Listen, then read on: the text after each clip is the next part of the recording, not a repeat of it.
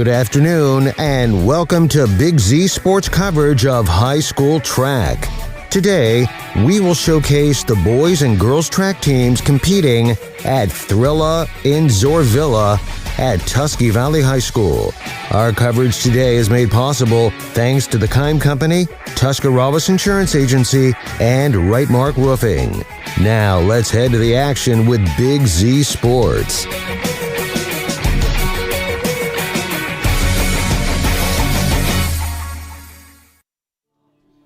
A rain-soaked backdrop for the Thrilla in Zoarvilla, the 20th anniversary of this event here from Tusky Valley High School, and Big Z Sports and Claxon Communications on location to bring you some of the best in track and field from all around our area. Good evening, everyone. Nick McWilliams and Shannon Thomas, your broadcast crew for tonight. Shannon, it wouldn't be the Thrilla in Zoarvilla without some moisture in the air.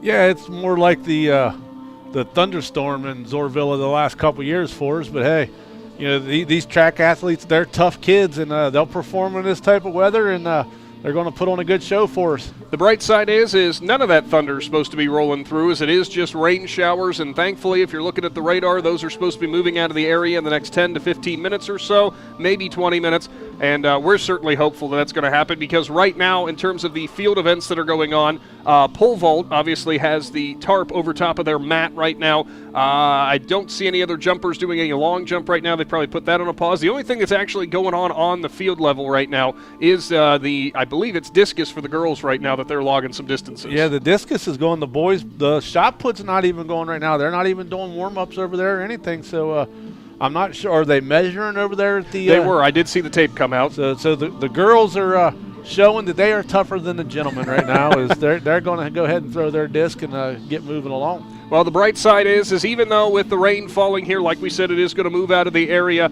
and because of this fantastic facility they have here in Zoarville, the nice turf infield surface, obviously not going to really have any worries about that of anyone moving through the infield and tracking mud or anything across the 8 lanes here at Tusky Valley. Yeah, you don't want to get any mud going or anything like that. It make it a little tricky, because I'm telling you, I'm looking through these seeds for some of the running events. I'm going to correct myself. I said 8 lanes, 6 lanes here at Tusky Valley. I wish it was a beautiful night out, man, because if you look at some of these seeds for some of these races and the times, there's going to be a lot of great races. Mm-hmm. A lot of schools have come here for the competition. There's sprinters. We got Ridgewood. We got Strasburg. You know, they got a lot of good runners between them. You got I believe Philo Covertree's here. They got some tough runners in the girls and the boys 400. Everybody is just so close, and it's going to be exciting to see if how that plays out, and if any records at the Thrilla fall today. And in terms of the actual team race today, there are 12 teams competing for team points. There's a total of 15 schools represented, but those other 3 schools just have some pole vaulters who are here to take part in competition. Yeah, and not sure if they made the trip with the weather that's here. They took a chance to come, and hopefully they get a chance to get that pole vault in. Well, if you are, again, looking at the radar, we should be able to. They had it covered very early, so the mat didn't get all soaked and everything. And we're certainly looking forward to getting everything underway, as, again, right now the only thing going on is girls discus for actually getting some distances, as you see on your screen right now. And, Shannon, like I said, it wouldn't be a Thrilla without it being the rain, but how awesome is it, though, to see the amount of athletes who are here not caring? They're just excited to be here. They're excited to get some more practice and getting ready to go, because, you know, right around the corner is that all-county meet. The IVC championships are right around the corner. We're talking early June, and we're at Jesse Owens for the state track meet. And that's it. A lot of people's like, oh, why don't they cancel this event? Well, you know what? When you show up at districts and regionals, if it's raining, you got to go. So you might as well go tonight in the rain to know what type of adjustments you got to make. You know, it's going to be slick in some of the events you do. You know, the hurdle guys, and girls, the high jump, the long jump, all that stuff. When the rain is involved, you got to kind of change your approach to it. And tonight would be a good night in learning what you need to do. If you ever wondered why track athletes, whenever they're out there on the track, have those little spikes on their cleats, this is why. Very slick surface. If you don't have those, that's always going to be something, though, that you're still going to have to watch out for. It's all about how your foot placement's going to go down there, especially when you're in the turns. Yeah, and when my girls, they're graduated now. My oldest 2 are graduated. My youngest is still in high school. She throws. But when my kids got to middle school and decided to do track, I'm like, I was never a track parent. You know, what do we need? The best advice I got for being a track parent come from Michelle Carlisle, who helps run the Indian Valley Athletic Booster Club. She's like, listen, get in the back of your car and take every imaginable season clothing you got. You got to have your stuff for winter. You got to have your stuff for spring. You got to have your stuff for the middle of summer, because you never know if you're going to show up and get sunburned, frostbite, or soaking wet. So just be prepared. So today, getting soaking wet and maybe a little bit of frostbite. Well, you're certainly not going to have to worry about the sunburn aspect, as the clouds are supposed to stay in the area. It is getting lighter towards our west, so hopefully that means that it is pushing the rain here out of the area. We're going to be getting things started here and rolling and give you some actual distances and such, and we'll be getting those track events. Around 5:15 is when the track events are going to start, because at 5 o'clock it is senior night here for Tusky Valley, so they'll be recognizing, I believe it's 9 seniors total here tonight. And we'll see if we can get that on your screen. Very, very cool. Imagine an event this big, you get to have your senior night. Yeah, and last year I think at this event they honored all their All-Ohioans from the winter sports. And this year it worked out to where they're going to do its senior night. And it's the biggest meet. This is the 20th anniversary of the Thrilla in Zoarvilla. You know, a lot of people love this event. Schools love it. They travel to come here for this. And to be a senior and be honored tonight, it's a special thing. Certainly is. And also, we want you to know that tonight's event is on Mile Split. We'll be giving you updates from that. But if you also want to follow along at home and you can't make it here to Zoarville, you can search for it on Mile Split and get those updates. We'll bring them to you as fast as we can. We want to give a big thanks to the Tusky Valley Athletic Department, as we always do, for fantastic hospitality. We're up here in the top of the press box. We're dry so far. That's a positive thing. And on top of that, I see there's a little barn down there with your name on it, I think, Shannon. Yeah, they got dinner sitting down there for me, and I might just have to make a run over there. Looks like the line's getting pretty long. They must open up the lid on the cheesy potatoes. Yeah, notice who's not up here with us right now is Adam Sawieski. He's probably on his way over there already. Yeah, he loves those cheesy potatoes up here. Talking about some of the events coming into this, we already know that you're going to have some of the top times in various different events from really across the state. But, you know, if you got to see on the Claxon Sports Facebook page, I caught up with Natalie Holbrook, and we talked about this event coming in here. I'm going to say on the girls' side of things, it's going to be a hard out for the Ridgewood Lady Generals. That's a team in terms of a lot of the track events. They have been having a fantastic year. Also on the field events, too, whether it's long jump. They've had some pretty good high jump as well. They're going to be very, very tough to beat. But we just saw recently at the Dave Bell Legacy Invitational, the Indian Valley Lady Braves pulled what you could call an upset, but let's be honest, the Indian Valley track team's been pretty good for a while. Yeah, and they're really good, but I got looking at the girls' 400 meters because that, you know, we got to watch Kenzie Bice win it down there at the Bell Legacy, and she's just outstanding. Well, coming in with these seeds right here, Lydia Thomas from Strasburg is just a little bit faster. Lydia runs a great 400. And then, but, you know, that's comparing those times along with the girls' 4x400. And the 4x400, the Thrilla and Zoarvilla record, there's 2 teams, I believe, that are seeded faster than what that record is. So, you know, there's a chance tonight that we get to see some records fall on the girls' side. And like you said, you got the McQueen girl who is really good at the long jump, and hopefully they get that in. Not sure what the weather will do with that. So, like I said, the Ridgewood girls right now. And certainly don't count out the Newcomerstown Lady Trojans either, because we've seen some good stuff from them throughout the season. In terms of the boys thing, or the boys side of things, I should say, it could be wide open. We know the Tusky Valley boys team is always extremely strong.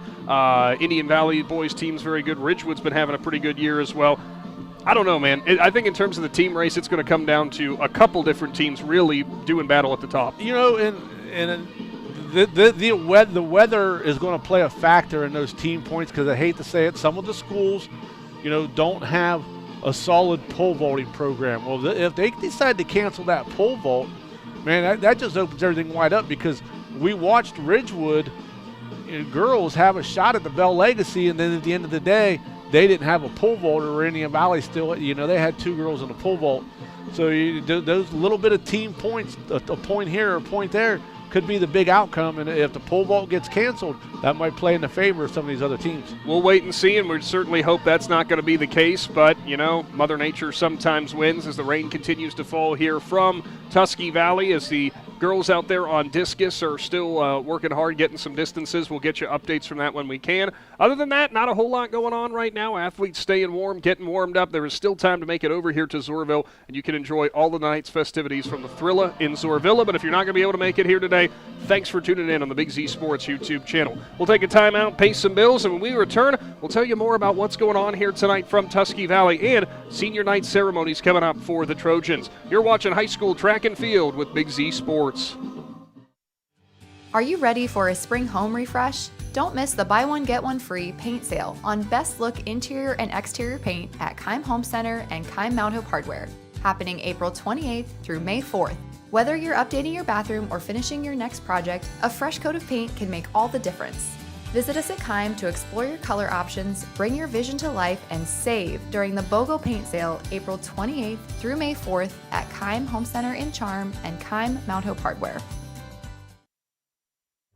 Every day begins with purpose. Every job begins with precision.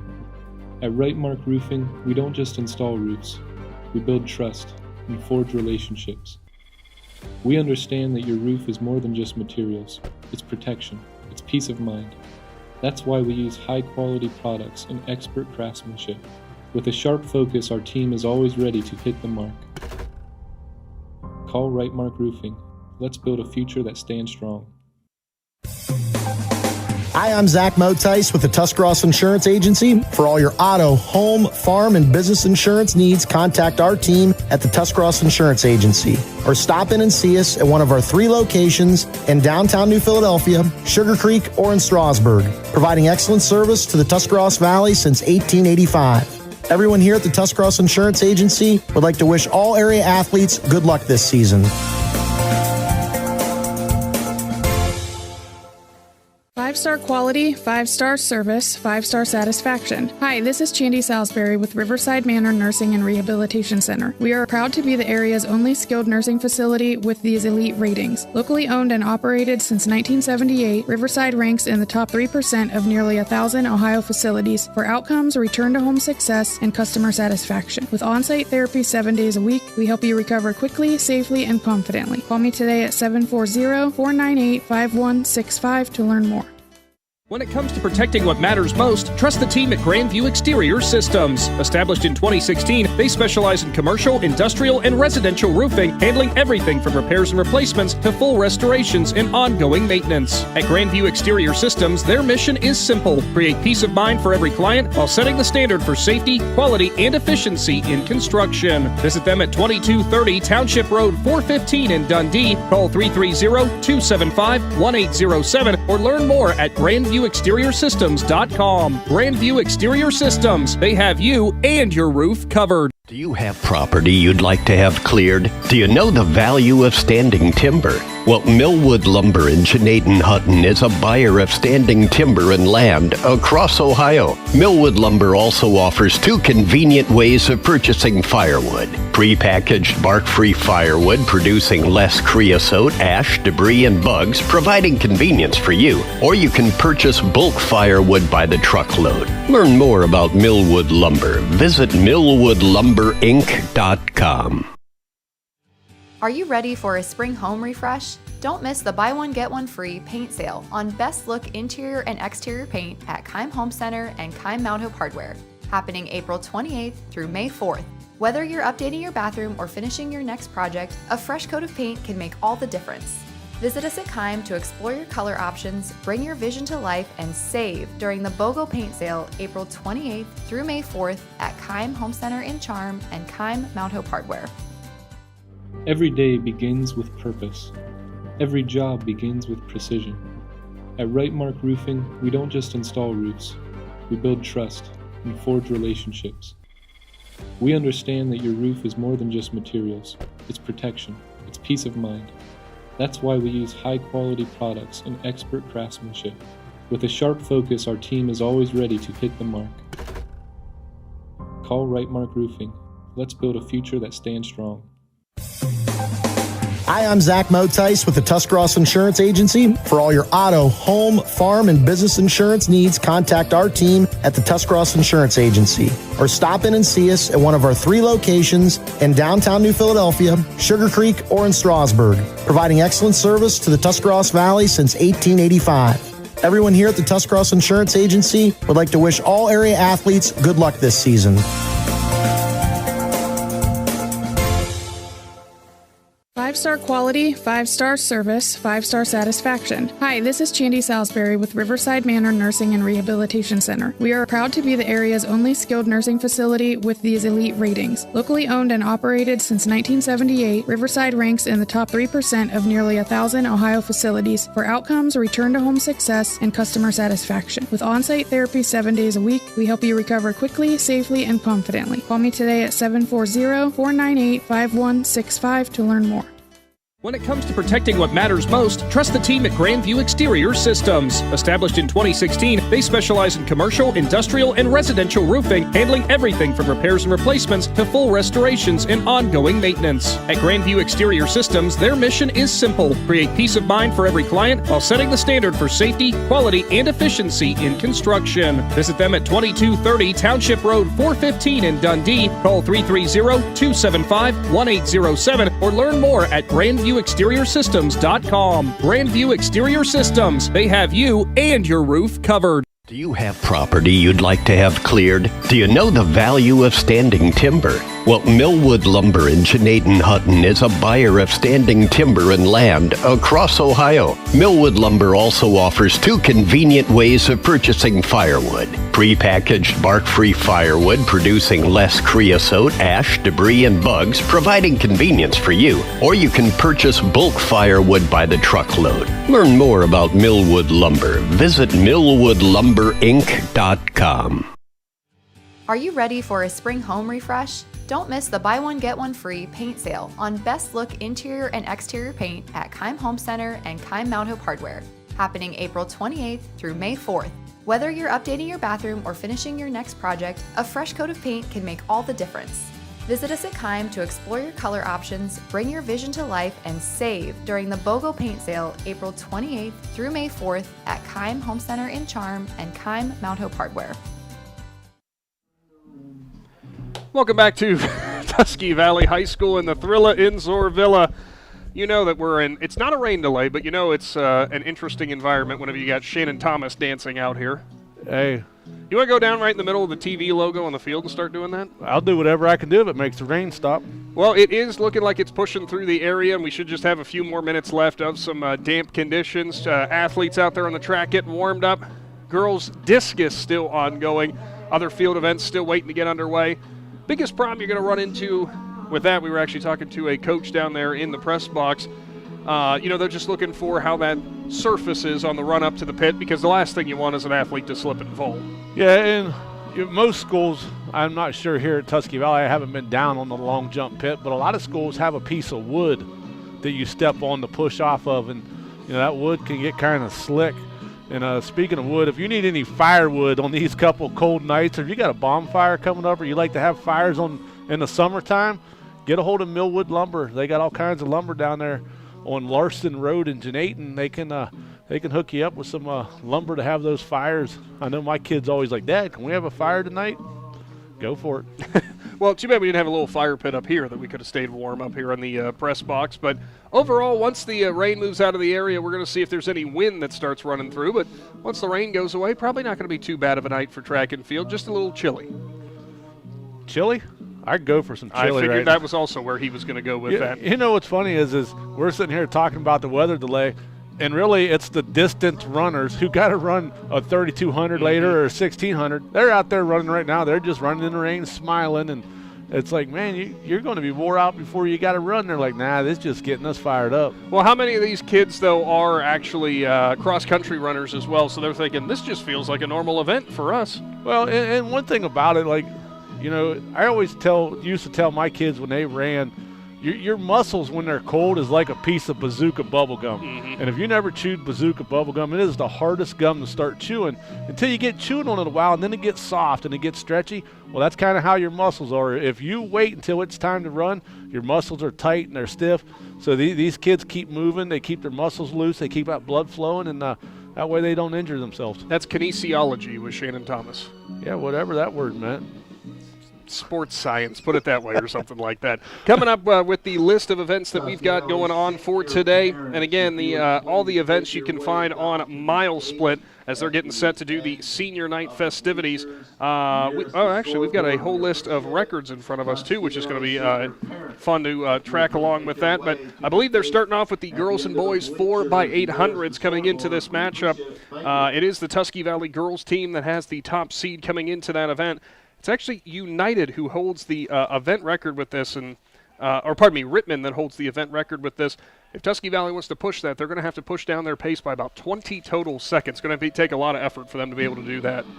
Yeah, and it'll be tough tonight with the weather it is and stuff. But if you're here and you're watching this on your phones, I got some people tell me last week at the Bell Invitational, they were all watching us. They just love our commentary, and I'm just thinking, man, you must be bored if you loved hearing what I got to say. But the Tusky you and Valley, I both. Tusky Valley puts together a nice little program. They even have on the inside of the first page, notable athletes to watch. Mm-hmm. So you get your boys relay state qualifying team of Indian Valley. They last year they was their 4x100, finished 7th, and their 4x200 finished 6th, and their 4x400 was 3rd. So I know a lot of those athletes have moved on, but some of those athletes are still there. Leading the way on the girls' side, Jayla McQueen was 4th in the Division III long jump last year. She's back again this year. Rittman's Annabelle Snyder was 5th in the Division III last year in the 1600 and 8th in the 800. So, there's all kinds of people that are athletes that are very good, but we have a Division II state champion back in Philo's, Aiden Mahone in the high jump. He was 8th in the long jump. So, we got all kinds of athletes. We'll cover them all throughout the day. As there's a bunch of special athletes on the boys and girls side that is here today that we get to watch. Well, I'm always a sucker for long-standing records and seeing long-standing records fall. All the way back in 2006 when this event first started, the first Thrilla in Zoarvilla, the boys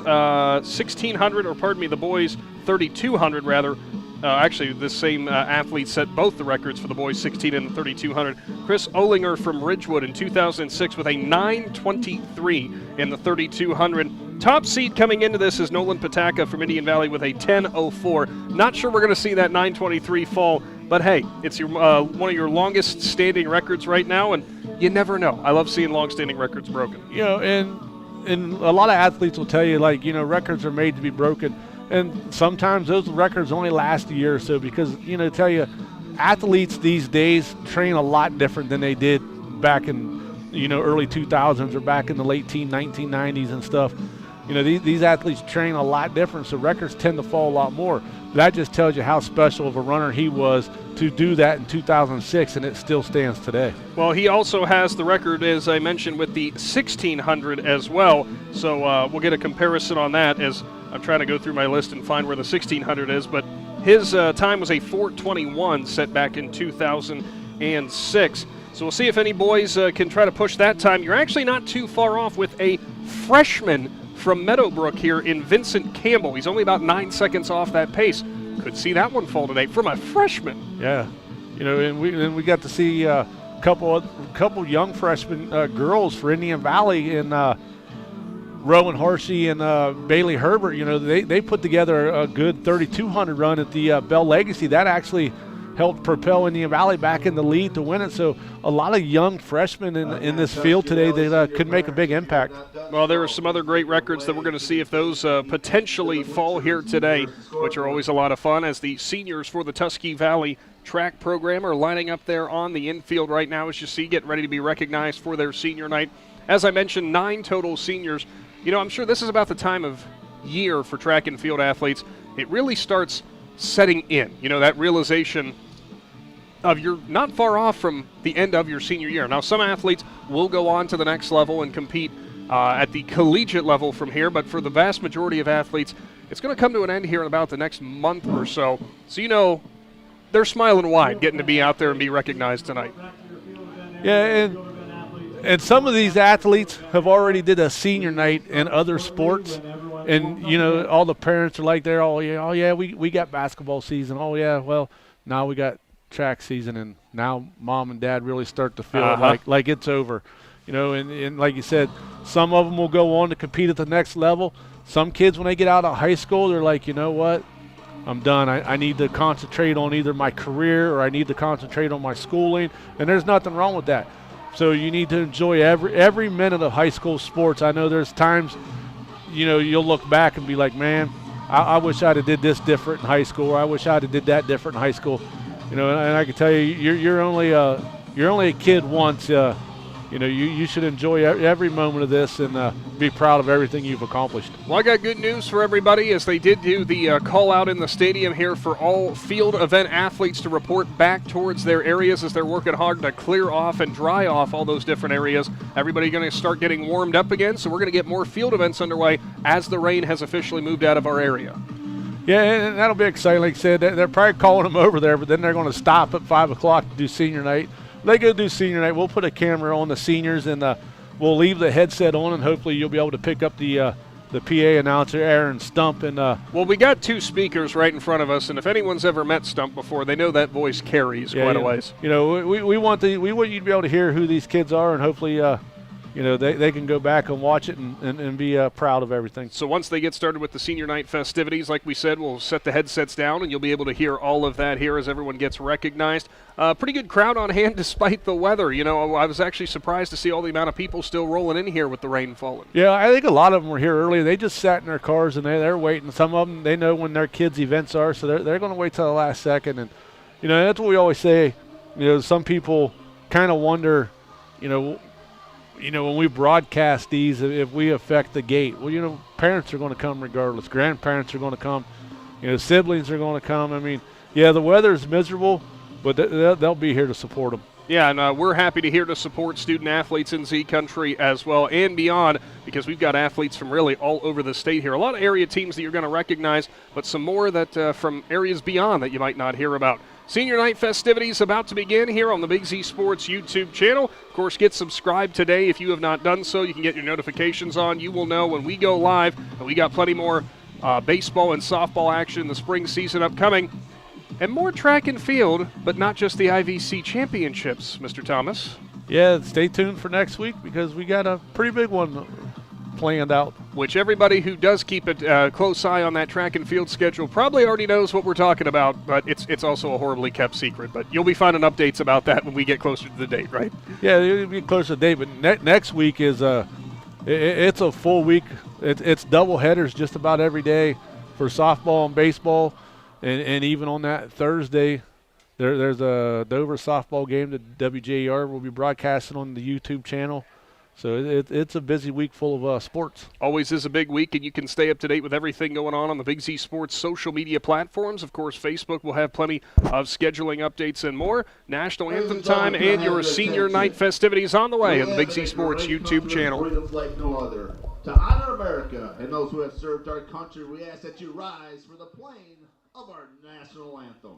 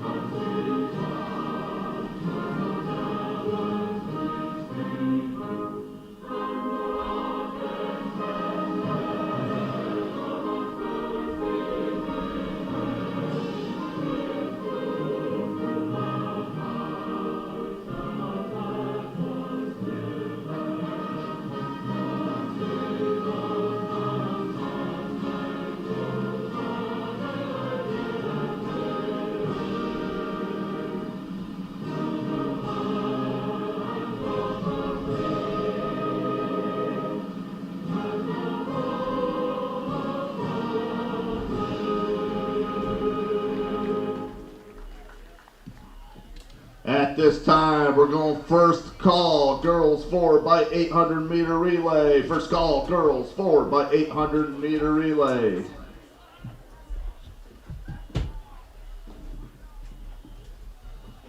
Also at this time, we'd like to take time to introduce our Tusky Valley Track and Field senior athletes. Our first senior this evening, standout vaulter, Katie Armstrong. Katie is the proud daughter of Jenny and Clinton Armstrong. Her favorite event is pole vault, where she has displayed both grit and determination. Katie also runs cross country for the Trojans and participates in Project Lead the Way. This fall, Katie will take the next exciting step in her journey by attending college, continuing her vaulting career, and majoring in mechanical engineering. We are proud to honor Katie Armstrong. Next, we celebrate sprinter Savannah Ashton. Savannah is the daughter of Amy and Brian Ashton. Her favorite event is the 200, where she's brought excitement and unprecedented speed to the Lady Trojans team. Savannah also actively participates in youth group and Tusky Valley soccer. Savannah will be attending Kent State Stark University and looks forward to exploring different majors to find her fit. Recognizing senior Savannah Ashton. Now introducing jumper Barrett Bandy. Barrett is the son of Carrie and Jason Bandy. A force in the long jump and high jump, Barrett's agility and focus have been key to his success. Barrett also plays football and basketball for Tusky Valley. This fall, he will attend Ohio Northern University, where he will not only continue his athletic career in track and field, but also major in business. Congratulations, Barrett Bandy.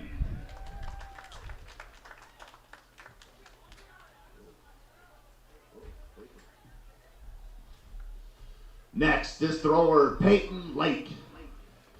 Peyton is the son of Mandy and Johnny Lake.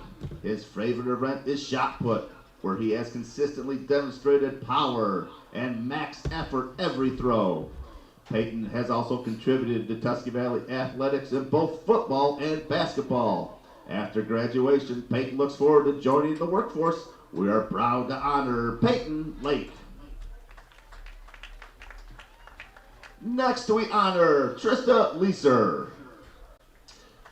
Trista is the daughter of Heidi and Craig Leeser. Her favorite event is the grueling 3200, where she has shown incredible tenacity and heart.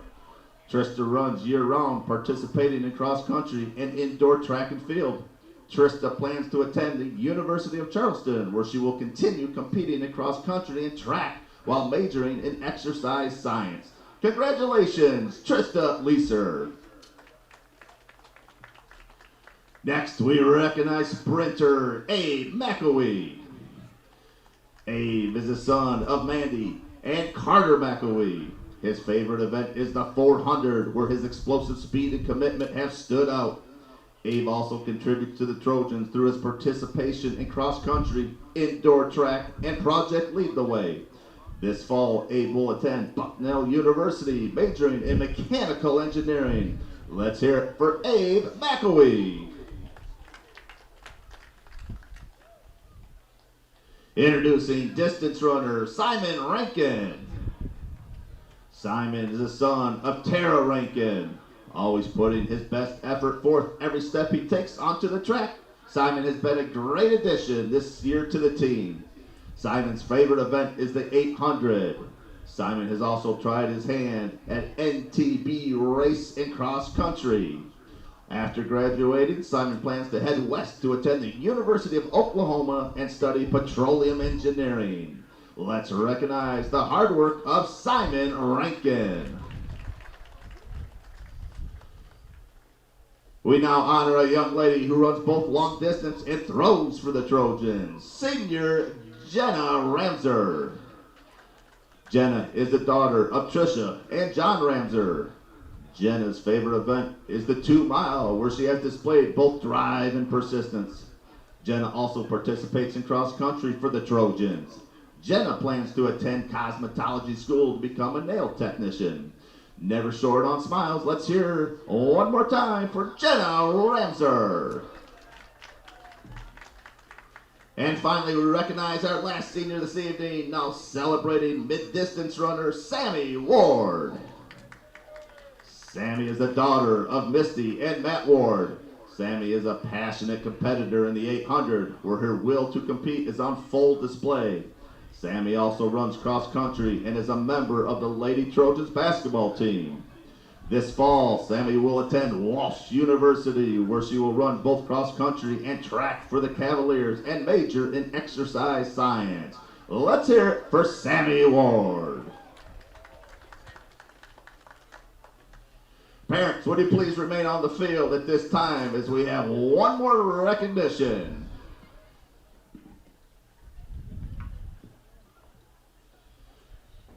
The inaugural Thrilla took place on April 28, 2006. It was born from the vision of Tusky Valley track and field coaches Matt Ward and Dave Lautenschlager, who wanted to create a unique meet by combining the best ideas, and even the bad ones, they had encountered throughout their coaching careers. The Thrilla was founded on 4 enduring principles that continue to define the event today. The meet is held on a Friday night to keep the weekend free for athletes and their families. A dedicated food barn ensures that workers, officials, and coaches are well fed all night long. Athletes are granted the freedom to move throughout the facility, including the football field, to cheer on their teammates during races, and ensure that event winners receive top-tier awards for their accomplishments. The identity of the meet was established by athlete Jordan Chumney, who designed the very first shirt. That original artwork featuring 2 boxers emerging from starting blocks ready to battle inspired this year's 20th anniversary version. The nickname Thrilla in Zoarvilla was a play on the famous Thrilla in Manila boxing match between Muhammad Ali and Joe Frazier, perfectly capturing the competitive spirit of the event. 2 decades later, the Thrilla in Zoarvilla remains a point of pride for Tusky Valley. We extend our deepest gratitude to everyone who has played a hand in the success of this meet, and to every person who loves the sport of track and field as much as we do.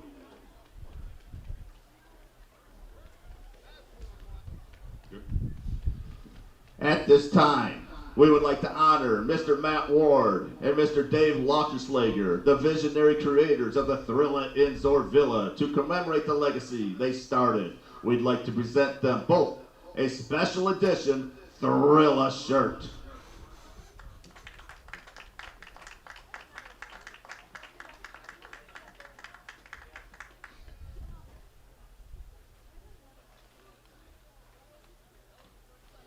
We would also like to extend our deepest gratitude to Coach Brian Finney. For the last 15 years, Coach Finney has been the guardian of this tradition, keeping the spirit of the Thrilla alive while staying true to its founding principles. To these men, thank you for shaping Tusky Valley track into the program it is today.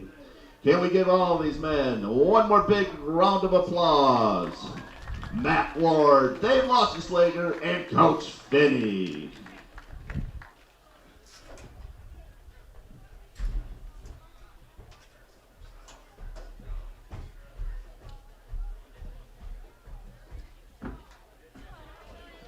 And we'll have second call, the girls 4x800 meter relay. Second call, 4x800 meter relay.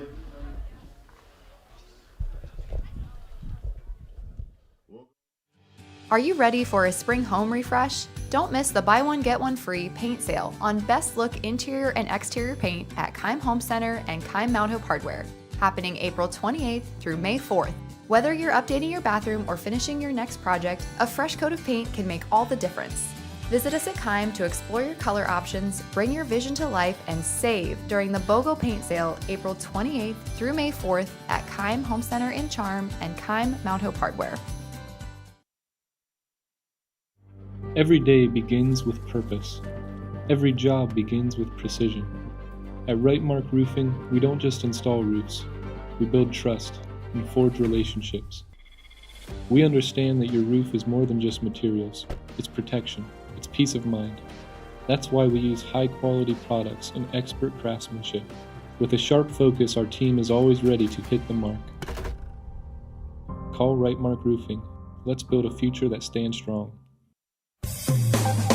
Hi, I'm Zach Motice with the Tuscarawas Insurance Agency. For all your auto, home, farm, and business insurance needs, contact our team at the Tuscarawas Insurance Agency or stop in and see us at one of our 3 locations in downtown New Philadelphia, Sugar Creek, or in Strasburg, providing excellent service to the Tuscarawas Valley since 1885. Everyone here at the Tuscarawas Insurance Agency would like to wish all area athletes good luck this season. 5-star quality, 5-star service, 5-star satisfaction. Hi, this is Chandy Salisbury with Riverside Manor Nursing and Rehabilitation Center. We are proud to be the area's only skilled nursing facility with these elite ratings. Locally owned and operated since 1978, Riverside ranks in the top 3% of nearly 1,000 Ohio facilities for outcomes, return-to-home success, and customer satisfaction. With on-site therapy 7 days a week, we help you recover quickly, safely, and confidently. Call me today at 740-498-5165 to learn more. Welcome back to the Thrilla in Zoarvilla, here from Zoarvilla and Tusky Valley High School, as we have broken through the clouds and we are about set for the night's track events to get started. Field events now underway again. Oh, Shannon, thank goodness the rain went away.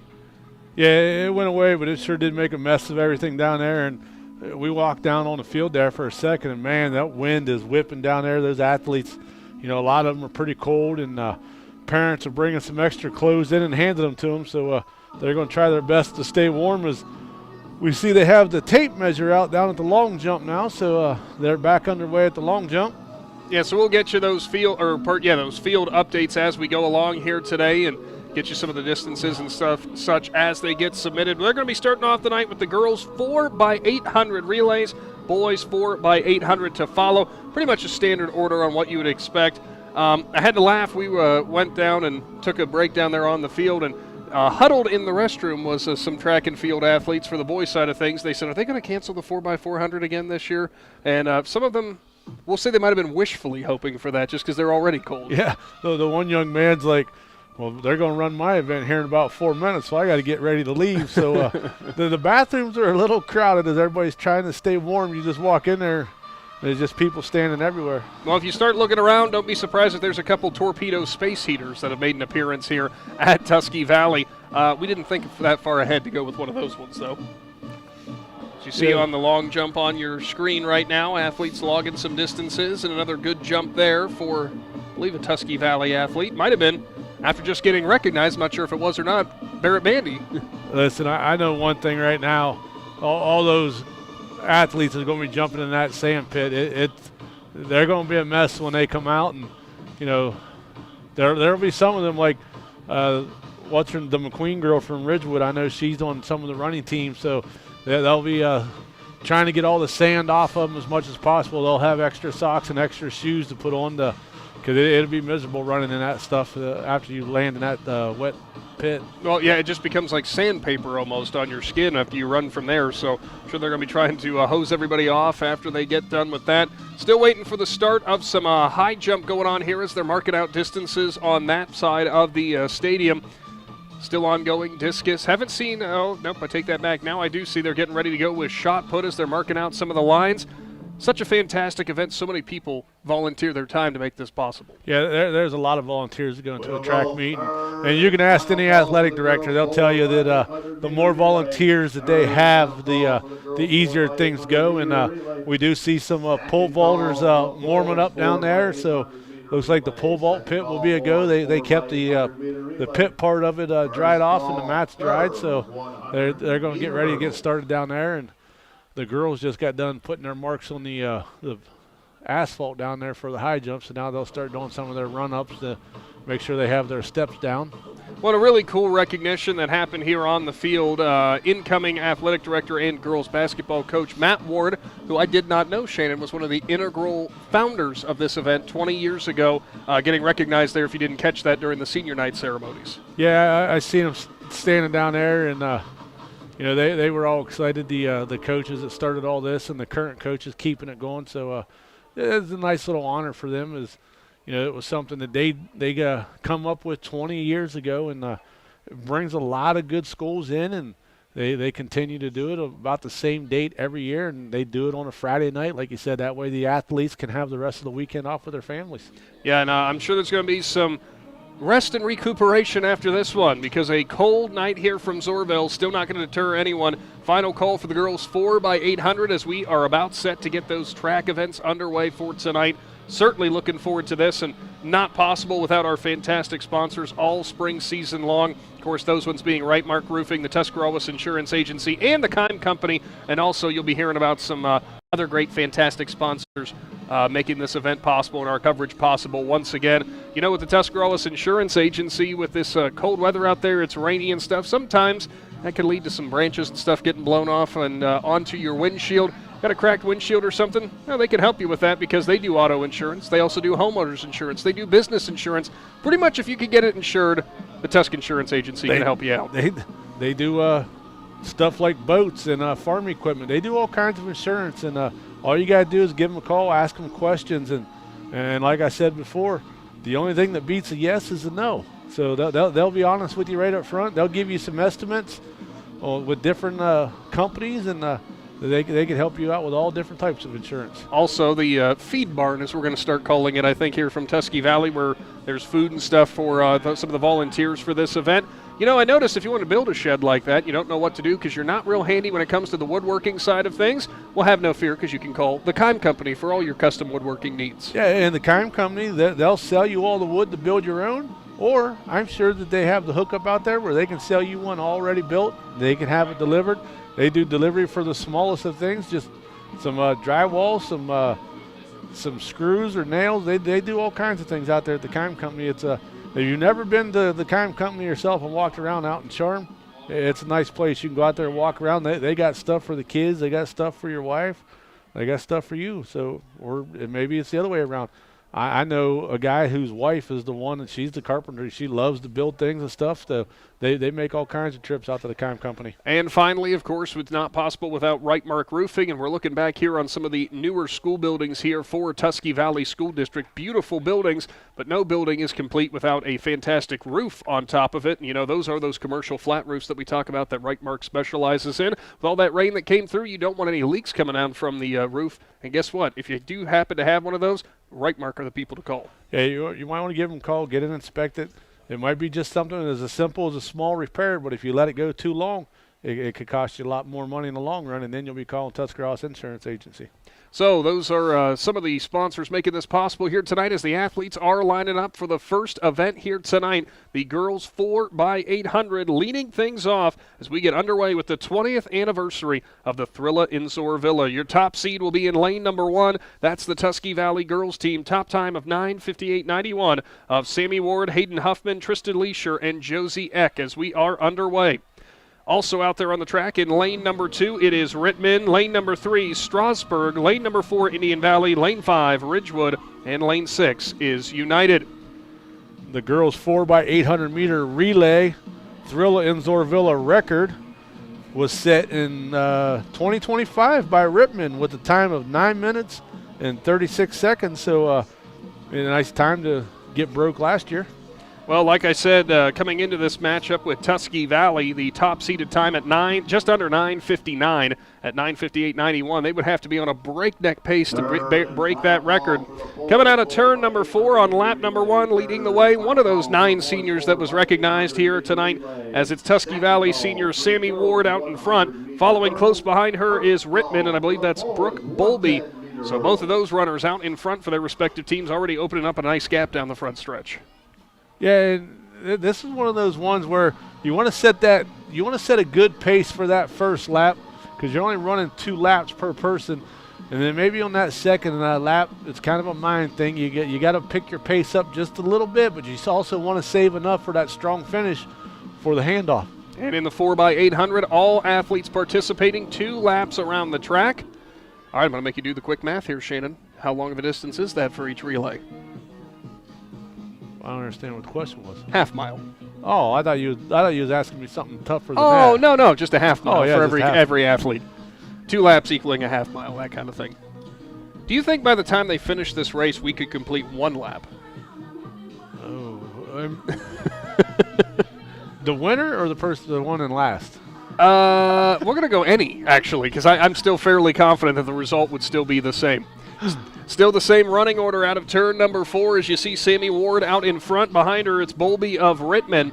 Running in third currently, it is Strasburg. I believe that's Maya Boylan, who is out there for the Tigers. And right behind her is Indian Valley's Amelia Smith.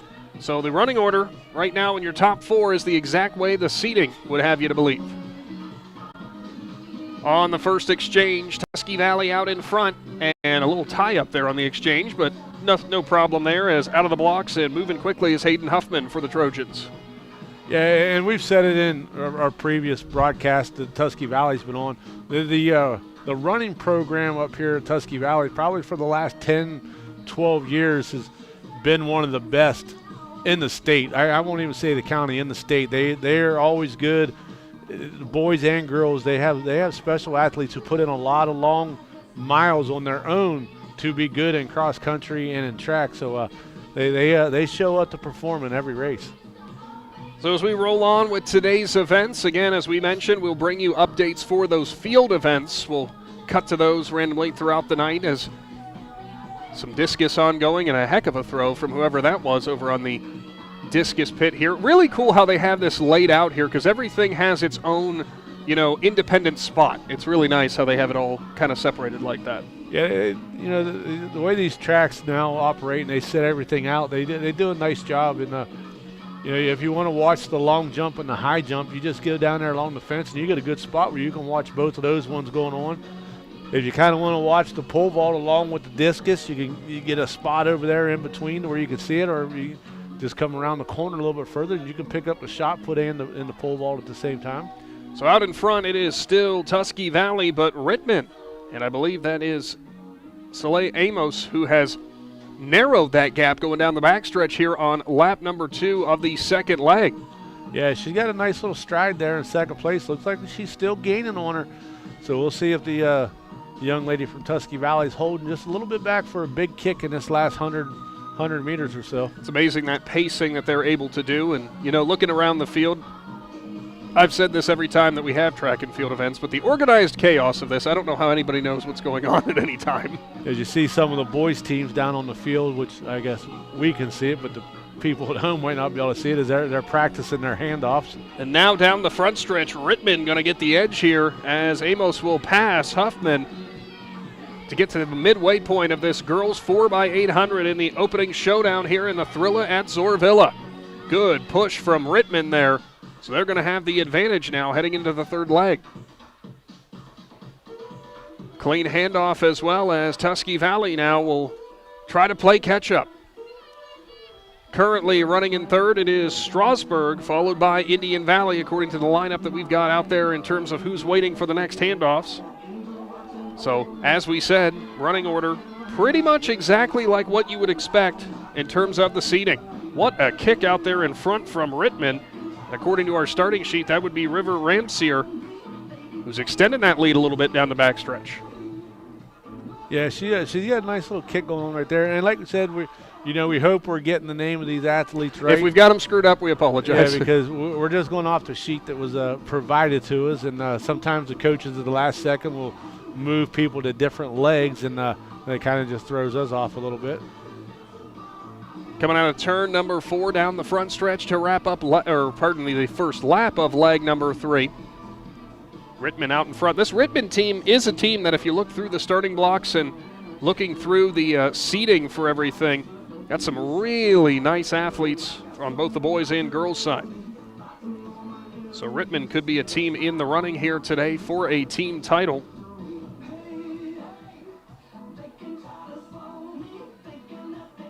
Looks like they do officially have the girls' high jump now underway in between turns 1 and 2. It's a hard thing to do whenever you get this wet surface, that high jump, Shannon, because you can't really get that plant foot down as cleanly as you'd like. No, and that's just it. That's what we said. Some of them might be shortening their steps up to the approach to make sure that they don't slip over extend. Still out in front, it's Rittman, Tusky Valley in second. United currently sitting in 6th, but a nice push going into turn number 3, looking to actually gain that lap back. Yeah, sometimes you hold back to get that strong finish, and sometimes your coaches will be like, hey, we need that a little bit sooner. So, rounding out leg number 3, still out in front, it is Rittman. Coming down the front stretch, getting some encouragement from teammates and coaches on the infield. Tusky Valley still within striking distance, but a solid, what would you say, 50 meters or so back heading into this final leg. Yeah, it looks like she got about 50 meters to gain, and right here is where you find out which team has their closer as Rittman just gets shot out of a cannon. Unbelievable start there, heading into turn number 2. Now got two full turns out in front. Gonna need a heck of a push here from Tusky Valley. Yeah, they extended that lead from 50 meters to probably pushing 75 meters now. Your running order still stays Rittman, Tusky Valley, Strasburg, Indian Valley, Ridgewood, then United. Heading into turn number 3, still way out in front. Tusky Valley maybe got a step or two back on this initial lap of the 4th leg. Always some excitement on this first event. Who's going to set the tone early and get that big 10 team points to start things off? Rittman still out in front, as you see coming down the front stretch.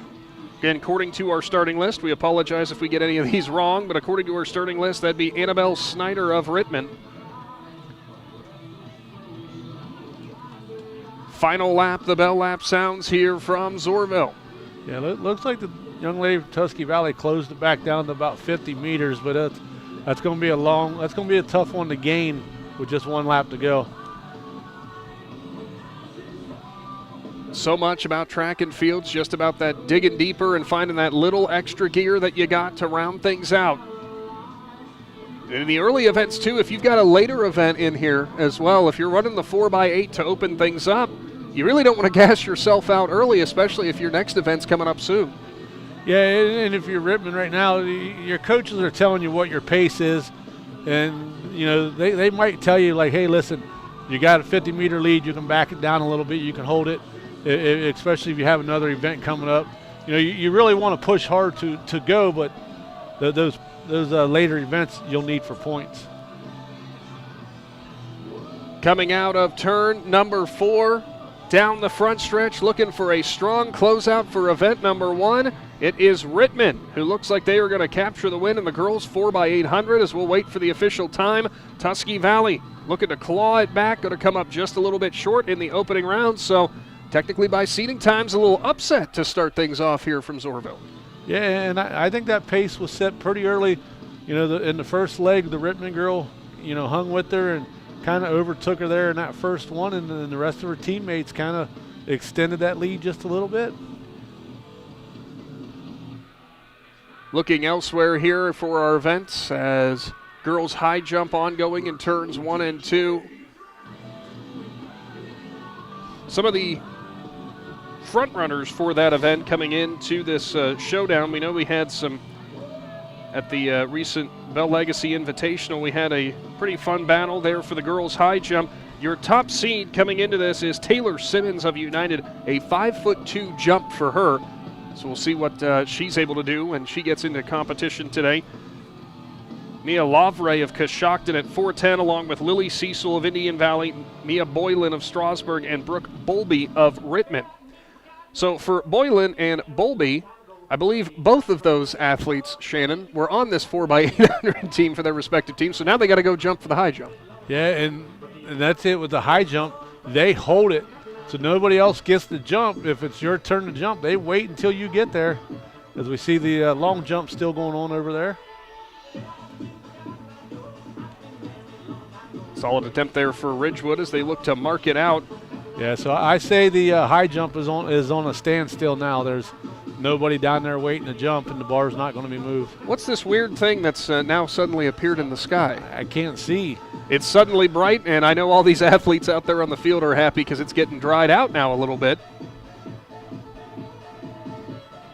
Looking to wrap up the girls 4x800, boys 4x800 as the boys teams are making their way towards the starters tent, the start-finish line here from Zoarville. Truly amazing if you have not been here for a sporting event. I'll say namely football just because, we're in a football stadium looking at the turf field here for the Trojans. What a fantastic complex and the improvements that have been made over the last couple of years. And the first thing a lot of people would be like, oh, look, they put down turf at Tusky Valley. Well, the first things I noticed is they also put down new bleachers on the away side. They took out the old bleachers, put in some new ones, and they've done a nice job up here. The press box the concession stand over there, looks like it got a little bit of paint put on it. And then you go over and you get to see the baseball fields, and the softball fields have all been completely redone, and along with the new schools in the background. Just what this community has done for their students and their student athletes has been remarkable. Yeah, a lot of dedication to the student athletes of Tusky Valley for sure, and we always greatly look forward to coming down here. Boys 4x800 rather, going to be getting started here shortly. You're mentioning the baseball and softball fields. Myself and Mr. Aaron Stump, who's currently below us in the press box doing the announcing here, got to see that baseball field for the first time. And my, oh my, from wall-to-wall turf, nice retaining wall in the background behind the outfield fence. Such a fantastic venue to take in a baseball game. Boys 4x800. Your top seed will be Tusky Valley, who will be in lane number 1. Garaway in lane number 2, Rittman lane number 3, Meadowbrook lane 4, Indian Valley lane 5, Coventry lane 6, United lane 7, and Coshocton in lane 8. Those are all going by their seeded times coming into this showdown. The boys 4x800 Thrilla and Zoarvilla record was set in 2023 by United with 8 minutes and 11 seconds. So that was a pretty fast-paced time right there. Put in perspective, that is 30 seconds over the top seeded time for the teams out there for today. Tusky Valley and Garaway at the top, only separated by about 5 seconds in their top times this year. Should be a lot of fun for sure. Now what's interesting is you look down there towards the starting blocks, because this is a 6-lane track. They will be stacking the starters beside each other.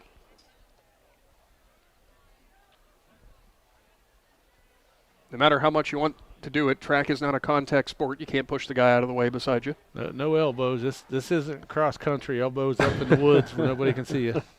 That doesn't happen. What are you talking about? They only do it for one corner, and then they're allowed to blend down as they come out of turn 2 over there. They'll have a cone over there where they can all blend down. Starters take their marks here, and we are underway. Again, your top seed will be on the innermost lane in Tusky Valley. In the early goings, everybody trying to establish a really nice pace in the start of this event. Hurdles will be on the way as girls' 100-meter hurdles will be up first, and the boys' 110-meter hurdles. We must have done something right or very wrong today because the boss man's here. Not Adam Sweski, he was already here, but Mr. Casey Claxon for Claxon Communications. It's always nice when Casey shows up because, he brings gifts. What'd you bring us today? I do have a little Snickers bar. He's bribing Shannon with candy, that's usually a good way to Reese's Pieces and Snickers. Well, I think we're covered. I didn't know Casey was coming, or I would have brought the bag of beef sticks I always bring. Rounding out lap number 1 out in front. Actually, we got a whole pack out in front. Tusky Valley sitting in 4th. In the lead, Meadowbrook will lead lap number 1. Meadowbrook, a 4th seed coming into this with an 8:52.49. A push there in turn number 2 as Tusky Valley now making their way up towards 3rd. Yep, I did. Also, it's track and field, Shannon, when you got a dance battle breaking out from the goal line out to about the 10-yard line. Yeah, and Adam's standing down there. If I get his attention, I tell him to video that and put it on the Big Z Sports TikTok channel.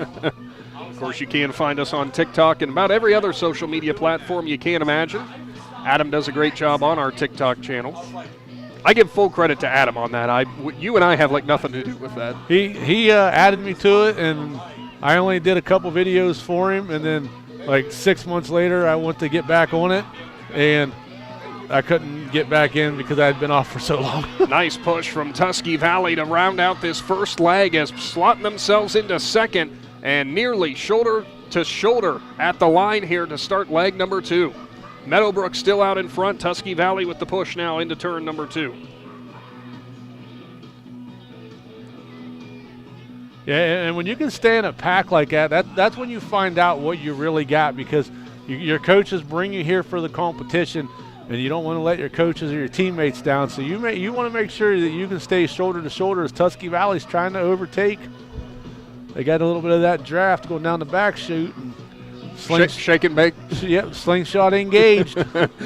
Meadowbrook still has the edge. Heading into turn 3 now, into turn number 4. I can't take Shannon anywhere, I swear.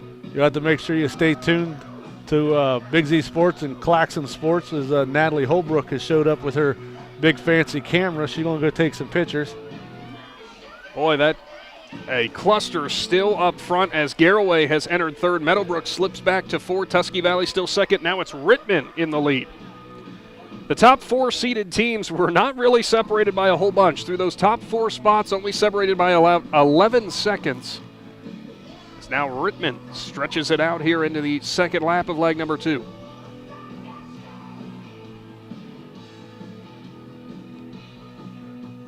Coming up the rest of this week with Big Z Sports throughout the broadcast tonight, we'll tell you all about the baseball and softball and more track and field coverage coming up. Looking forward to hitting the road again a couple different places. Yeah, I know Monday is the doubleheader with softball, as me and Joe Geckler will be at Claymont for Claymont and Garraway, and you and Logan McPeak, I believe, will be at Indian Valley for Indian Valley, Sandy Valley? Might be. I was going to say I'm going somewhere. I just don't remember where exactly that would be. Oh, now the boss man has shown up as athletic director Steve Franks makes his way up here. Mr. Franks is set to retire here. He was more bundled up than I think I've ever seen him. Not right now, but when we first got here. You know, Steve Franks has done an outstanding job up here at Tusky Valley over the years. And anytime we say we're coming, the door's wide open. He sends emails. The other day when the Tusky Valley Ridgewood game got moved to the next day, we were one of the first people that he called. He's like, hey, we're going to move that game to Thursday. So, just outstanding And we said, job. Sounds great. Yep. Let's do it. Still out in front, you see entering turn number 3, it is Rittman, but now the pack is starting to close in. Garraway running second, Tusky Valley third, Meadowbrook in fourth. Boys 4 by 800. Third leg ongoing from the 20th, Thrilla in Zoarvilla. Now down the front stretch out of turn number 4, Rittman still out in front. Garraway with a bit of a kick there to close the gap. Tusky Valley still hanging right behind in third. Rounding out lap number 1 of the third leg. Some other teams getting their next exchange, or their third exchange, I should say. Well, I guess in theory it's only their second exchange, but third runner. Yeah. There's too much math involved with that.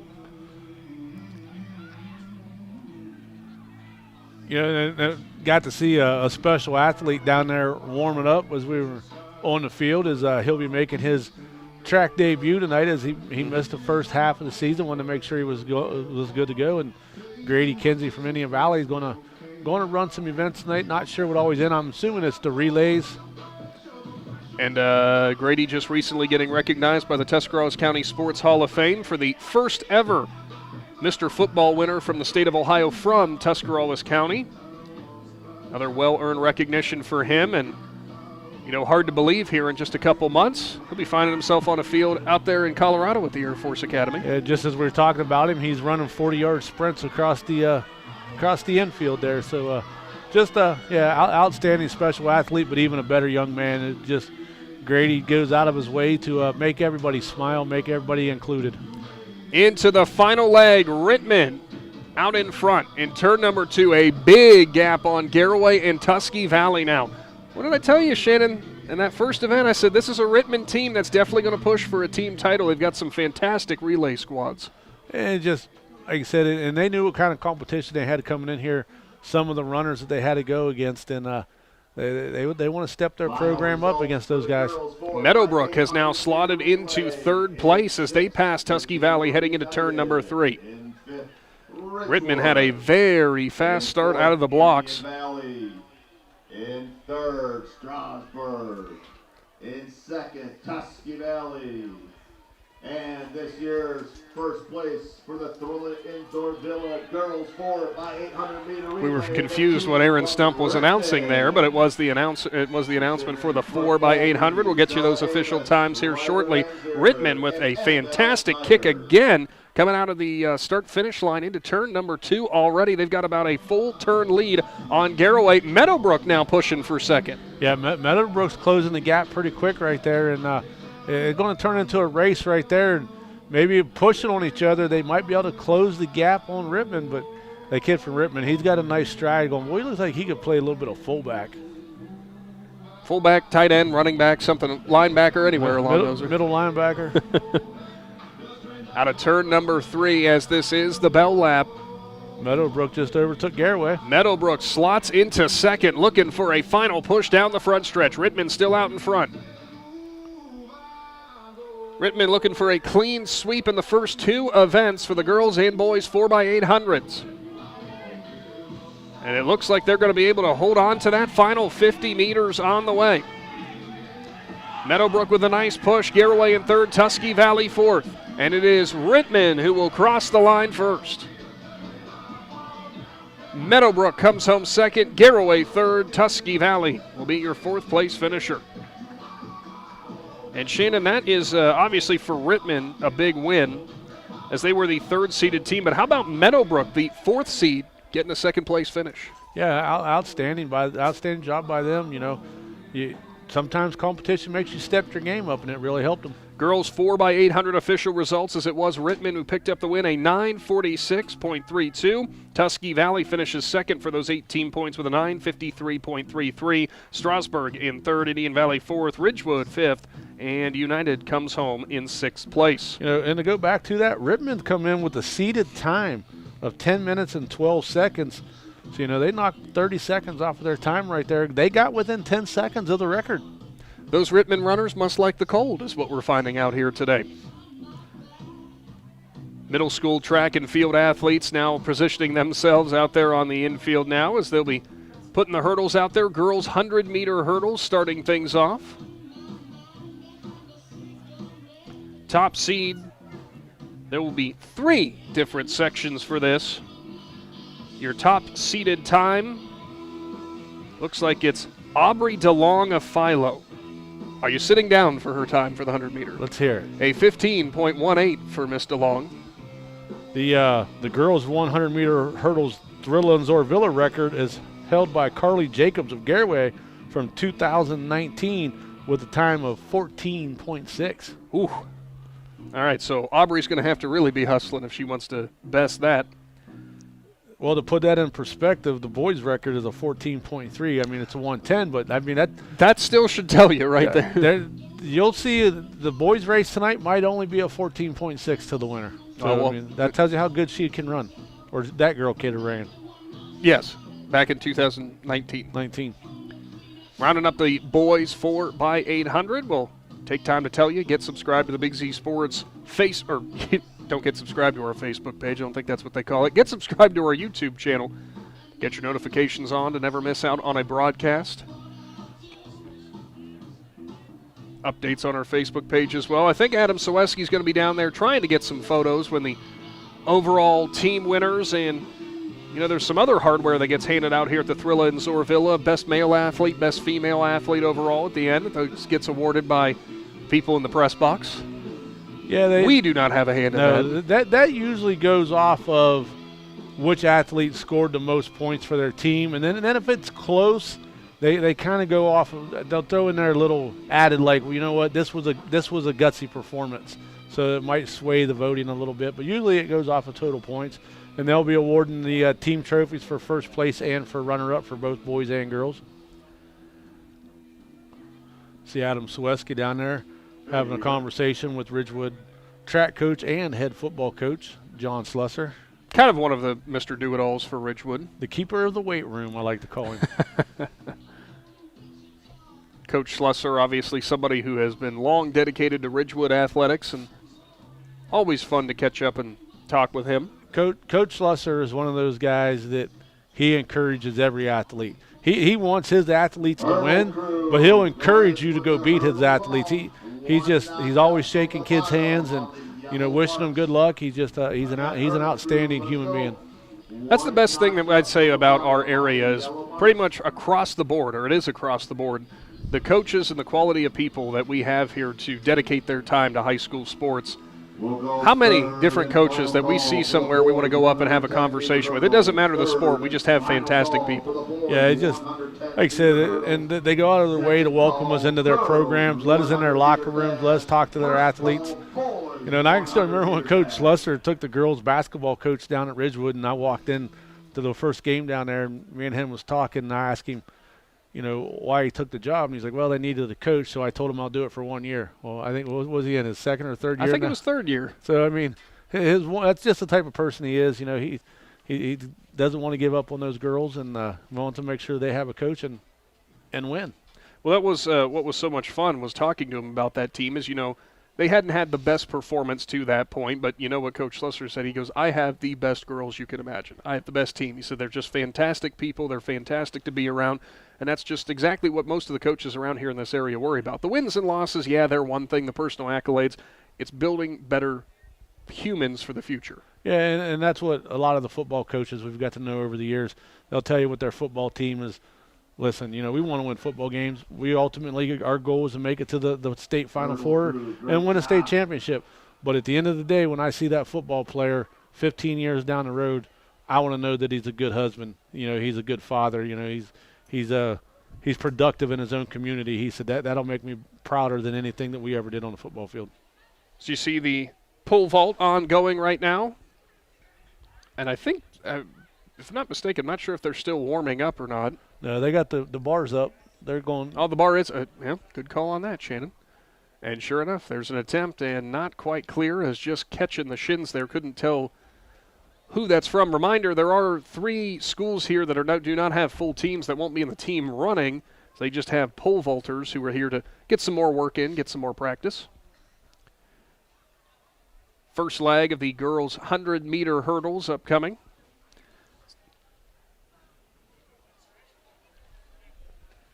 See the athletes warming up down there. Stump down there on the mic had high praise for the hurdle crew for coming out and putting those out there. He never gives us that kind of praise.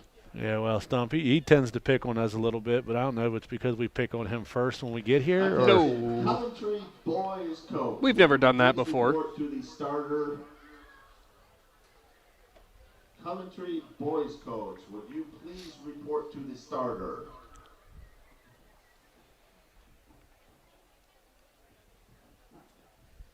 And the girls' high jump has been on pause for a long time. Is still waiting on athletes to come in.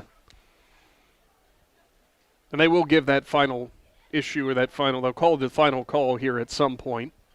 And the weather kind of hampered all that. There was supposed to be a 45-minute head start. They were probably hoping to get through a lot of the athletes, but with that rain, everything got pushed. So now they'll have a, open, I don't know what you call it, open long or high jump. Open mat? I don't know, because, we're used to saying with, long jump with open pit, or for pole vault, open pit, but. Somebody will correct us along the line. Somebody watching today will let me know in church on Sunday that this is what it's called. Underway for the girls' 100-meter hurdles in the first section. Out in front, it is Ellie Holbrook of Indian Valley on the near side, closest to you. In second for Rittman, it's Alexis Olinger. Ella Fannin for Meadowbrook in third. And getting the win, looks like it's going to be Holbrook for Indian Valley. And if you recognize that name, that is one of the little sisters of Natalie Holbrook. One of the many Holbrooks. One of the many Holbrooks. Coming up, section number 2, it will be Drew Daughtry in lane 1 of Meadowbrook. Olivia Schoonover of Philo, lane 2. Haley Pastorelli of Rittman in lane 3. Maddie Boylan of Strasburg, lane 4. And Aquila Estvanko of Coshocton in lane number 5. Is this a good time to say if we butcher names, we also apologize for that too? Yeah, we can butcher names just like we butcher a steak. Well, now I want steak. I thought about laying one out before I left. My wife's in Florida. I thought I was going to go home and eat steak at 9 o'clock at night, and I forgot to lay it out. Would you go home and grill it outside, though, is the question. Yeah. It's warm in front of the grill. And even if I don't want to use the grill, I'll build an open fire. We'll just do it right there. There you go. Some wood-fired steak sounds pretty good. I never quite get it right, though, on the wood firing. No, because sometimes a lot of times it comes down to picking the right wood. Well, that could be it, too. You don't want something with super intense heat, right? Now somebody's going to say, hey, you need to smoke it. I ain't got time to smoke it. I don't think I've ever heard of smoked steak. Logan's over there giving us thumbs up. So smoked steak. Okay, that's interesting. I like to smoke I've stuff. had smoked pork chops. Oh, yeah. I never actually got to bring you any of that, but I made smoked chicken breast wrapped in bacon. And now you're talking a fat guy's language. Wanted to add a little do you do spice? I was gonna say I could add some jalapenos in there. No, if my kids get mild wings and I smell it, I start sweating. Oh, you do not do spice. Oh, I can't do spice. Well, you do love ketchup, so that shouldn't be a surprise. Yeah, and I recently gave that up. Underway for the second heat, girls 100-meter hurdles, as we've got a battle up front. Four-way battle all across the board. Pretty much everybody looking almost identical, except now getting out in front is Pastorelli of Rittman. Looks like she's going to capture the win in heat number 2. We'll get you the official times here shortly. Yeah, it took all the way down to the third from last hurdle before she started to get one or two steps on them, and then she was able to close it out. We missed the start of that because we were talking about smoking meat. Yeah, they'll understand when they watch it back. So, heat number 3 getting lined up. Evelyn Hoover of Newcomerstown, lane 1. Brinsley Hiscox of United, lane 2. From Philo, Aubrey DeLong, lane 3, your top-seeded runner. Lane 4, Gianna Miles of Indian Valley. Lane 5, Natalia Wallach of Tusky Valley. And lane 6 is Marley Garland of Newcomerstown.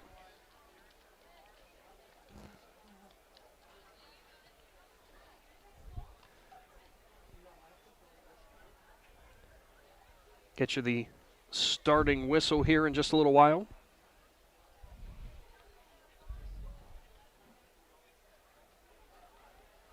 It's the other thing, too, is not an event that has the starter pistol. They go off the electronic timer.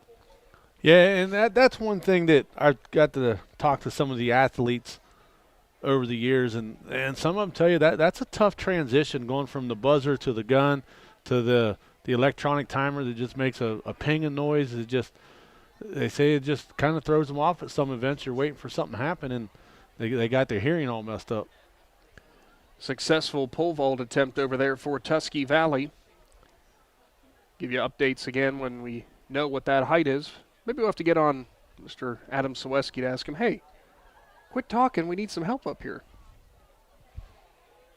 Maybe you don't want to premise that to him like that. I was getting ready to text him and tell him that. Oh, don't tell him exactly what I said there. He'll bring Slusser up here with him. Start out of the starting block, runners at their ready. And I thought we had a false start, but not quite. So now out of the blocks, out in front, it is DeLong from Philo. DeLong, your top seed, has a stretch now on Hiscox of United.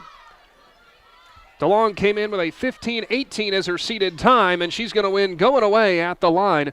Looks like it was Hiscox from United second. Might have been Miles of Indian Valley. Slots in at third. Blue mark. And make sure we remove the 7th set. Again, hurdle crew up 2 notches. We'll give you those official times once they are entered. For the boys, 4x800, your official times. Rittman comes home with the win with an 8:29.41. Meadowbrook with an 8:34.44 for the 8 team points. Garraway in third with 8:36.31. Tusky Valley 8:40.37. Coventry almost 9 flat. Then United, Indian Valley, and Coshocton rounded out. Going into the boys' 110-meter hurdles, the Thrilla and Zoarvilla track record was set by United's Stephen Baker back in 2010 with a time of 14.3. Hurdles being set for the boys' 110-meter hurdles. You know, when we walk by those hurdles down there at field level when we come up here, and the hurdles are set down for the girls' level, I stare at those and I go, I'm not even clearing that if I'm just trying to climb over it. Yeah, that'd be kind of tough to run those hurdles. It takes, and it just takes a special athlete, because you got to be able to know your steps. You got to be able to get that front leg down and get that trail leg down faster. And like I've got to say over the years, watching Tom Claxon work with the athletes down in Indian Valley, they've had some special hurdlers down there over the years, and Zach Love and Brandon Leggett that I can think of off the top of my head, Colton Thomas, and now Carson Hostetler. 2 heats for the boys, 110-meter hurdles. And Aubrey DeLong is your winner with a 15.73. Gianna Miles from Indian Valley is second with a 16.56, and it's Brinsley Hiscox third from United with a 16.79. Also for Marley Garland, the freshman from Newcomerstown, a new personal best with a 17.33 to finish fourth. So great job by Miss Garland there too. Yeah, outstanding job by her. The boys hurdles, Carson Hostetler comes in with the number 1 time. It's just under the record here at 14.27, which, he's capable of doing anything. He's a special athlete, but that on this night, that would be a tough one to get. And, the next closest seed to him is a 15.6, Jaden Black out of Meadowbrook. And then his teammate, T.C. Cannon, is third with a 15.84, so for Indian Valley. So Hostetler's the odds-on favorite right here. Heat number 1, Yvonne Cotto of Coventry, Trey Ramsier of Rittman, Dakota Blaho of Rittman, Nash Carpenter of Philo, Alex Udy of Coventry, and Dylan Williams of United. That's lanes 1 through 6. Top seed in this race is Blaho of Rittman with a 17.33 as we are underway. Out in front early, it is Carpenter out in front from Philo. Carpenter with a multi-step lead here now about halfway through. Carpenter with a very strong start, kind of slow it up a little bit. Now here comes Ramsier from Rittman. Ramsier from Rittman making the final push, and it's going to be close between him and Carpenter at the line. Get you those official times here shortly as we'll move into heat number 2. With remaining jumps, please get to the long jump runway. If you have any jumps remaining, girls, we're almost ready to warm up. So the boys' long jump, they call for any final athletes to make their attempt for the boys. Yeah, telling the girls to get ready for their warm-ups. Zane Finney, lane number 1 from Tusky Valley. T.C. Cannon, lane 2 of Indian Valley. His teammate Carson Hostetler, lane number 3. Jaden Black of Meadowbrook, lane 4. Maverick Lockard, lane 5 of Ridgewood. And Beckett Miller of Philo, lane 6. As you mentioned, Hostetler, the top seed in this, has a better, almost a second and a half advantage in terms of the seeded time over Black of Meadowbrook, the next highest seeded runner. Almost time to pull out the extra jacket, Shannon. The sun went away and it started getting a little bit colder again. Yeah, I mean, the temperature's going to drop. I had to kick the furnace on the other night before I went to bed because I knew it, and it makes you cringe when you wake up in the morning and you hear the furnace running. At least it does me.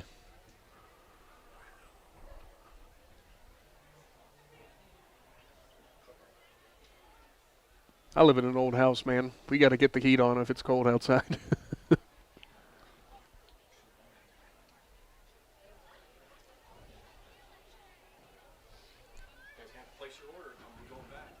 Starters getting ready for this fast heat for the boys, 110-meter hurdles.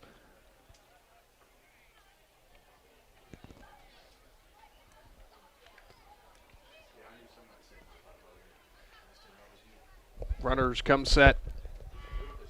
Underway. Fast heat for the 110-meter hurdles. It's Hostetler out of the blocks and way out in front. Hostetler now halfway through, and he's got about a full hurdle lead on everybody else. It will be Hostetler who wins it going away, and looks like Cannon's going to finish second, followed by Black of Meadowbrook. And that's huge team points for Indian Valley boys right there. You get both runners up there.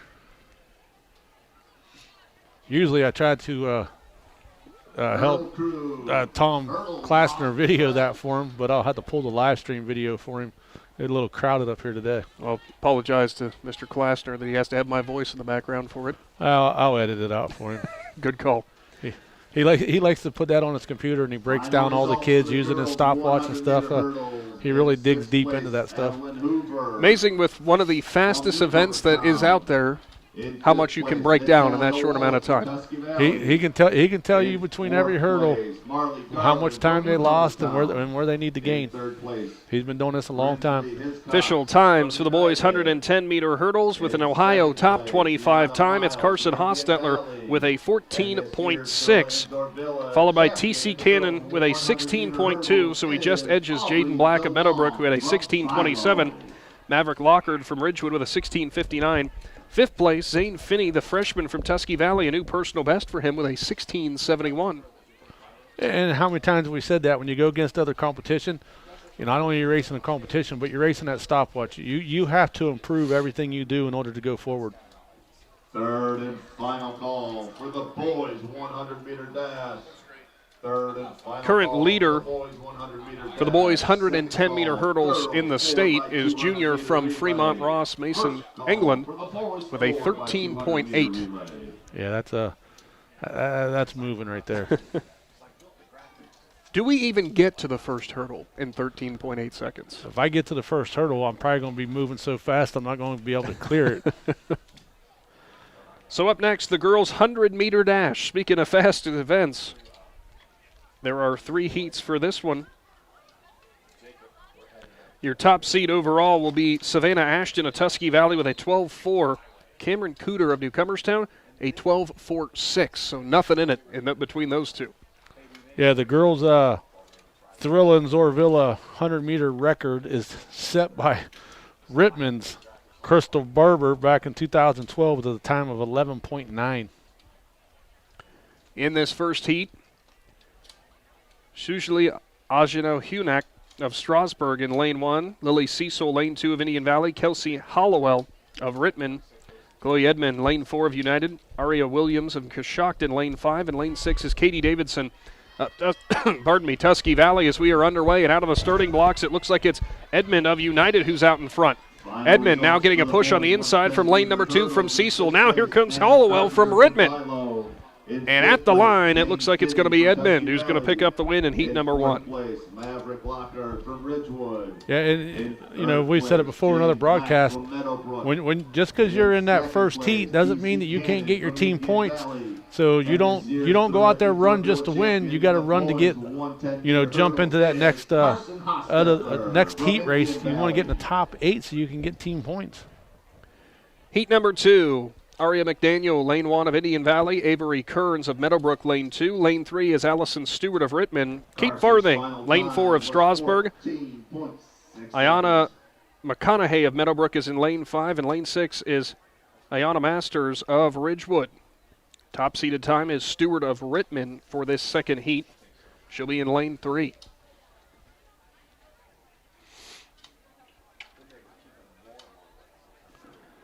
Some more girls' high jump attempts going on.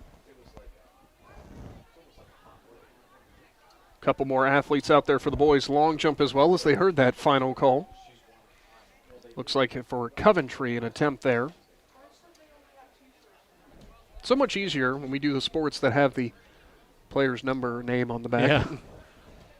And there's some stadiums that I go to for track to watch. They'll have like a flip board at the pole vault and down at the high jump and stuff that tells you what the bars are set at.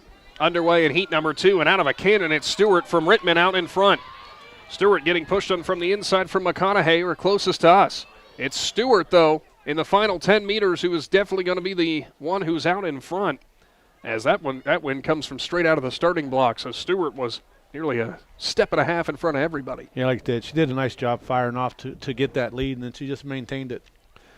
So in your final heat, your fast heat, so to speak, it's Samantha Cooter of Newcomerstown, lane 1, Jalen McQueen, lane 2 of Ridgewood, Savannah Ashton of Tusky Valley, lane 3, lane 4, Cameron Cooter of Newcomerstown, Alexa Jones from Garraway's lane 5, and Holly Harris of Philo is in lane 6. And all of these times, Shannon, only separated by a half second across the board.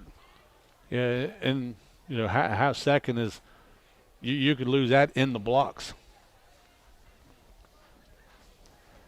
Got to be a fun showdown. Boys 100-meter dash coming up after this.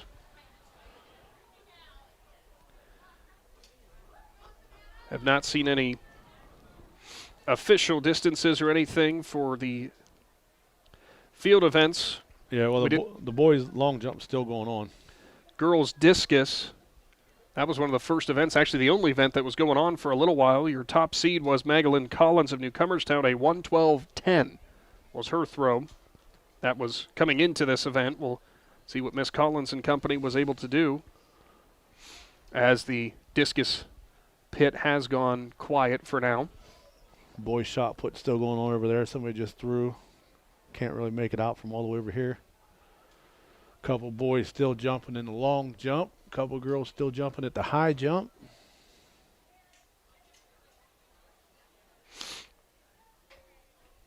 Section 3. Here we go. Girls 100-meter dash. Out in front right now, it's McQueen in lane number 2. McQueen has the edge on Ashton. Ashton trying to reel her back in. Going to be close at the line, but it looks like it's Jalen McQueen of Ridgewood who might be your winner. It'll be interesting to see it when it pops up. We're kind of at a tough angle right here, but like I said, looked like she got the win. Get those official times here shortly.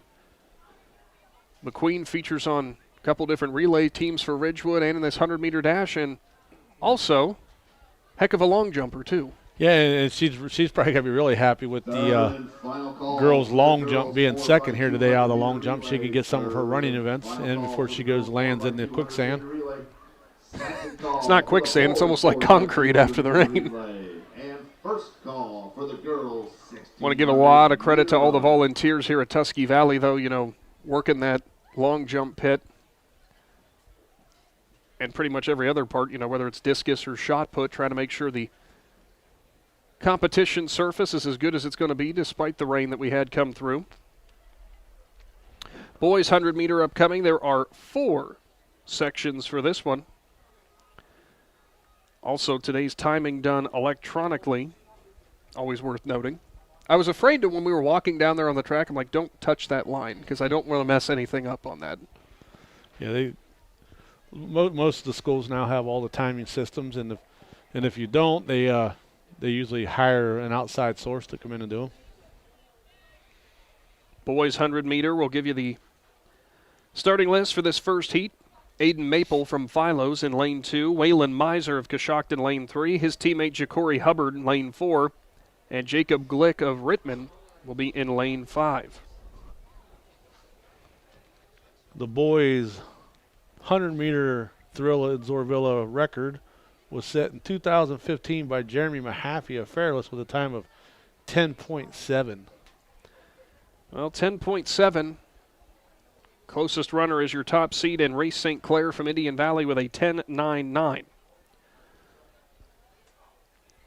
Cold and rainy events are not the best events to be trying to set records. No. Reese St. Clair at the Bell Legacy, he set the Indian Valley school record in a 200-meter. Boys 100-meter dash, as out in front it is Miser. Actually now taking the edge is Maple from Philo. Maple on the innermost part towards the field, and lane 2 is going to pick up your win. Up next, Section 2, Dane Kocher of Tusky Valley lane 1, Ja'Cory Adams, Coventry lane 2, Michael Watson also of Coventry lane 4, Aiden Farrell of Meadowbrook lane 4. I think I said Watson is in lane 4. He's in lane 3. Lane 5 is Gavin Maxwell of Tusky Valley, and Thomas Courtwright of Philo will be in lane 6. Still awaiting the official times for the girls' 100-meter dash. Also, the concession stand is open for your enjoyment with lots of warm food. Aiden Maple posts a 12:51 out of that last race, a new personal best for the junior from Philo.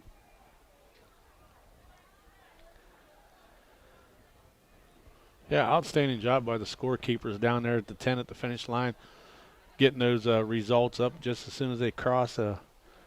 They've done this a long time, so they know what they're doing. Boys pole vault still ongoing, as it looks like for, I believe that was Garraway, a clean attempt there. Bar is up there. We don't quite know the height, but we'll say it's up a ways. Well, I see Casey Claxon has found our boss, Adam Saweski, and they're making their way to the hospitality barn. Yeah, what's up with that? Casey probably went by and said, "Hey, Shannon said they got cheesy potatoes over there," and Adam's like, "Oh yeah, I better get over there." I don't know what Adam was doing beforehand, but he's now dropped everything and made his way towards there. I don't blame him, though. Waiting for Section 2 of this boys' 100-meter dash.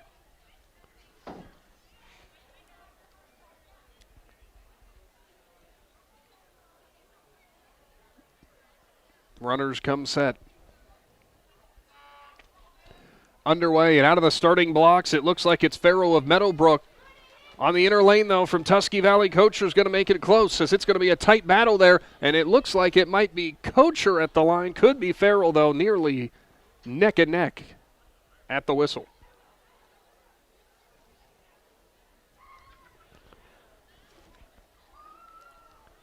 Section 3.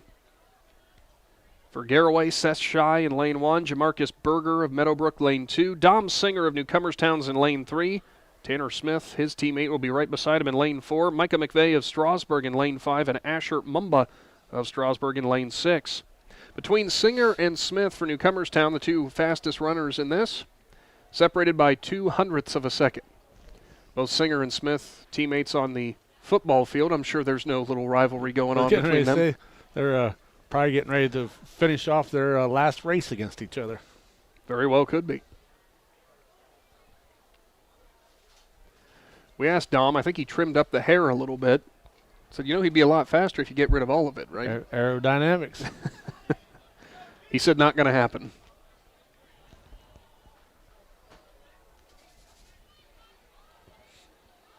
Lights have come on here from Tusky Valley High School. I seen a picture of Coy Haney last night at the Indian Valley Foundation. Coy's hair's got quite long since football. I thought it was long in football season. It's got really long now.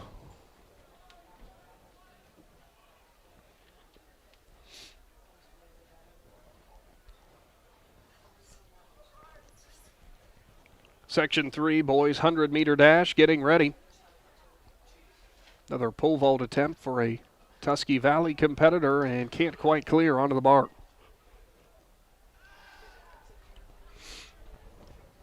Runners now set, and we're underway in heat number 3. Looks like it's Singer out in front. Singer in lane 3 has a wide stretch on everybody else, but here comes Smith. But it's going to be Singer who wins it going away at the line, and close finish on the inside between Shy and Smith. Singer was moving right there. He was singing his way right down the track.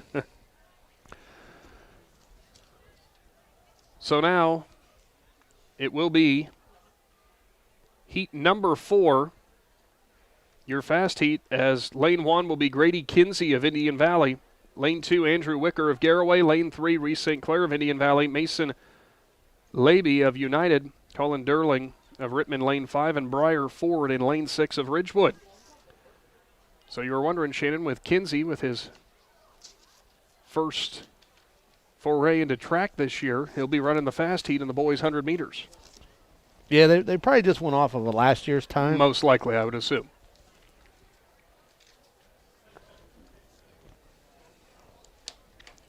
St. Clair, your girls long jumpers. Time to report to long jump. Girls long jumpers, report to long jump. Your top-seeded runner at a 10.99.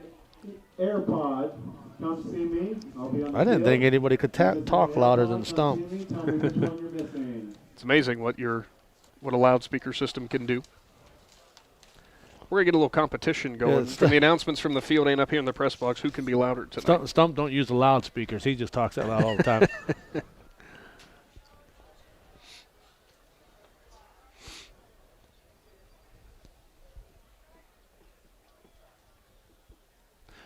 We'll have to find out. I would love to know the science behind the pole vault as we're watching that, waiting for the start here of the 100 meters. When it's wet out like this, does that affect the, I was going to say tensile strength, but like the, for lack of better word, springiness of the I don't know poles? about wet, but I wonder about the cold. Yeah, possibly. Runners come set, or will be coming set, as they get ready for the fast heat of the boys' 100-meter dash.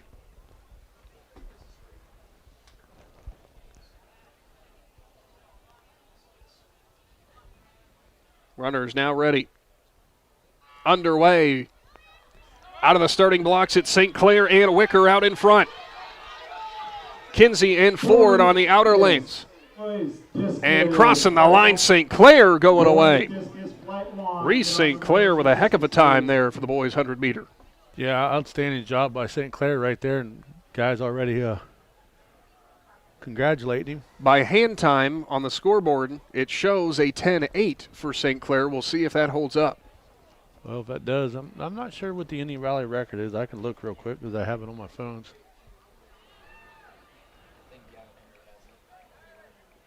Still have not got the official times for the girls' 100 meters yet. We'll get that when we can. And Logan McPeak said the record's 10.94 set by Gavin Henry, so. Oh, there you go. We'll find out if that 10.8 that showed on the scoreboard is the accurate time. St. Clair got the initial push, but man, near the end at the top line speed, really stretched it out on Wicker.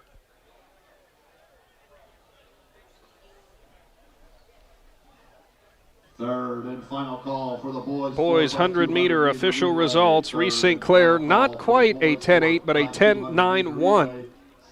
An Ohio top 50 time at his new personal best. Wicker with an 11.29. Ford with an 11.43.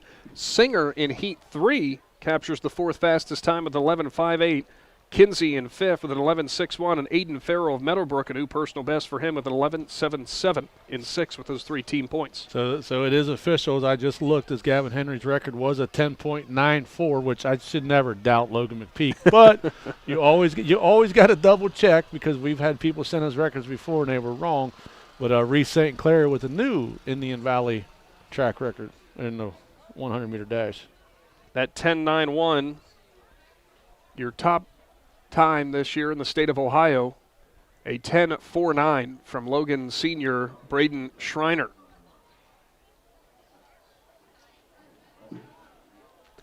Girls 4x200 relay, your fastest relay. Well, second fastest relay, I should say. Smells like somebody got a campfire going on around here. Either that or our equipment's getting really hot. Either that or Stumpy just set the press box on fire with the 7 heaters he's got running down there for him. If he watches this back later, he's going to go, why are they picking on me so much?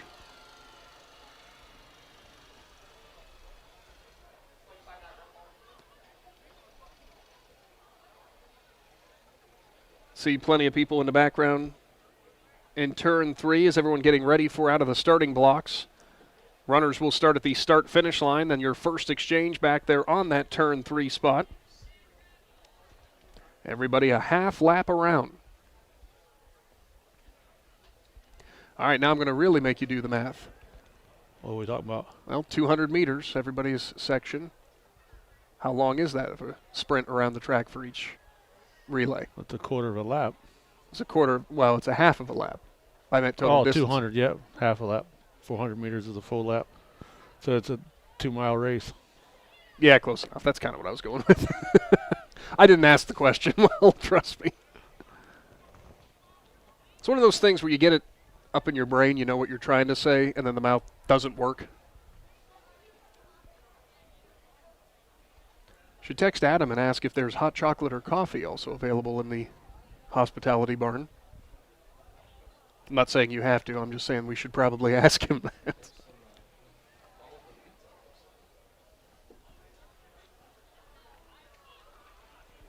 So, in the girls 4x2, 2 sections for this. Lane 1 in section 1 is Garaway. Lane 2 is United. Lane 3, Coshocton. Lane 4, Rittman. Lane 5, Strasburg. It's like Adam's carrying all kinds of food. They must be bringing food up to us. Oh. A box, and Casey Claxon's got something in his hands, so we can only imagine what all that is. That's going to be great commentating for field. Turn 3. Hey, people's heard me stick my foot in my mouth before, so I might as well stick some food in my mouth.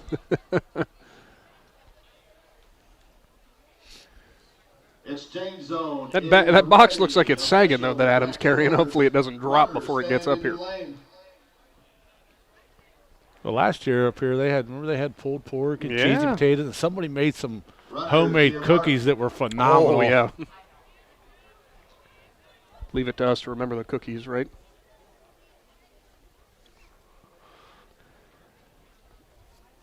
All that talking, I forgot to look up the girls 4x2 record. The girls 4x2 record was set in 2010 by Dover with a time of 1 minute and 48 seconds.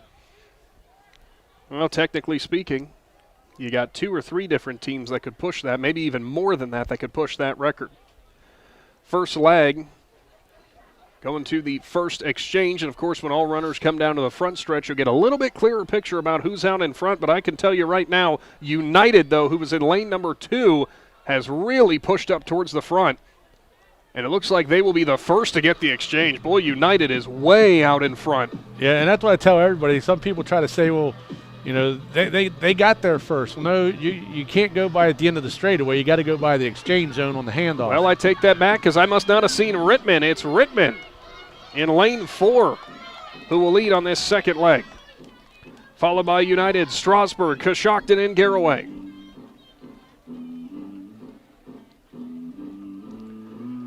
Next exchange, United and Rittman close. Rittman struggling on the handoff, and United will take advantage, and now going to make it about neck and neck into turn number 2. And now United with the kick and gets out in front. Heading to the final exchange zone in turn 3. United, Rittman, now followed by Strasburg.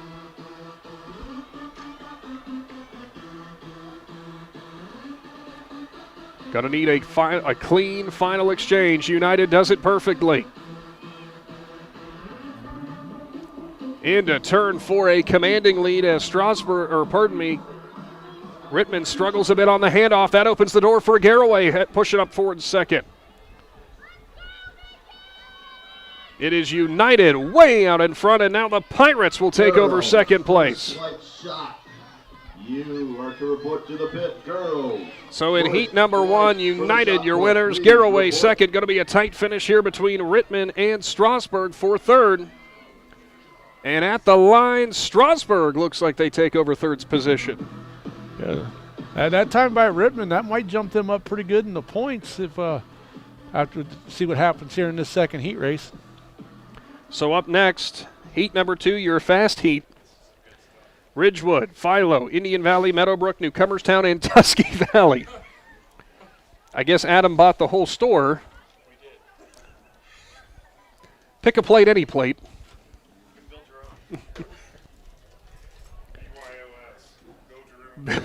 Build your own sandwich, apparently. Your fast time coming into this showdown is Newcomerstown will be in lane 5 with a 146.68, followed by Ridgewood with a 147.60.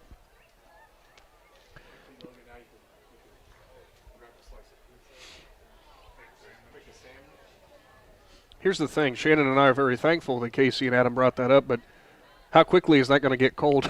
There we go. That's all right. Shannon already got the idea down.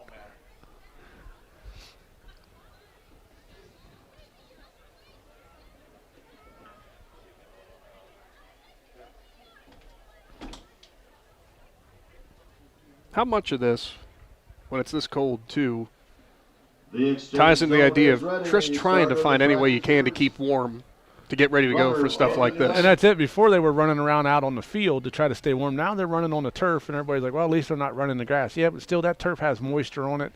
You could still slip, and hurt yourself on the turf. So, and then now with the baton, now the baton's cold. You got to try to get a clean handoff. Hopefully they don't swat it at you and stub the end of your finger. It's also really interesting to watch various athletes or various teams in the way they do those exchanges, because almost everybody has a different way of doing it. Yeah, and some people like to have their hand on the end of it and lean it in. I've seen kids actually carrying it in the middle. It's just you and your teammates got to be on the same thing, and sometimes – a lot of times don't enter 5 kids, and if you have to swap somebody out, I've seen them run a heat race with one person and then in a place, and then they have a final, they go to another player, and you got to get adjusted again. Might be the game that, I shouldn't say game, but that might be the route that Philo plays, because on their starting list, there are 8 different athletes listed for this event. Yeah, and it's whatever the coach is feeling that day. Runners, stand in your lanes. Runners getting ready here for the fast heat of the girls 4x2.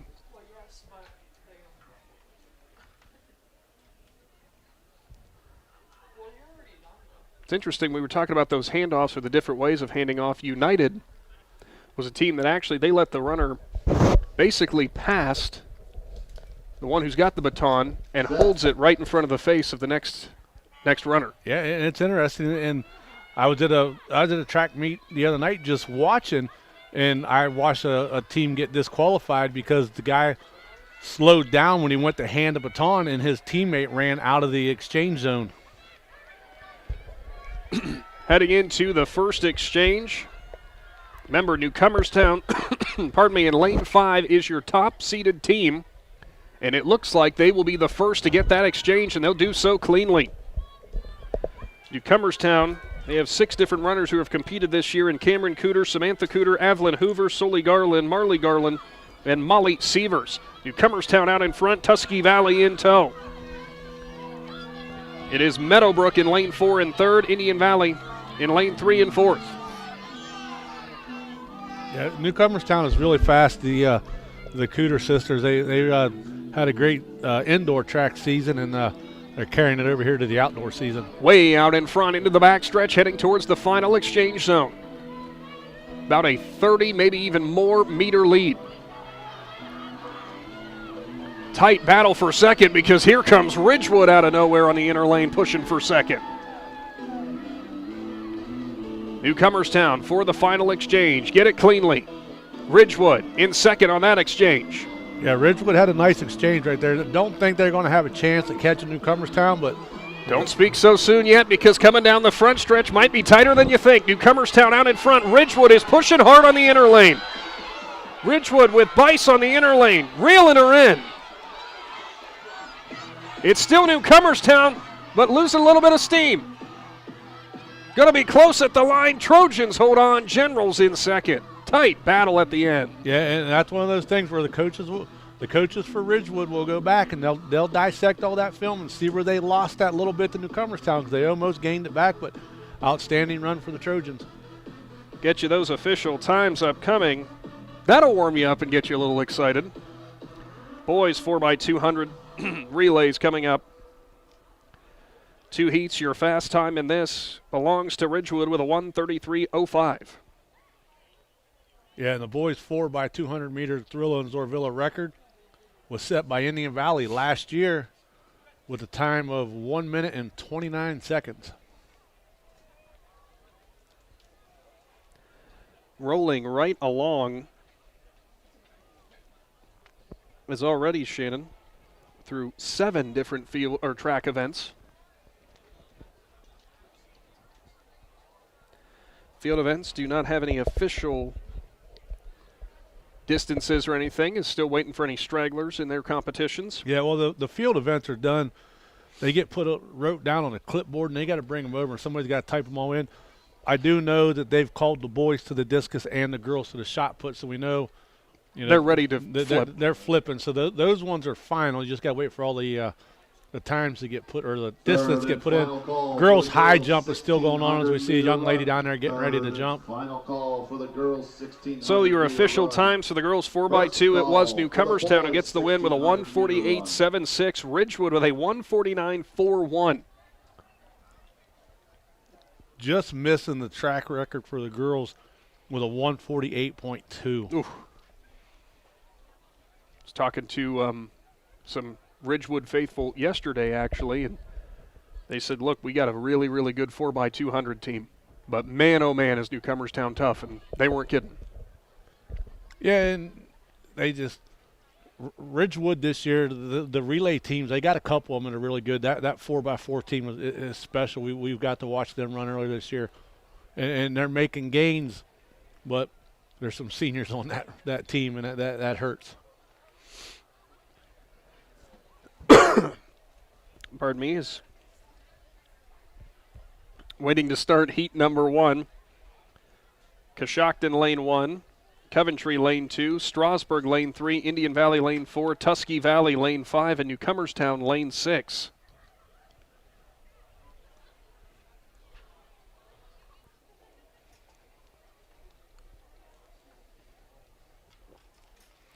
It looks like we're still awaiting Coshocton in lane 1.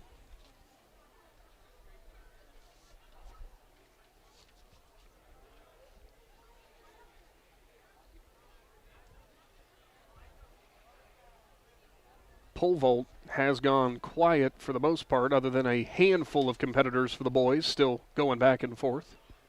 Well, while we're waiting for the start, we'd like to say thank you to Grandview Exterior Systems, located out of Dundee. They specialize in commercial and residential roofing.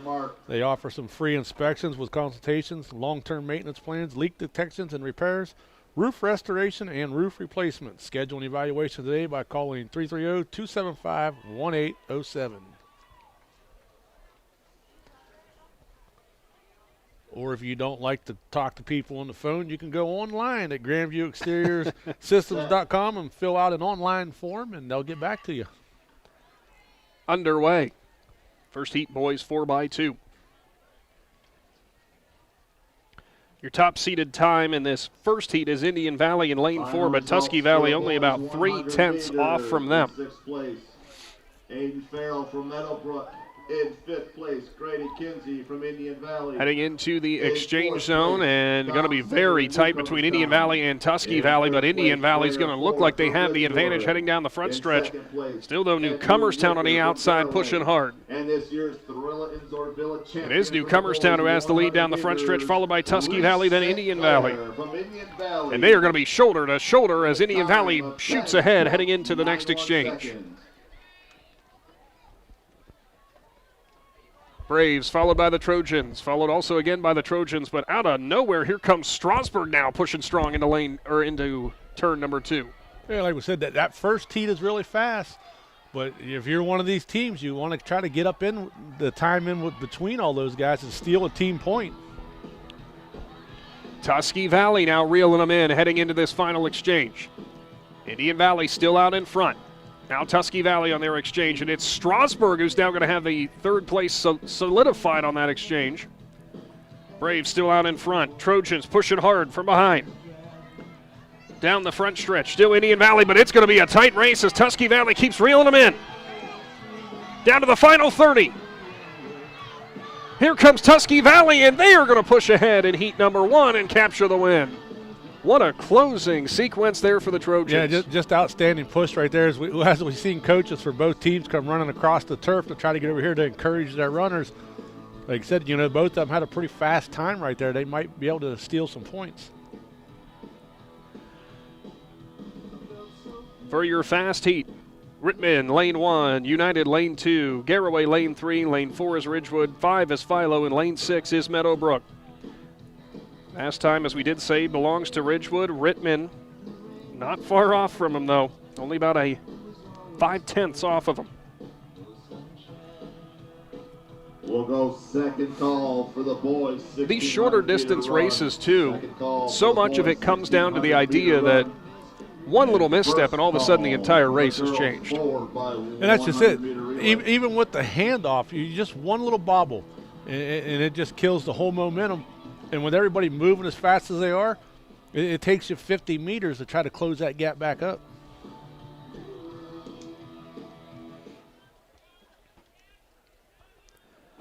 Exchange zones getting set and getting ready. Official times for the girls 2x100, as we were already talking about with Newcomerstown, getting those 10 team points will bring you, after this boys 4x200, the updated team scores in the early goings. Of course, these will not include the field events that have already been completed.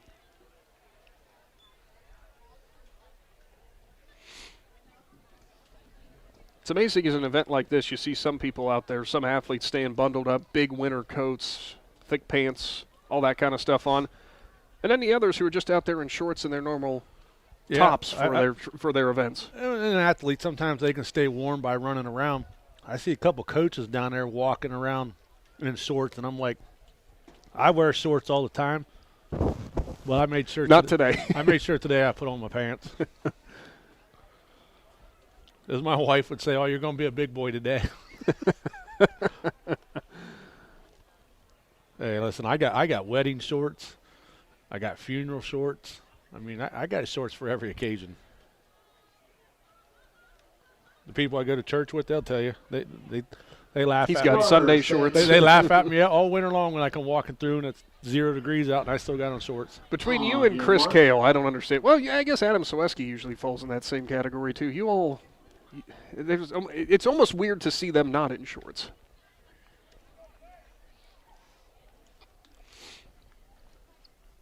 Can't afford to buy pants. Too much material. Getting ready to go for the boys 4x2 fast heat. Coming up, the girls and boys 1600. Underway from the Thrilla in Zoarvilla. As you said, your fast time belongs to Ridgewood. We'll see if the Generals establish some dominance early. Pretty much even down the backstretch. Ridgewood maybe has gained a step or two, though. We'll see on this initial exchange. Generals and Pirates look like they had some really good exchanges there as they'll push on the inside. Meadowbrook in the lead on the lane closest to us. Down the front stretch, though, Ridgewood reeling them in. Sorry, final result for the girls, 100 meters in 6th place. And it will be Ridgewood who really closes the gap heading to this final exchange. From Garraway. In 4th place, Samantha Generals Cooter way out in front now into turn number 2. In 3rd place, Cameron Cooter. Yeah, Meadowbrook didn't get the handoff out there in the last lane. I think that's who was in the far lane, wasn't it? It was. So Ridgewood way out in front. They're getting challenged by United and Philo. Jalen McQueen from Ridgewood with a time of 12. Garraway and Rittman trying to push from the back. Yeah, the young man from Meadowbrook over there just realized that his teammate isn't coming.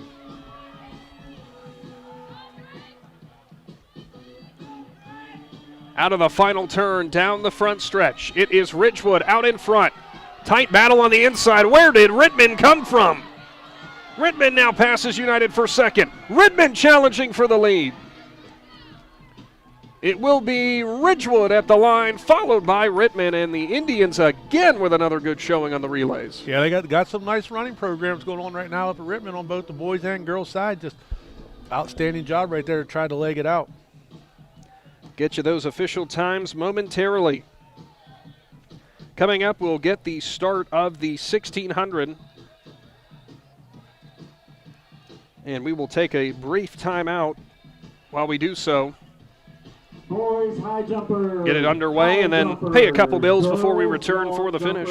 Boys high jumpers. We do officially now have the time for the girls' 100 meters. It is Jalen McQueen who gets the win from Ridgewood with a 12.82, followed by Savannah Ashton of Tusky Valley with a 12.89, Cameron Cooter with a 12.99 from Newcomerstown with a new personal best, followed up by her sister Samantha Cooter with a 13.18 in 4th. 5th was Alexa Jones, the freshman from Garraway. What'd you say her time was? 12.82. That wasn't close enough to get the record. I thought maybe it was at first, but I misread it. So coming up for the girls' 1,600 meter, the Thrilla and Zoarvilla record is 5 minutes and 1 second by a Tusky Valley runner in 2022. And I remember this name quite well, is Hannah Weiler. Outstanding runner for the Trojans. For the girls' team scores, it's Newcomerstown in the league with lead with 29 points, Tusky Valley with 25 in second, Ridgewood third with 22. For the boys, Indian Valley out in front on Rittman, 39 points to 21.5, and Ridgewood in third with 21 team points.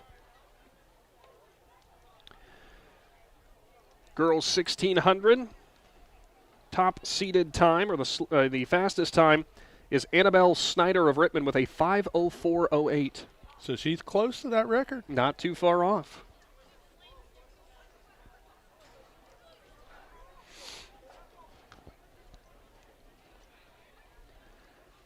Still distances being logged for the girls' long jump. Are you bribing our producer now? I don't eat cookies. Oh, that's right. Well, no, I don't eat chocolate chip cookies. I don't like chocolate chips. What in the world? That's what my kids say, too.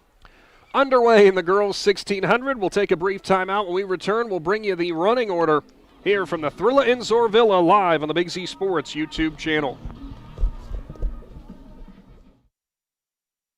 When it comes to protecting what matters most, trust the team at Grandview Exterior Systems. Established in 2016, they specialize in commercial, industrial, and residential roofing, handling everything from repairs and replacements to full restorations and ongoing maintenance. At Grandview Exterior Systems, their mission is simple: create peace of mind for every client while setting the standard for safety, quality, and efficiency in construction. Visit them at 2230 Township Road 415 in Dundee. Call 330-275-1807 or learn more at GrandviewExteriorSystems.com.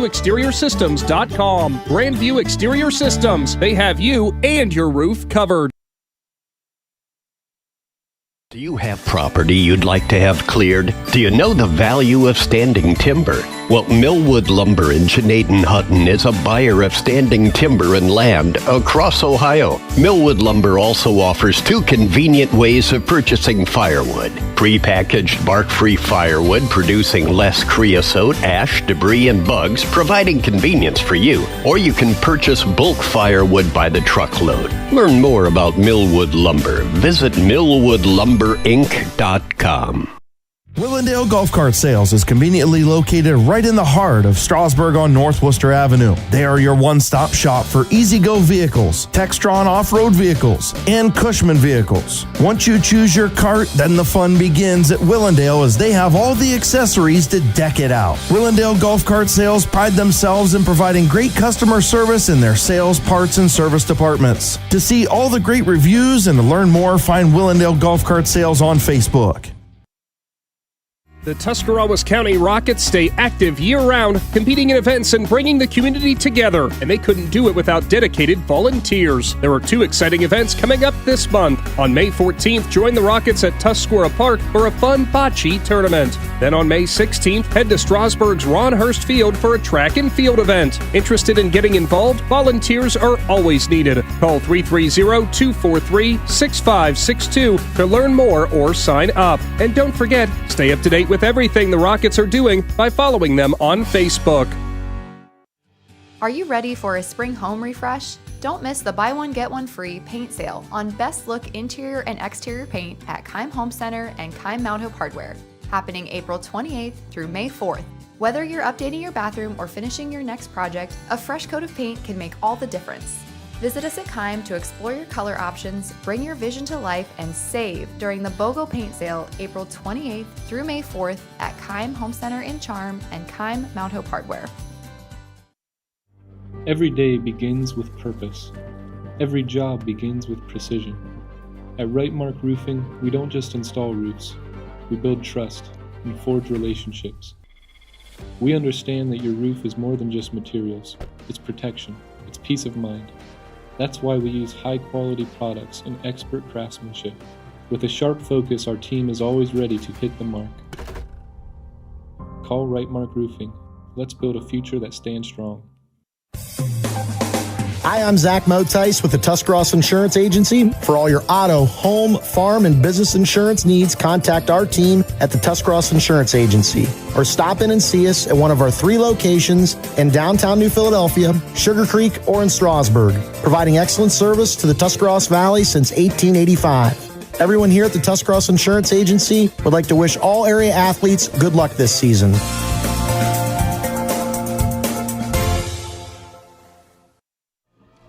It is the bell lap for the girls 1600, and out in front is your top seed, Annabelle Snyder of Rittman, the junior who has stretched out quite a sizable lead over, it looks like, Kylie McKenzie of Strasburg and Trista Leisure and Josie Eck of Tusky Valley. Snyder, in terms of the seeding, was about 17 seconds quicker than the next fastest runner in Leisure. Not sure she's going to get a full 17 seconds in this one, Shannon, but she has been pretty much dominant right out of the blocks, has not relinquished the lead at any point. No, and she is continues to stretch it out. And, her coaches are encouraging her to keep that pace. Heading into turn 4, Snyder keeping that pace and still going to get some words of encouragement from coaches on the infield, asking her for more.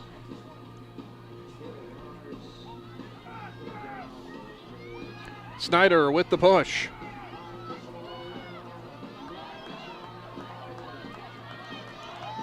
Going to be a tight battle here between Leisure and McKenzie for second. McKenzie finds an extra gear. McKenzie with the push. It will be Snyder at the line winning for Rittman, and for the Tigers, McKenzie with a strong finish for second. Yeah, she come out of nowhere right there, close that gap and run right through it.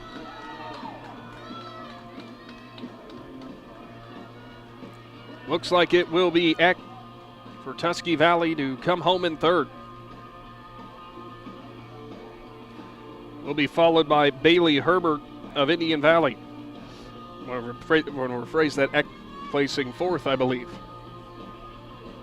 Heck of a run there for those ladies, as we'll get you those official times here shortly.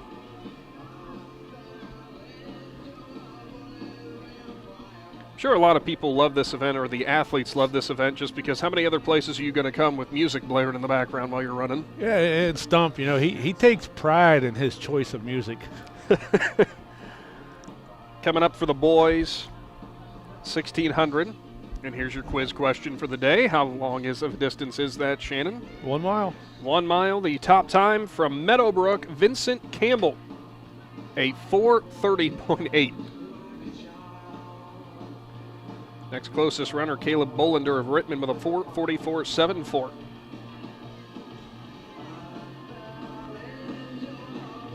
Last few athletes coming around for the girls 1,600. Again, we come back to that all-important team race. That finish from McKenzie pushing into second could be a huge difference maker. Yeah, just like I said, every point counts. You want to give all you got at the end. It was a big push right there, as we see some of the girls' long jumps are starting to get measurements.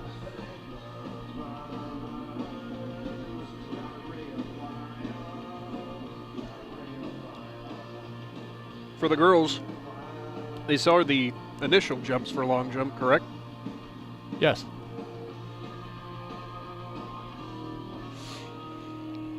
And not sure, the bar still sets. They must still be waiting for a couple girls to do the high jump.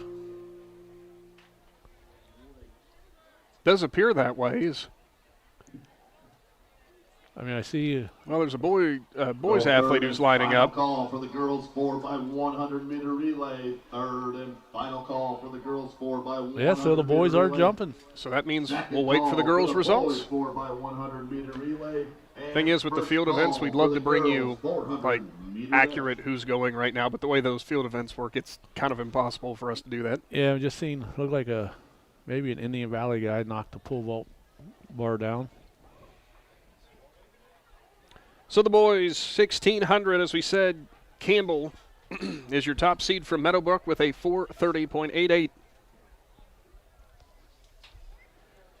We'll see if he's able to push ahead in the early goings. Trying to figure out, and he will be lined up in this first bunch in lane number 1. And like we said earlier, the boys' 1,600 meter record was set at the original Thrilla in Zoarvilla in 2006 by Chris Ollinger from Ridgewood with a time of 4 minutes and 21 seconds. So, 1 mile in 4 minutes and 21 seconds. Don't ask me how. Again, boys high jumpers, girls long jumpers should be at those field event areas. This is the joke I always like to make here in these scenarios. Some people say they're like Ferraris, really quick out of the blocks, fast, all that kind of stuff. I'm more like the old school Detroit Diesel. I'm like old Toe Mater.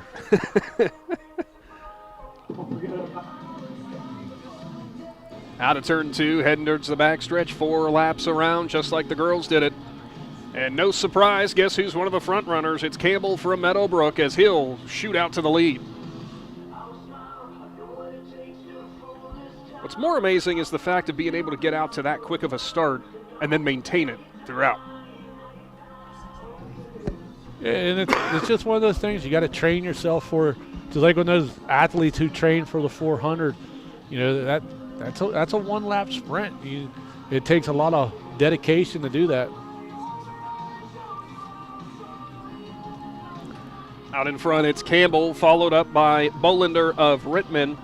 and Travis of Garraway. Your top 3 seeds running in order. Josh Hawkins from United also up there for your 4th seeds. That's how they run in order.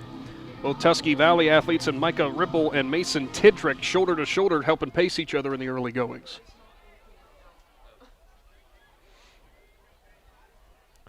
Campbell into the backstretch again, has now widened out to about a good solid 15, maybe 20-meter lead. In 6th place, Anna Troyer. In 5th place, Bailey Herbert. In 4th place, Trista Leeser. In 3rd place, Josie Ike. In 2nd place, Kylie McKenzie. It's always fun to hear Aaron Stump do the pronunciations of names because we realize how many we've screwed up throughout the night. Well, how do we know he's not screwing up? I'm going to trust him on this one, believe it or not. Young man from Meadowbrook looks like he might be stretching it out just a little bit more. So Campbell way out in front in the 1600 for the boys. Girls official 1600 times now posted as your winner this year in the Thrilla from Zoarvilla. Annabelle Snyder with a 5:28.56. It was Mackenzie from Strasburg in second with a 5:29.87. With 21. Ike of Tusky Valley had a 5:38.4 and Leeser with a 5:42.2. Bailey Herbert, the freshman from Indian Valley, a new PR at a 5:48.23 to finish 5th. Tusky Valley leads with 36 points on the girls' side. On the boys' side, in 5th place, Campbell still way out in front. Ridgewood. We'll get you some field events as they are now went final with a couple of them. 3rd place, The boys' long jump. First place was Jamarcus Berger of Meadowbrook with a jump of 20 feet, 9.5 inches. Second place was Micah Yoder of Garraway with a jump of 19 feet, 7.5 inches. Third place was Lamar Taylor of Coventry. 4th place was Aiden Farrell of Meadowbrook. 5th place was Nick Milburn of Strasburg. 6th place was Nash Carpenter of Philo. 7th place was Carter Bowers of Philo. And getting the last team point in 8th place was Sean Beckelheimer of Ridgewood. So once again, Jamarcus Berger of Meadowbrook is your long jump champion. We'll jump down here to the boys' shot put, as it is also completed. And first place, Tusky Valley's Jake McDermott with a throw of 50 feet, 1 inch. And that's a new PR from Mr. McDermott. Second place, Gage Moore of Strasburg with a throw of 50 feet. Third place was Garrett Shreve of Rittman. 4th place, Braxton Speed of Garraway. 5th place, Caleb Nettles of Ridgewood. 6th place, Levi Lucas of United. 7th place, Ethan Larson of Coshocton. And 8th place, getting the final point, was Carter Neff of Indian Valley.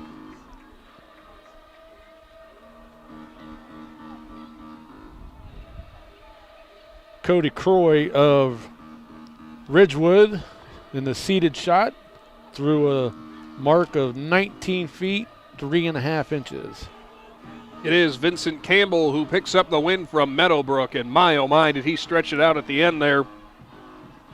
Bolander of Rittman looking to hang on to second, being pushed by Hawkins of United. That's how those two will finish, and Travis from Garraway will place 4th. 5th, pairing of Ripple and Tidrick, both of Tusky Valley, for the next few spots. We'll get you the official times here shortly.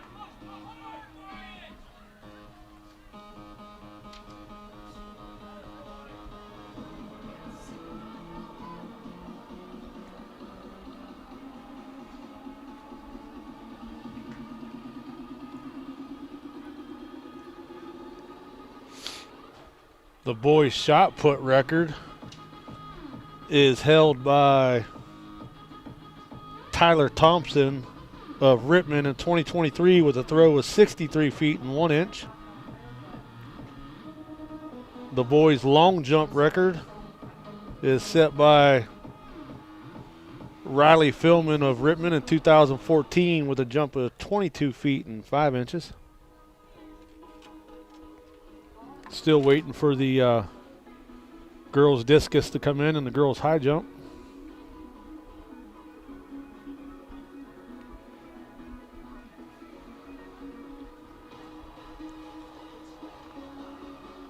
Coming up next, your fastest relay there is. Again, if you haven't The done 4x100s for the girls up first. Zoarvilla t-shirts while supplies last. 2 different sections for that. The concession stand is open with lots of warm food.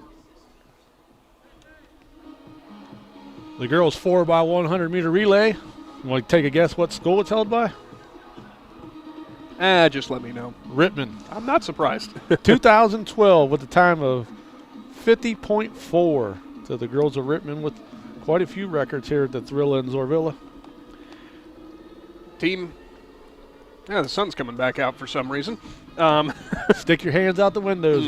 Get them warmed up. Said the record held by Rittman at 50.4. New Comerstown this year, a 50.58. Lady Trojans really going to have to push, but could make a run at that record. Bright side is the sun's starting to come out and more track events ongoing. Kind of almost looks like that track surface is drying out just a little bit.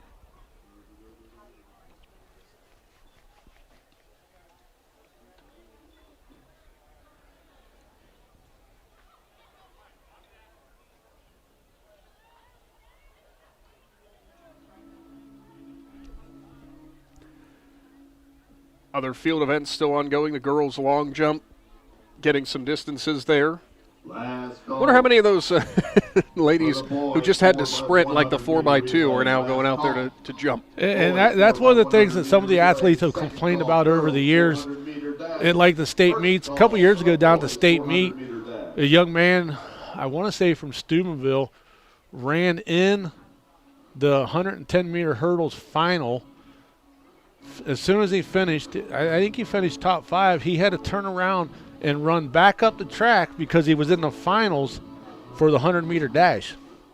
So they ran, so he was moving and you just know, how much that had to wear him out. I cannot even imagine. Girls 4x100 first heat getting lined up. Strasburg lane 1, Rittman lane 2, Meadowbrooks lane 3, lanes 4 United, lane 5 of Coshocton.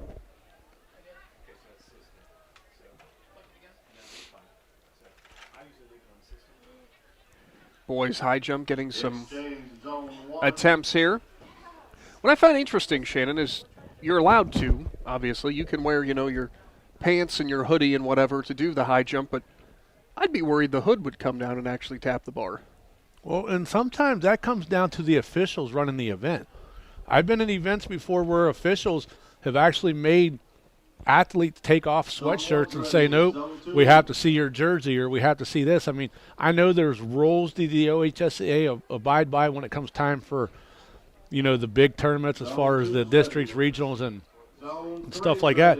You're all got to have on the same color, underclothing and stuff like that. So it's just, today's probably one of those things that the officials talk to the people running the program. Like, listen, we have to let some of these kids wear these, to stay warm.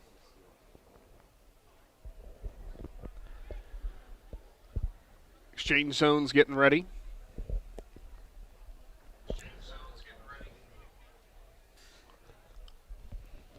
I just thought I heard Nick McWilliams talking. You have to deal with that all night. What are you talking about?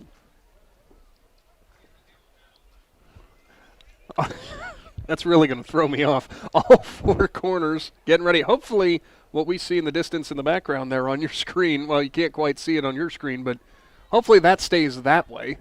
Yeah, it looks like it's kind of moving a little bit south towards us, but it's staying to the east. So. Well, we've got probably the best sunshine we've had all day here, and we'd love to keep that. Probably in the last 2 days. Sometimes the sun does shine on Ohio.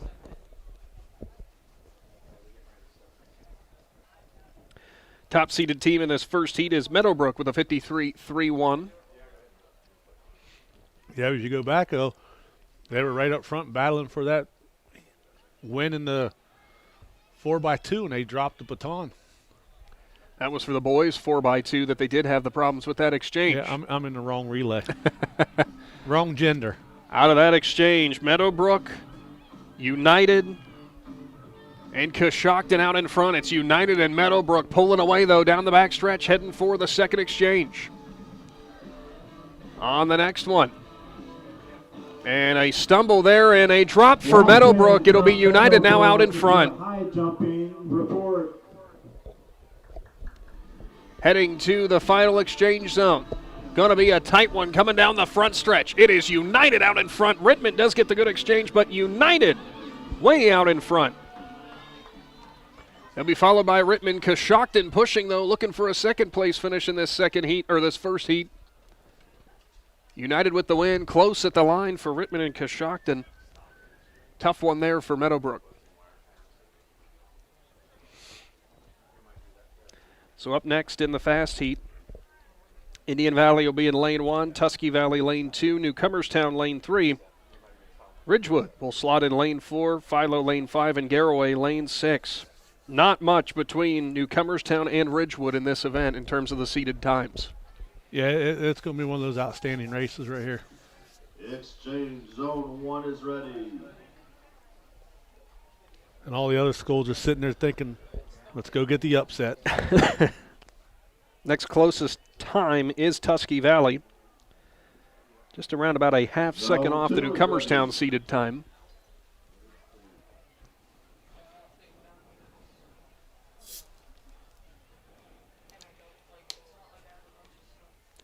One thing about today's weather, our drinks won't get warm. No.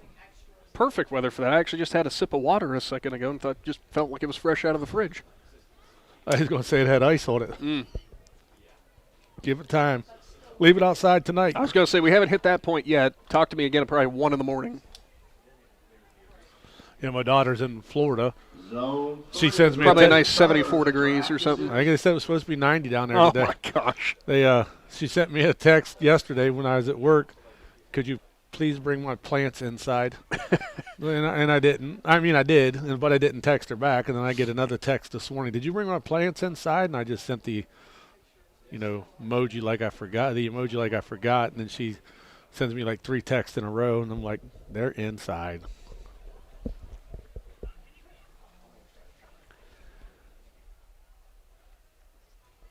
Athletes getting ready in their lanes. I'd like for you to talk for a little bit so I can talk to him off and tell him what we're going to try.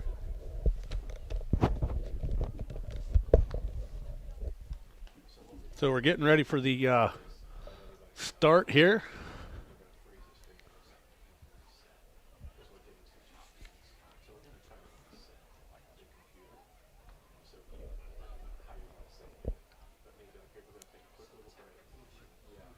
Runners set, and there's the fire. They shoot out. Newcomerstown gets a nice jump out. 1,600 meters in 6th place, Mason Tidrick from Tusky Valley. Looks like Newcomerstown might get to the handoff first. Ridgewood and Newcomerstown out in front. Garraway there right behind him. There goes Ridgewood. There comes Newcomerstown as well down the backstretch, heading towards the third exchange zone. From Rittman. And this year's Thrilla in Zoarvilla champion. Out in front, Newcomerstown with the edge. Top seeded time of 5.58. Ridgewood pushing them, though. No surprise, only a 1/10 of a second off of them for the seeded times. On the final exchange, it's Newcomerstown. Trojans lead, Generals in tow. Yeah, Newcomerstown with a nice lead right there. They're going to come away with the win. Here comes Tusky Valley pushing forward into third. Indian Valley places fourth. Big team points right there. They knocked Indian Valley back a stump, and Indian Valley been having a good run this track season in these invitationals. We'll take a few moments here before getting to the boys 4x100 relays. Going to try to attempt something here with a couple technical glitches going on. Stick around. More of the Thrilla in Zoarvilla on the way with Big Z Sports.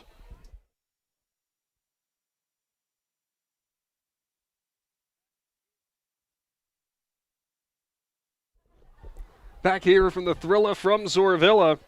Boys first 4x100. It was Coventry pushed by United there. We'll get you the official times here momentarily. Always want to thank the Claxon Communications crew for working through any of the technical glitches that decide to pop up.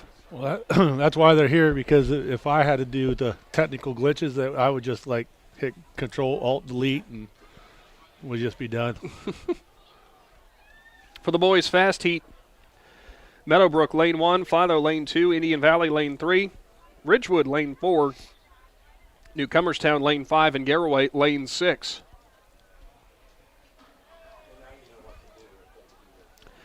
Top seeded time belongs to the Indian Valley team of Grady Kinsey, Carson Hostetler, Logan Burrier, and Reese St. Clair.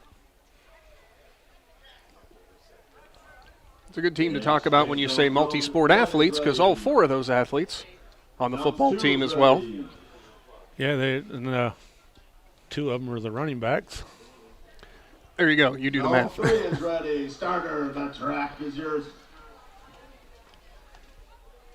Fast heat boys, 4x100. I'd have to ask Logan because he might know, but who's been running in place of Grady? So maybe, yeah, I think it was TC Cannon might have been running, and now Grady's joined the team. Like I said, this is Grady's first official track meet of the season.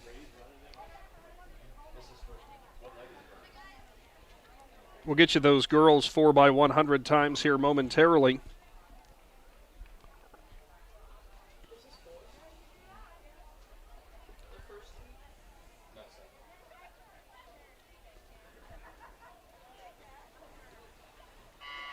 Underway. Out of the starting blocks in leg number 1, 4x100 action for the boys. Who's got the edge on the initial handoff? Looks like it's Newcomerstown. Newcomerstown with J.J. Justice. Here comes Indian Valley with Carson Hostetler. On the exchange, Newcomerstown with the edge. Indian Valley bobbles the handoff and drops it. Newcomerstown out in front. Yeah, and Indian Valley was gone. They was going to win this one, probably going away, and dropped it. Instead, here come the Trojans with Tanner Smith looking to round it out, but Garraway pushing on the outside. It will be Smith who holds on for Newcomerstown with a big team win there for the Trojans. Will pick up those 10 team points.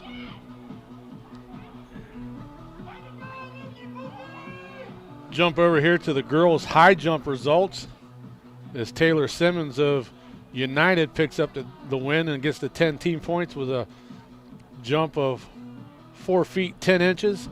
Maya Boland of Strasburg was second. Brooke Bowlby of Rittman was third. Alexis Olinger of Rittman was fourth. Sarah Whitlock of Tusky Valley was fifth.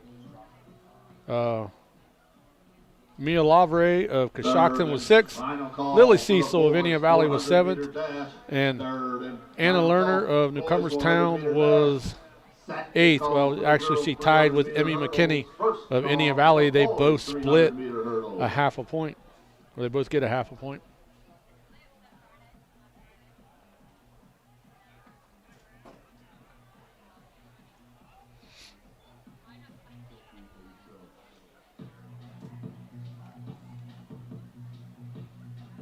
Go down here and get the official times of the girls 4x100. As Newcomerstown picks up the win, the team of Cameron Cooter, Samantha Cooter, Evelyn Hoover, and Solly Garden, with a time of 50.7. Second place was Ridgewood. Third place was Tusky Valley. Fourth place, Indian Valley. Fifth place, Philo. Sixth place, Garraway. Seventh place, United. And eighth place, Coshocton. I was trying to remember. Newcomerstown with a 45.33 for the boys 4x100. I can't remember what you said the record was.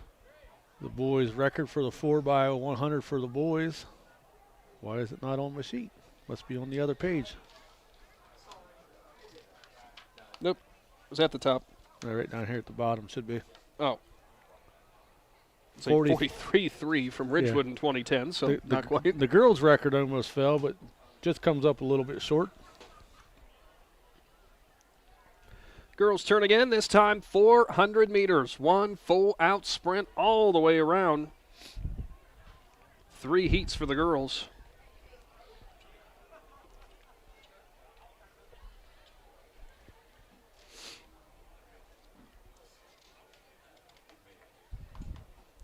Your updated team scores, unless you went through those, Shannon. Nope. Your updated team scores through all the events that have been completed to this point. As we get this first 400-meter race underway for the girls, Tusky Valley girls are in the lead with 46 points. Newcomerstown second with 41.5. Followed by Rittman with 36. Ridgewood in fourth with 33, and Indian Valley fifth with a 28.5 mark.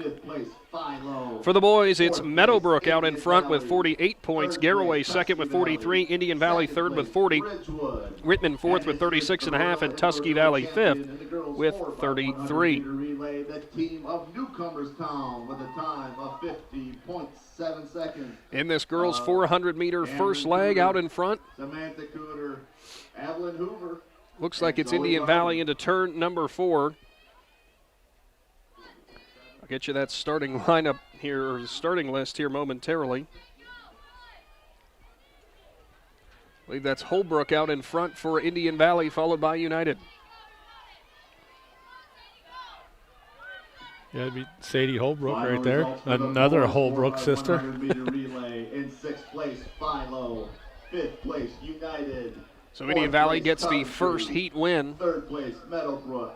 2nd place. Second for United will be Mary Marhefka. Champion for the boys 4x100 meter relay. The team from Newcomerstown with a time of 45. Heat number 2. Lane 1 will be Kinley McPeak from Indian Valley. Kara Singleton, lane 2 of Meadowbrook. 2 Tusky Valley runners in the middle lanes, and 3 and 4, and Hayden Huffman and Natalie Renneker. Lane 5, Molly Maple of Ridgewood, and Reagan Carpenter of Philo in lane 6. The boys 4x100 meter relay official results. Newcomerstown picks up the win. The team of Don Singer, J.J. Justice, Lucas Justice, and Tanner Smith with a time of 45.33 as they get the win. Second place was Garraway. Third place, Meadowbrook. Fourth place, Coventry. Fifth place, United.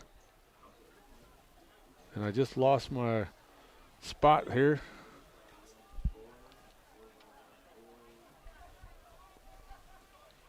Gotta love technology when it works. Or when it really doesn't want to work either. We get back over here to the boys. Fifth place was United. Sixth place, Philo. Seventh place, Tusky Valley. And eighth place was Rittman.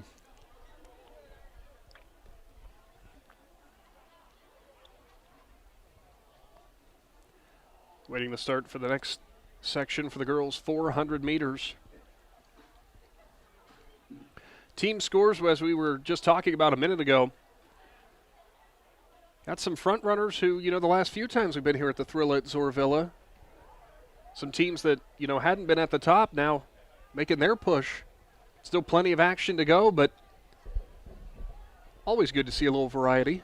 Yeah, and it comes down to, you hate to point it out that this happens, but with Meadowbrook dropping the baton and the boys the 4x2, and then Indian Valley just dropped it in the 4x1 where they both were going to maybe win or finish in, top 2.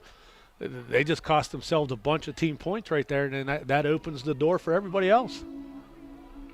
Underway in heat number 2, as it will be Maple from Ridgewood in lane 5 who establishes the lead halfway down the backstretch.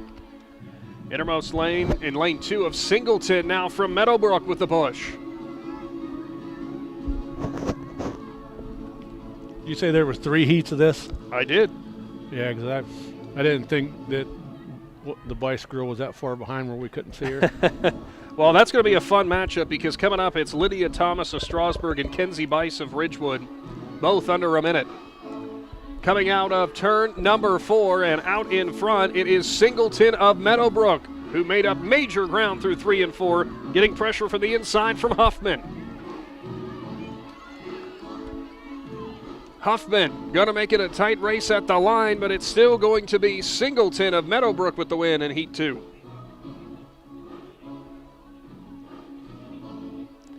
Heat 3 will be lane 1, Taylor Simmons from United. Lane 2, Allison Stewart of Rittman. Lane 3, Lydia Thomas of Strasburg. Lane 4, Kenzie Bice of Ridgewood. Kari Marston is in lane 5 of Meadowbrook, and it'll be Michaela Quisenberry of Coventry in lane 6. Adam Soweski now moving down there on the infield. Probably started getting cold. Yeah, well, he told me he wanted me to let him know if anybody broke any records that we knew of, so I sent him a text, but Mr. St. Clair has been busy, so I don't think he had a chance to get with him yet. That's probably what he's doing right now. I was just getting ready to text him. He better be ready for this one because there's a possibility that the record falls here. I don't know how you find anybody on the infield of a track event. Oh, I seen him talking to an Indian Valley coach pointing, so he gets him going in the right direction.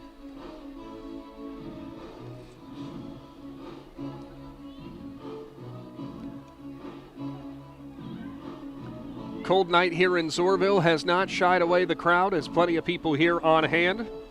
But if you couldn't make it down, we appreciate you tuning in on the Big Z Sports YouTube channel, and we appreciate the Claxon Communications crew for braving the weather with us to bring you the 20th annual Thrilla in Zoarvilla.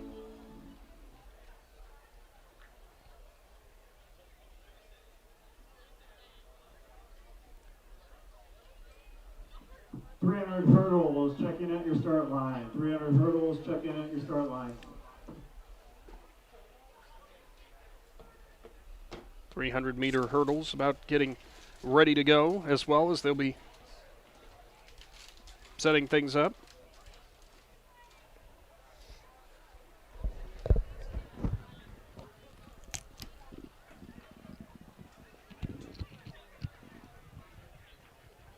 It's always a bad sign when you set your charger down somewhere and you forget where you put it.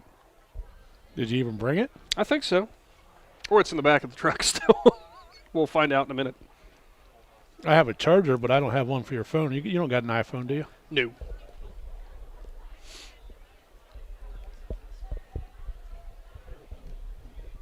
Starter's getting set.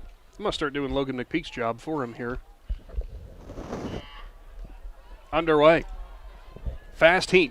Girls 400. Keep an eye on those middle lanes.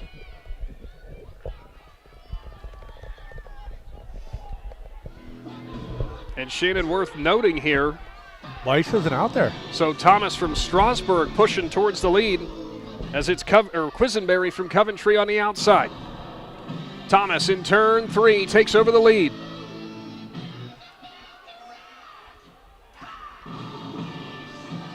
Heading into turn number 4, it's Thomas way out in front. Inner lane though, Taylor Simmons from United with a push. Down the front stretch, Thomas keeping pace. Simmons getting some pressure from Stewart on the inside. Thomas looking for the strong finish, as she will be the one to capture 10 team points for the Tigers.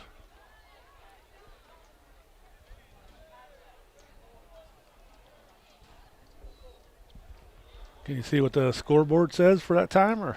Well, it says a minute flat.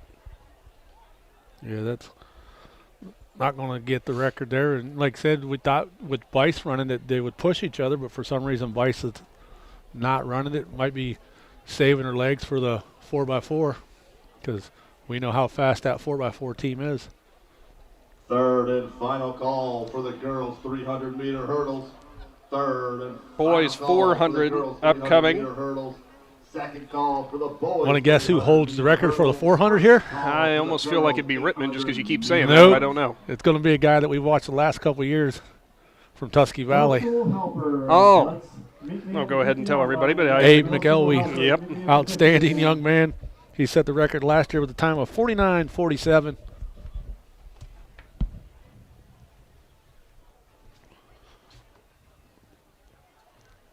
So as we get ready for the first heat of the boys 4x4 here, see if I can pull up the lane assignments. Or not the boys 4x4, just the boys 400. The first heat race in lane 2 will be Beckett Miller of Philo. Lane 3 will be Elliott Wheeler of Coshocton. And lane 4 will be Brody Patterson of Newcomerstown.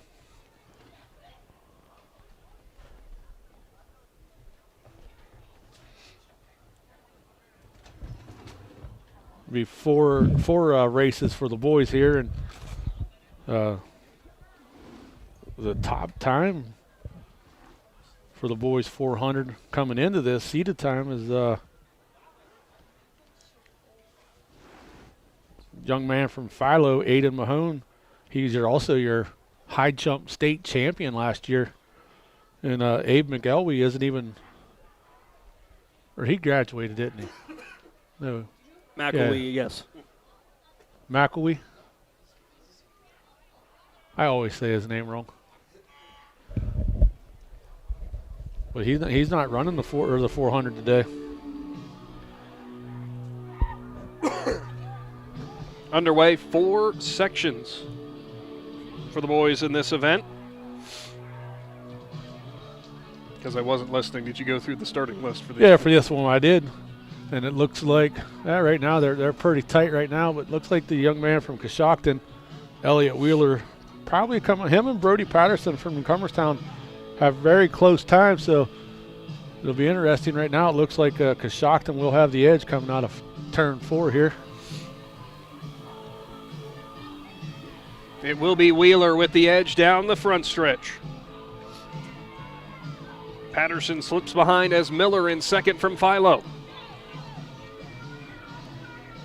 Wheeler out in front, now getting a little pressure from Miller on the inside, but it looks like he'll pick up the first heat victory.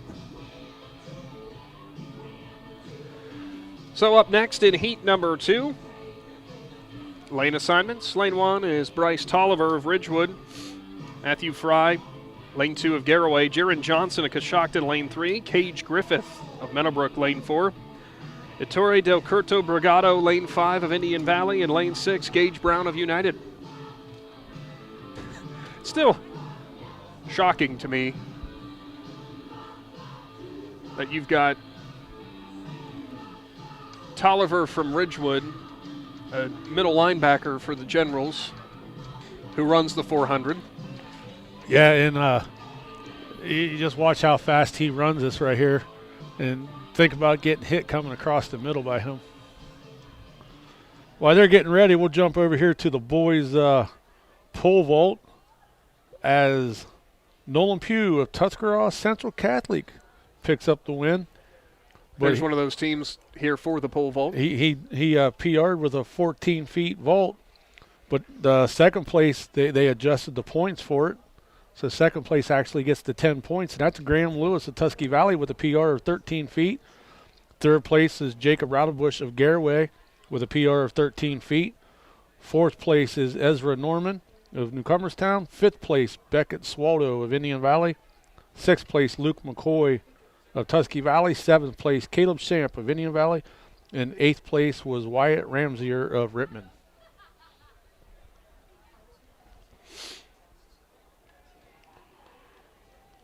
Still waiting on the girls' discus to be uploaded.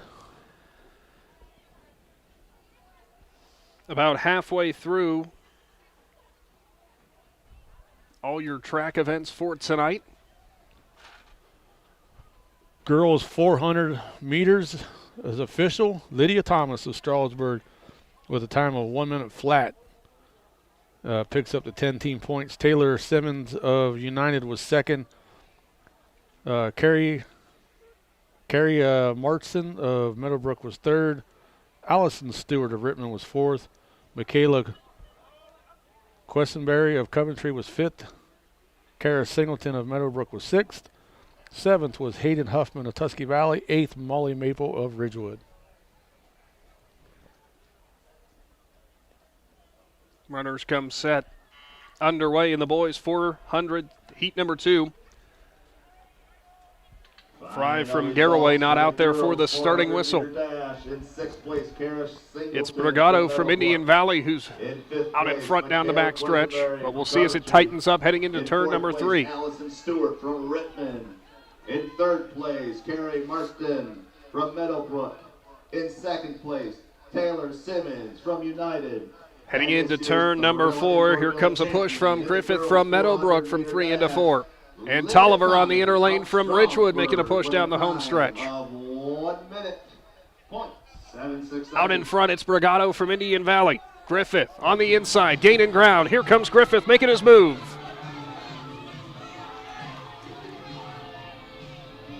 Griffith in front. He'll capture the win in Heat 2. Brigado second and Tolliver in third.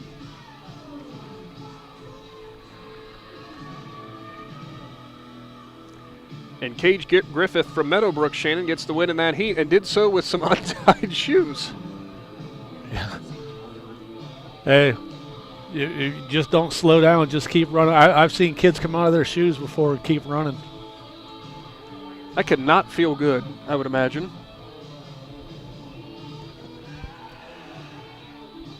Third heat.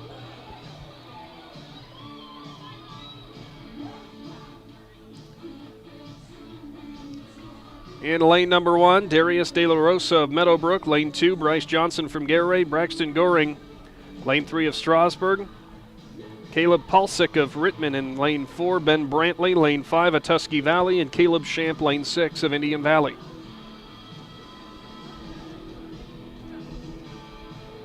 You know, we can tell Mr. Ward, who will be taking over as the athletic director here, as Steve Franks retires.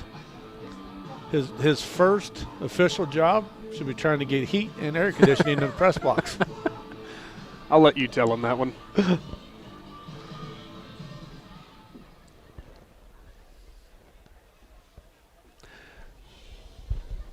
What doesn't help is I think there's 4 heaters in this press box, but they're all around Aaron Stump right now. Yeah. When they walked in, I seen him talking to Stump about telling him how they brought him a heater. So, I mean, they got to keep the princess happy. I'm telling you, man, we're going to pay for this if he watches this back later. As long as he watches it after baseball season's over, he won't be able to say anything bad about it. He won't have a microphone until the fall. There you go. Actually, he won't have a microphone until the winter because the fall he's the PA announcer here, so he don't do no games with us. Fair enough.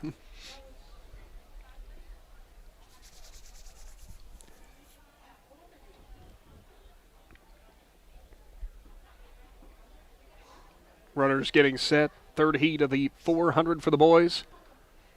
Girls pole vault as they still continue to warm up. If I was Abby, I'd run downstairs, start my car, and then you can sit in and get warm. Like, we don't got to go to commercial for a little bit yet. Could make it happen. We can hold it until she gets back.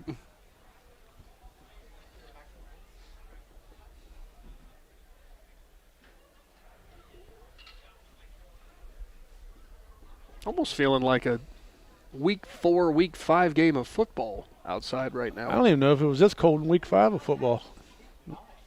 Okay, week 9, sure. Underway. Lombardi from Coventry, Snyder from Rittman, Cable from Meadowbrook. If you are long jumping, girls long jump, please report. Down the backstretch, still pretty much even. Little push from your middle lanes, though, heading into turn number 3. Goring of Strasburg and Palsick of Rittman in those middle lanes pushing forward. It'll be Goring out of turn number 4 heading into the front stretch who's going to have the advantage. Goring still out at front, but he's got Palsick right to his right. From lane 3 for the Tigers. Goring, the freshman, widens the gap and will cross the line first.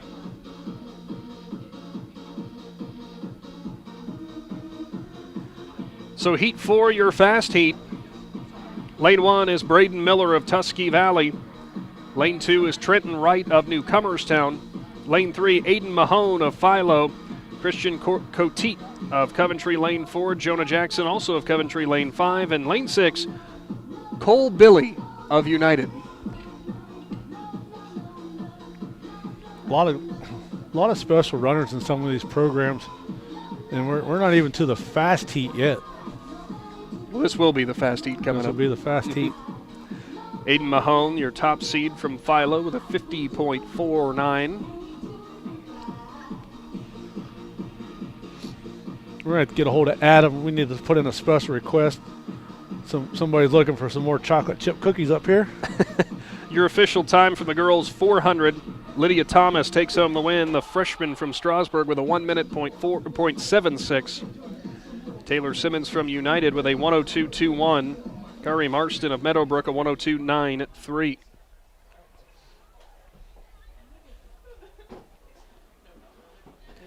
We've had personal bests set all over the place thus far in the boys 400. As Goring and Paulsick both with personal bests from Strasburg and Rittman respectively, as it does Ben Brantley from Tusky Valley.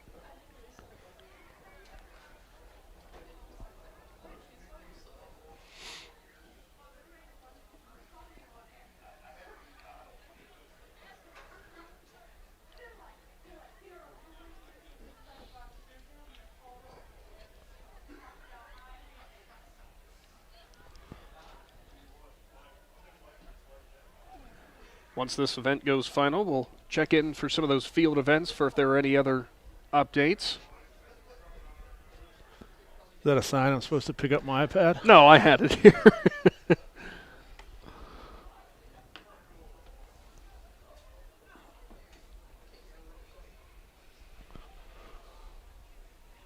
I know the girls' shot put's still going on. As they're still taping. Looks like Carter Love from Indian Valley over there might have just thrown. They still haven't uploaded the girls' discus. So actually we've read all the field events. No, and we are up to date. We're up to date on the field events. Which is kind of a rarity for us to be up to date. Well, I know they just called it. They're waiting on one girl to finish the girls' long jump. And then that'll be official. Girls' discus still got to be uploaded. Boys' discus, I can't see from here if it's still going on. Looks like we still have a couple throwers hanging around the pit. And the boys' high jump looks like it might be on standby down there as they're waiting probably for somebody to run right here. Oh, I know they are. The kid from Philo. Aiden Mahone. Yeah, he's the Division II state. I think he was Division II state track champion last year at the high jump, and he's getting ready to run the 4. I think he's the #1 seed, right? Yes, he is. And when you get a state champion beside your name, you get to have him wait on you a little bit. Out of the starting blocks, heading towards the backstretch, it is Mahone out in front. Can even tell already that he is pushing hard from the middle. Trenton Wright also making up some ground for Newcomerstown in lane number 2. Now here comes Wright with a push in lane 3. Billy from United looks to be in the front, but Wright pushing hard from lane number 2 towards the front stretch. Down the front stretch, it will be Wright who is out in front. Final 100-meter sprint as Wright is in the lead. Pressure on the inside from Coteet. It's going to be close between Wright and Coteet. Heading towards the line as it looks like it will be a photo finish there between Coteet and Wright. Yeah, one of them went down, thought both of them was going to fall right there. Took a hard spill right there at the end. We'll get you those official times here shortly.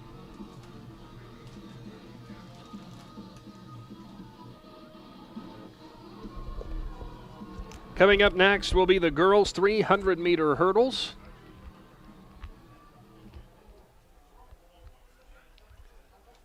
I don't know if your request for cookies was met or not, because I think I hear Adam Soweski downstairs. I know it wasn't your request. Well, actually, it wasn't her request anyhow.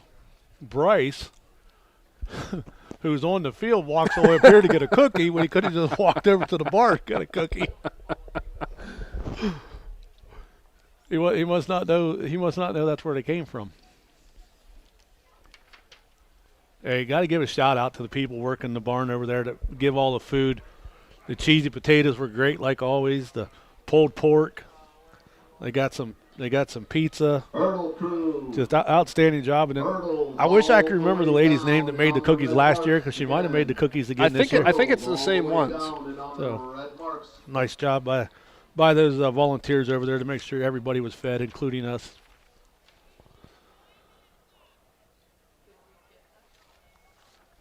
The girls' 300-meter hurdle is coming up, and the record is held by Maddie McDermott of Rittman, set in 2016 with a run of 44.3.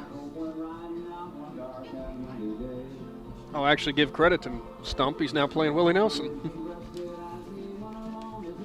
Yeah, Stump, he knows he's got to keep the country boys happy. got to give a shout out to Riverside Manor.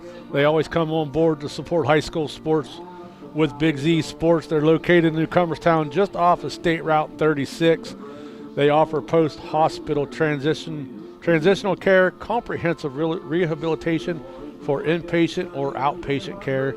They have extended care and memory care. For more information about Riverside Manor, you can give them a call at 740-498-5165, or you can check them out on social media and check out their website as they have all kinds of options. They have assisted living down there, and like I said, it's less than 30 seconds off of State Route 36. I call it State Route 258 that they're located on, but it's actually a name of a road until you cross the bridge, I'm assuming. Willie Nelson, Johnny Cash. I wasn't expecting Ghost Riders today. That's a good track song, though, right? That's right. You're the Ghost Rider. We've given thanks to a lot of different people here tonight, but the unsung heroes sometimes. Look at how many buses arrived here today to bring all these athletes in from all various different school districts. Not possible without them. And if you are somebody, normally you say, if you're retired or just looking for something to do, if maybe you got time outside of your normal employment, I don't think there's a single school district I know right now that couldn't use a bus driver. No, I always joke, I've become friends with Dr. Ira Wentworth at Indian Valley over the years, and I always joke to him I'm going to retire and come drive a bus in Indian Valley. And surprised he hasn't handed you an application yet. He keeps telling me, what are you waiting for? Go ahead and retire. Come on by. And that's just it. There's a lot of people in the school district that, people don't think about until you need them, and bus drivers are one of them. People who work the cafeterias, the custodians. There's a lot of people that keep school districts running, and I know people sometimes tend to complain about tax money, but at the end of the day, it's our responsibility to educate our youth. Underway in your first heat. For the girls, 300 hurdles, 3 heats for this.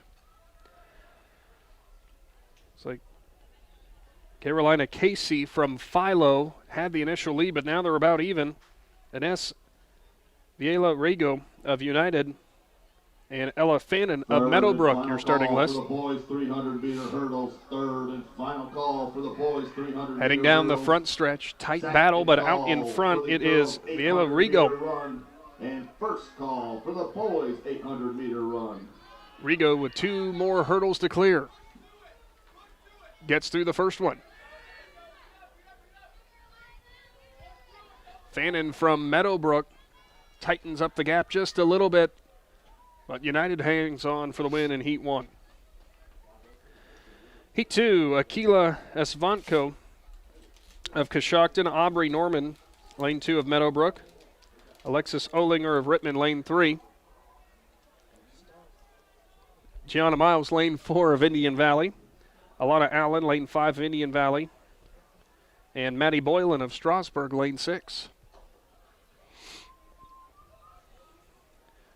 In the 300, starting blocks located right out of turn 2, straight onto the back stretch.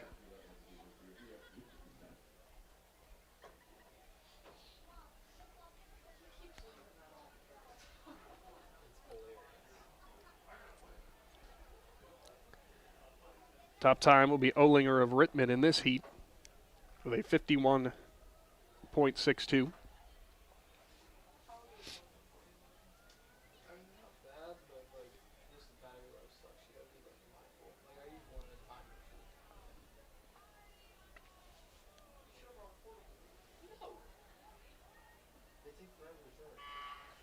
Underway, heat number 2.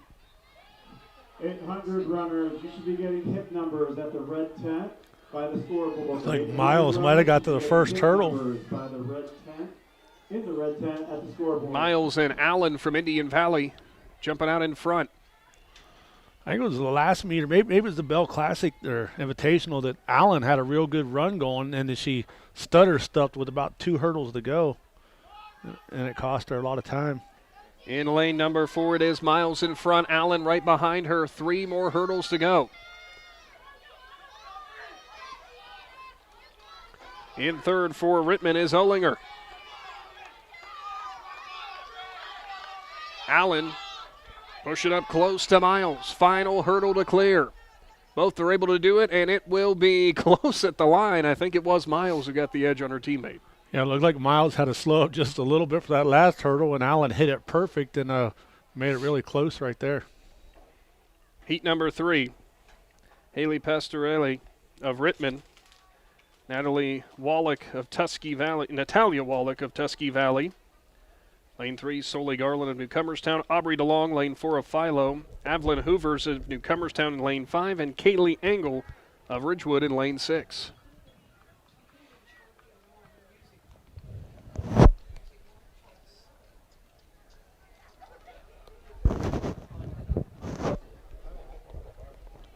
Starting to see a lot of blankets come out on the athletes out there walking around like they got big robes on. And I don't blame them. Always wondered how warm, you see in the NFL those giant jackets they put on those guys on the sideline on like quarterbacks and such that go all the way down to the ground. How warm do you think those are? Oh, I bet they're warm. Maybe we need to get those. Big Z Sports coats like that.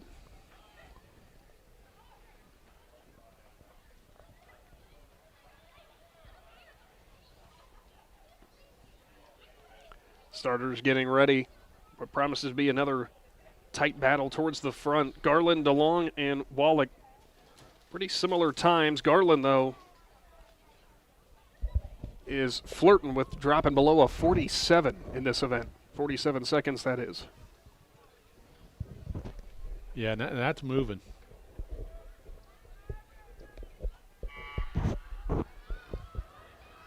Out of the starting blocks. Looks like establishing the lead early is Garland.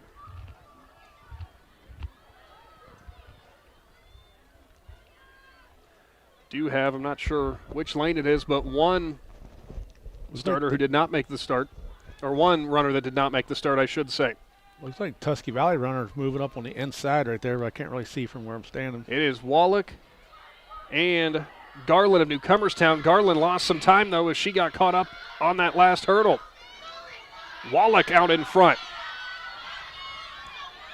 Here comes Garland reeling her back in. One more hurdle to go. All about this last jump.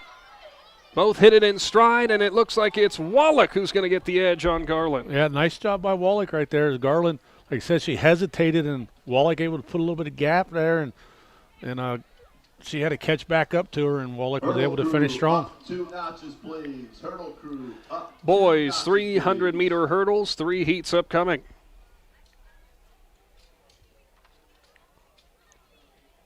In that boys 400, your official times are in. And believe it or not, Shannon, remember when I said photo finish between Wright and Coteet? Yep. As much of a photo finish as it gets, as both runners post a 51.1, so they will split 9. They will each get 9 points for their respective teams, both with personal records. Cole Billy from United, also a record for him, the 51.55. Aiden Mahone, who was your top seed from Philo, finishes 5th with a 52.53. Above him, junior Braden Miller of Tusky Valley, 14 points for him with a 52.36. And we actually have 2 champions this year for the Thrilla in Zoarvilla boys 400 meters. How often do you see that? Right from Newcomerstown. Yeah, and I guarantee you they watched that film a couple times and couldn't figure out who it was. 51.10 seconds. When people start asking, they go out to the hundreds, just saying, maybe we need to go out to the thousandth. The boys' 300-meter hurdles, the Thrilla in Zoarvilla record is held by Indian Valley's Carson Hostetler from last year with a time of 38.5. And, I mean, that very easily could be broke tonight as Hostetler is a posted more than a second off of that since then. Yeah, he's the thing is, though, tonight, is there anybody pushing him? Because sometimes he gets way out front like that, and during certain races, his coaches might shut him down. Especially when it's cold like this, too. Well, I'm not sure if he's running the 4x4, so if that's the case, they might shut him down, which just the other night up at Sandy Valley, he set the school record in the 400-meter, the open 400 by himself. So, you know, they might be preparing him for tonight. Underway, only 2 runners in this first heat. Looks like it's Camden Raber of Garraway.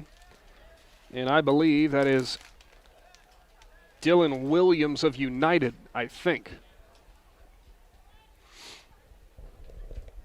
Both athletes about stride for stride with each other. Halfway through 3 and 4. Williams from United with a bit of an edge now, heading into the front stretch.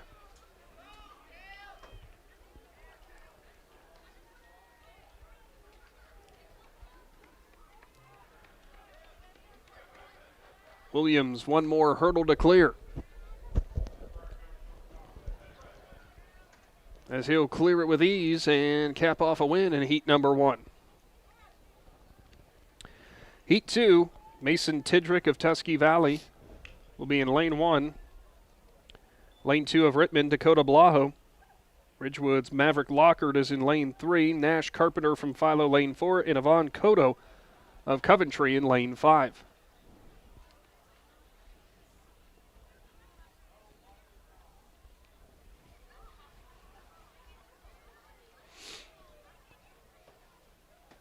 Again, 800 runners, make sure you get your hit number at the red tent next to the scoreboard.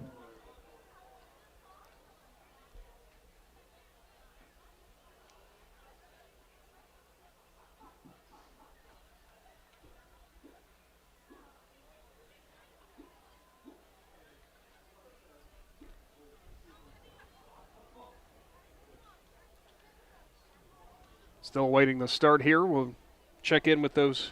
I don't think there's any other field updates. Do you think, Shannon? Nope, just looking right now. There's no more field updates yet. Which the shot put pit hasn't completely gone cold. Nobody over there throwing. So they'll probably bring up the girls' discus and girls' shot put and get them both uploaded. The girls' pole vault is just now warming up. Well, it looks like they have now officially set the bar. Boys' high jump ongoing as well. And don't seem to be anybody standing down at the long jump pit now, so the last girl must have come and got her jumps in. Well, we've only got 2 starters in this event as well. It looks like it is Lockard of Ridgewood. And I think that might be Carpenter of Philo. In 6th place, Haley Pastorell of Redmond. In 5th place, Alana Allen, Indian Valley. Heading into turn 4, out in front for Philo is Carpenter. Now down the front stretch, Lockard reeling him in a little bit there, but a bit of a stumble coming off of that hurdle. From Newcomerstown. Lockard now trying to go side by side with Carpenter. 2 hurdles to go. Lockard gets the lead there on a nice jump. Lockard will clear the last one and gets the win in heat number 2. See how that time stacks up against this fast heat. The girls' 300 hurdles is official, and Natalia Wallach of Tusky Valley with a time of 49.04 picks up the win. Second was Solly Garland of Newcomerstown. Third was Kaylee Angle of Ridgewood. Fourth, Gianna Miles of Indian Valley. Fifth, Alana Allen of Indian Valley. Sixth, Caleb Pastroli of Rittman. Seventh, Evelyn Hoover of Newcomerstown. And eighth, Alexis Allinger of Rittman. And there's what we're always talking about. No matter what heat race you're in, you got to run against the stopwatch, try to jump in and get points. And Miles and Allen jumped all the way up to 4th and 5th, and they was in that second heat. Lane 1 in this fast heat for the boys, 300 hurdles. Trey Ramseer of Rittman. Lane 2, Logan Birdie of Indian Valley. Lane 3, Carson Hostetler of Indian Valley. Lane 4, Jaden Black of Meadowbrook. Carter Bowers of Philos in Lane 5, and Zane Finney, Lane 6 for Tusky Valley. Fastest seated time is Hostetler with a 37.16 this year. Recently setting that, and there goes Hostetler down the backstretch, already way out in front. Yeah, like we said, he holds the record in this race at 38.59. Hostetler so far, no trouble here as he'll head down towards the front stretch. Hostetler with about a 30-40 meter lead. Hostetler clears another, 1 more to go. Battle is for second. It's between Burrier and Black. Hostetler with the win. Burrier looking to get the second place finish, and he'll get it. So Indian Valley there with 18 team points, depending on how those times match up with the other times. Hurdles off the track. Hurdles off the track. Thank you, middle schoolers. Good luck at the county meet tomorrow. They're pretty awesome to be out here in this cold weather the night before the county meet. Thank you, thank you, thank you, middle schoolers. Hurdles off the track. Hurdles off the track. Official times will be coming in, and you know what? You probably heard it there, but we'll offer our thanks to the middle school track team for Tusky Valley, helping with the hurdles. And forgot that middle school county meet is coming up tomorrow. Yeah. For the boys 800-meter run. Tomorrow? It's on a Sunday? Maybe it is. Did he say Sunday? Oh no! Wait, tomorrow's Saturday. Yeah. I'm all messed up. I didn't work today, so my days are messed up. Girls 800 meters, 2 laps around, upcoming. Still to come after those 800-meter showdowns, the 200, the 3,200, and the 4x4s. On what started out, it's cold, don't get me wrong, but what started out with such a poor weather day has really turned into such a nice night with the sun shining. Albeit at about 41 degrees, maybe.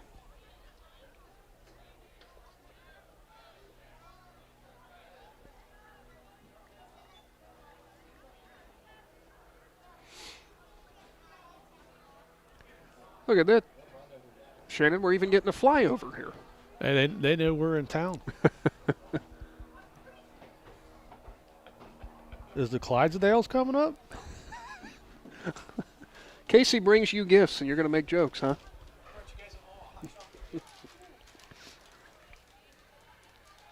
Boys 300-meter official times. Hostetler with a new event record and an Ohio top 10 finish, but still about a second off from his other time. A 38.18. Burrier does get second with a 43.04. Jaden Black from Meadowbrook with a 43.25. The sophomore from Rittman, Trey Ramseer with a 44.07 to finish fourth with a new personal best.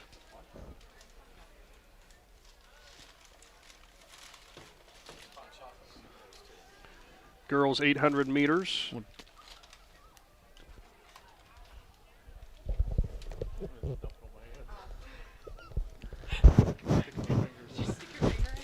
Shannon, that's not how you're supposed to use hot chocolate. Hey. It's not a hand warmer. That's why you hold it here like this. Why didn't you wear? You know, I don't think I've ever seen you wear gloves. No, I don't wear gloves a lot. I did when I was mowing grass last night and it was dark out. Top seed in this girls 800.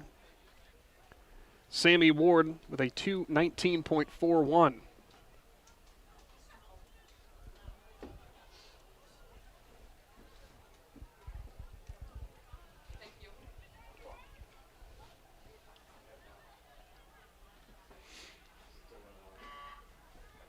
Underway. Ward, your top seed, starts on the innermost lane, right up against the infield. 200 can check in at the start line. 200 can check in at the start line over by the gator.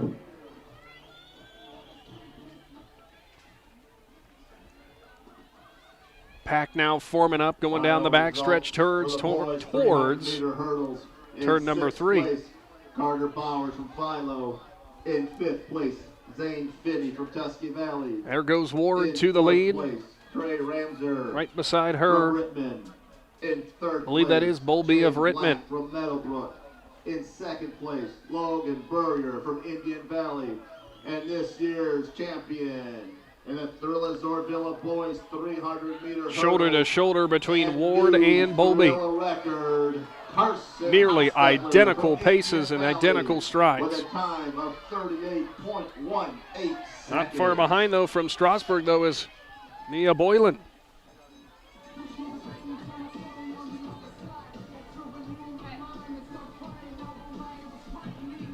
Bowlby was about 3 seconds off in terms of the seating to Ward, but she has kept with her stride for stride through turn 2.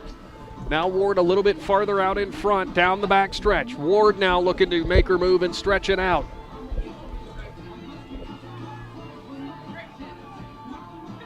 You said stretch out. I did. It's hard to do when it's cold. Sammy Ward stretching out that lead even further.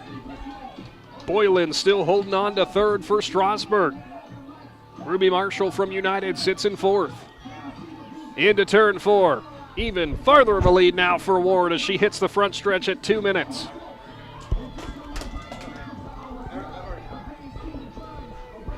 Ward looking to capture a victory here on senior night. And she's impressive in this event.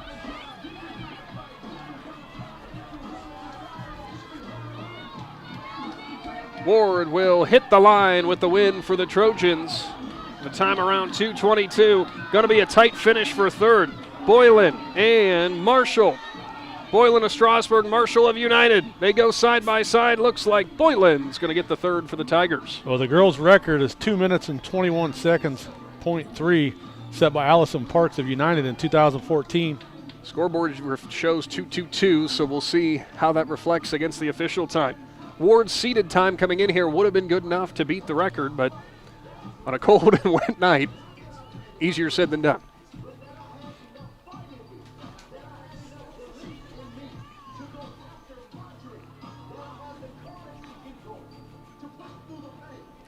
Boys 800 upcoming. And the boys' 800 record is held back clear all the way from 2006, the original Thrilla in Zoarvilla, set by Ridgewood's Chris Ollinger with a time of 4 minutes and 21 seconds. So he still holds. I'm wrong. Take that back. You said 3 minutes, and I went, wait a minute. No, I'm one event ahead of myself. I was doing the 1600. Yeah, that's where I thought you ended up. Yeah, the boys' 800 meter is actually held by United Caleb Nastry in 2023 with a time of 1 minute and 52. That sounds a little better. As soon as I said 4 minutes, I thought, well, that's a slow 800 right there. Starting list. Cade Conrad of Tusky Valley. Luke Snyder of Rittman. Logan Chaplin, also of Rittman. Nick Palmer of Garraway. Luke Norman of Meadowbrook. Logan Roth of Tusky Valley. Vincent Campbell, Meadowbrook. Josh Hawkins, United. Dominic Schleybaugh of Garraway. Ethan Blackmere of Coventry. Cole Riniger of United. Braden Coons of Philo. Hudson McKenzie of Strasburg, and his teammate Daniel Cook, also of Strasburg. Conrad, your top seed, at 1 minute 57.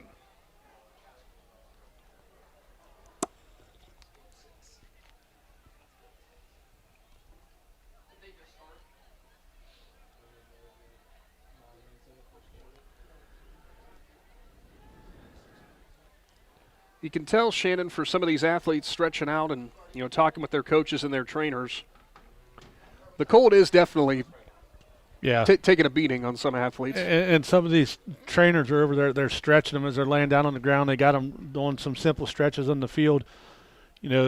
After a while, you get cold, so you quit moving around, and everything just tightens up. And these trainers right now, they have their job, trying to get them to stay loose. Yeah, you got to keep that active or that constant motion going, which you can't tire yourself out, but you got to keep those muscles firing.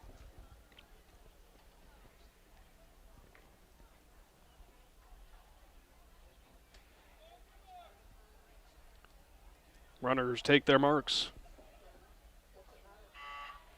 Underway.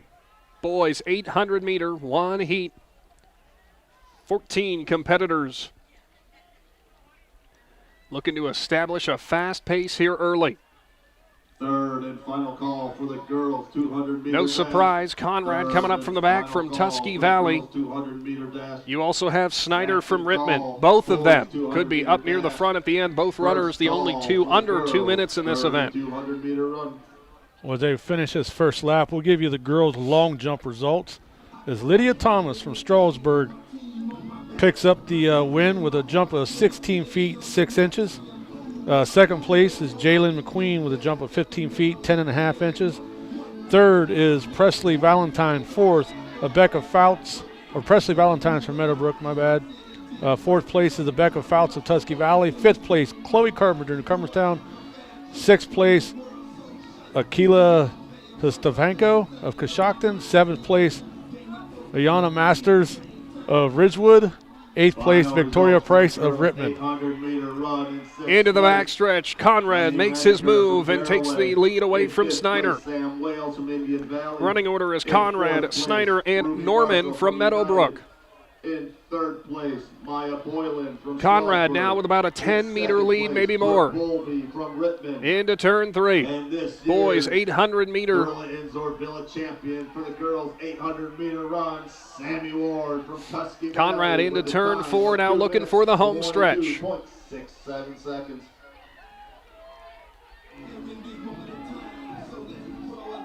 Conrad now with about a 40-meter lead on Snyder.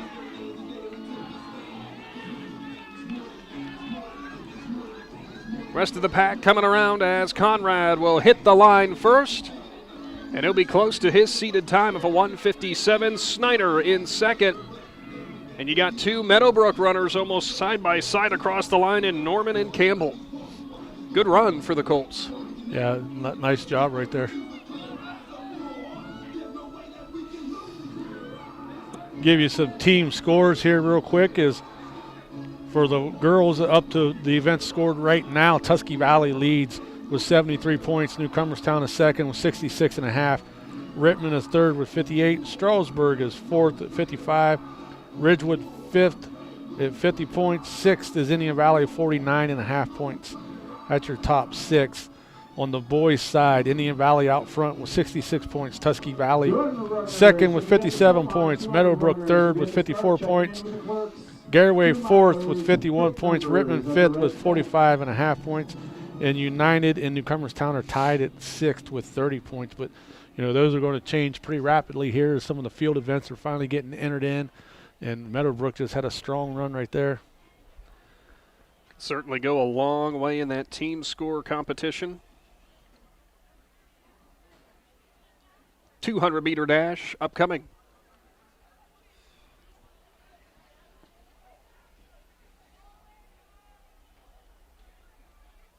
Have you given the girls shot put results yet? Just pulled it up. All right. Great minds think alike. Girls shot put winner was Sophia May of Meadowbrook with a throw of 36 feet 1.5 inches.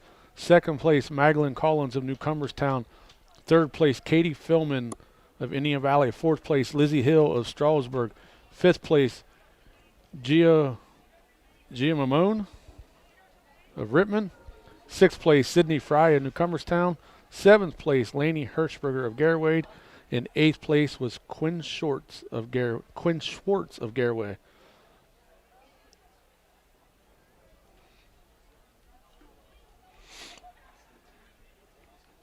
Four heats for both the girls and boys 200s.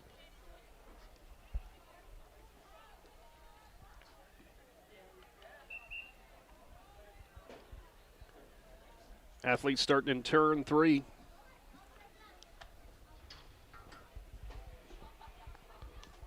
Girls pole vault still going there as high jump on your screen right now for the boys high jump, and there's your pole vault. Girls 200 record is set back in 2012 from Rittman High School. Crystal Barber with the time of 25.1.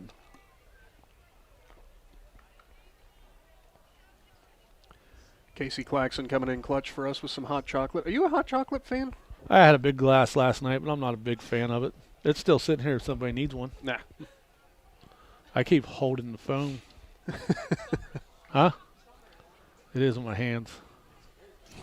I'm just not a big chocolate milk drinker or hot chocolate drinker. I can drink chocolate milk all day long. Get your 20th anniversary Thrilla in Zoarvilla shirt. That's something you and I might have to do before we leave here.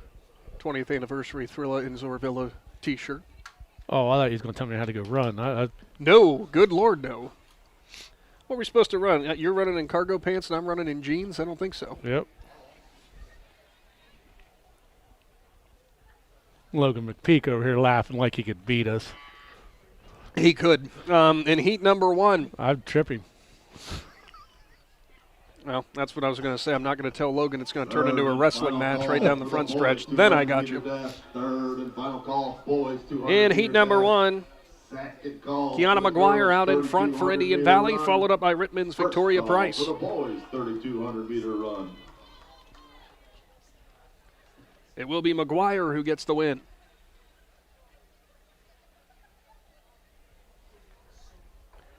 Heat 2, Aria Williams of Coshocton, Jenna Vallet of Indian Valley, Kate Farthing of Strasburg, Chloe Edmond of United, and Kinsey Benline of Strasburg. Final results for the boys, 800-meter run. In 6th place, Dominic Schleybaugh from Garraway. In 5th place, Nick Palmer from Garraway. In 4th place, Luke Norman from Meadowbrook. Your official time in the boys 800, which you probably hear is being read off right now. In 2nd place, Luke Schneider from Cade Redmond. Conrad comes so close to his seated time. He posts a 1:57.83, still good enough for a top 50 time in the state of Ohio this year. 1 minute, 57.83 seconds.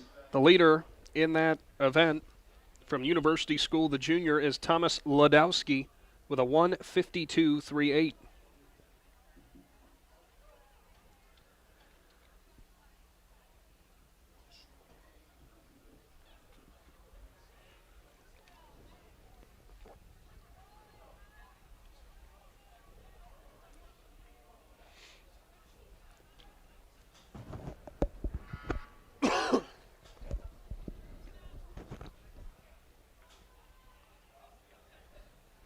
Girls 200-meter heat number 2. Only have 3 competitors out there. It's Williams of Coshocton, Fallett of Indian Valley, and Farthing of Strasburg, and it's Farthing out in front. Fallett reeling her in a little bit here in the final 50. Farthing, though, looks like she's going to hold on and pick up the win in heat number 2, followed by Fallett, then Williams. Heat 3 now lining up in turn 3. Alexa Jones, lane 1 of Garraway. Rebecca Fouts, lane 2 of Tusky Valley. Michaela Quisenberry of Coventry, lane 3. Kylie Bice, lane 4 of Ridgewood. Carrie Marston of Meadowbrook, lane 5. And Nilsa Rivera in lane 6, also of the Colts.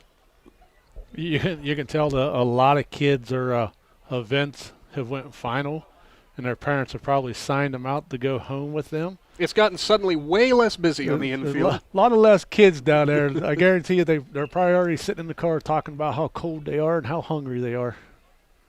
I think when we go final here, I'm going to go down and get the banners, but I think I'm going to start up the truck in the back because it might take a while to get that going.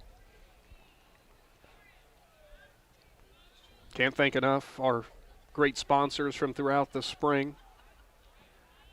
Including the sponsors who jumped on for these track and field presentation, and also to the Tusky Valley Athletic Department and all the volunteers who make this happen. And, of course, the OHSAA officials on hand today. Yeah, if you're getting ready to have any fires at your house on a Friday or Saturday night, invite some friends over, talk high school sports, get a hold of our friends down at Millwood Lumber. They got all kinds of lumber. You can run down and get you a pickup truck load or however you want to do it, but they support the youth, so support them. Only 4 starters making this start here in the 3rd heat, and out in front it is Bice. Kylie Bice with the lead, now getting pushed though. On the inner lane, it looks like it's a Becca Fouts from Tusky Valley, but also here comes Marston of Meadowbrook. Marston now from lane 5 is going to get the win in heat number 3.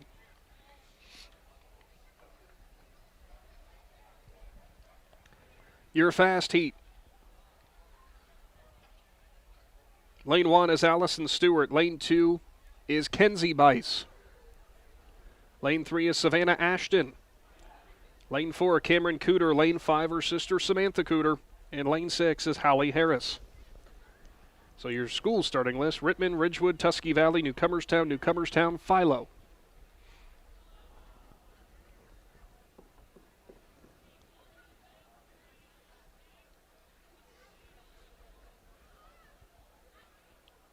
Is Bice over there in the starting block? Well, that's what I was looking for. We noticed we didn't see her in the 400. And I don't believe I see her over there in the starting blocks. And, well, there's the answer to that question, because she's walking down there on the infield with Coach John Slusser. Yeah, so apparently she she's got something going on that maybe they feel that it's not important to run tonight. Well, everything about the late season is just about preparing for Jesse Owens if you can make it there. Yeah, I mean, as much as you'd want to, win at the Thrilla, it's a huge track meet and everybody loves it. But at the end of the day, what happens in June is what what you want to do.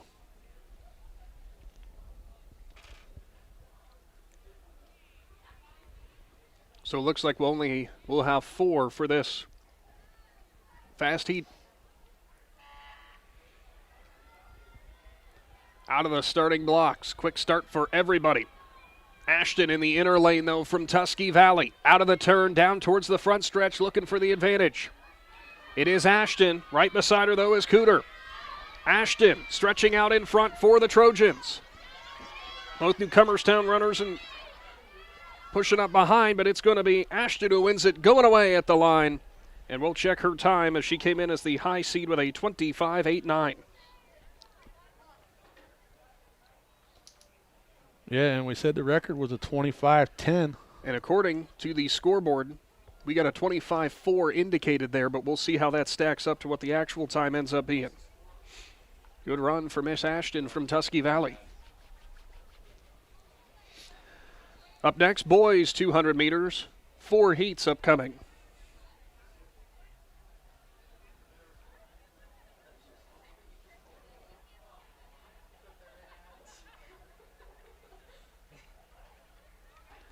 Also after that will be the boys and girls 2 mile.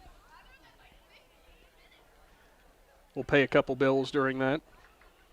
Give you the update on who's out in front and such when we do come back. It's not a slight on anyone who runs the 2 mile. I don't know if we can commentate 2 full miles. Yeah, that's a 10-minute race for the boys and about 11-minute race for the girls, and that's 8 laps each, and that takes a special athlete to do that because I wear myself out walking up the steps over here.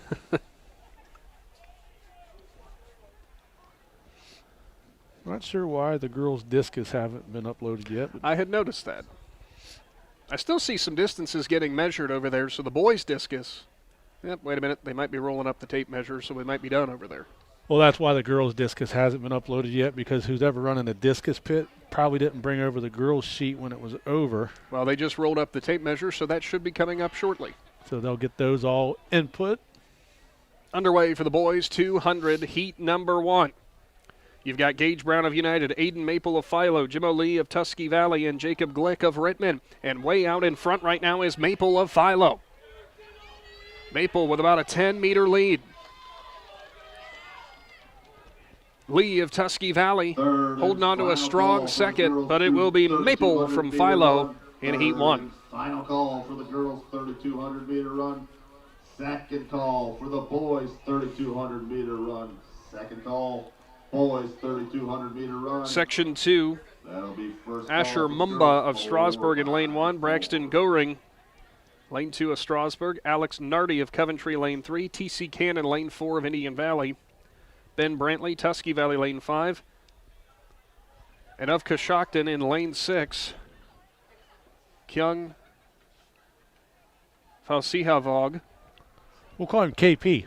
Yeah, because I'm going to really apologize because I know I butchered that one. I think KP's a great nickname.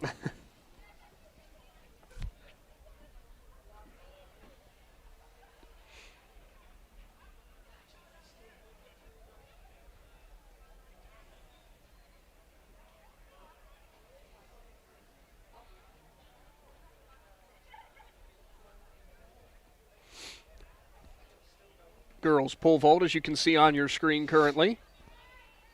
Cleared there, I believe, for Tusky Valley. Do not know who for Tusky Valley it is.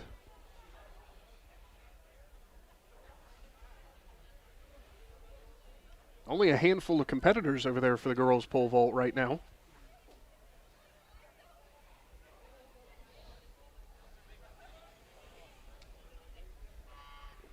Underway, heat number 2. Out of the blocks, it is Cannon for Indian Valley.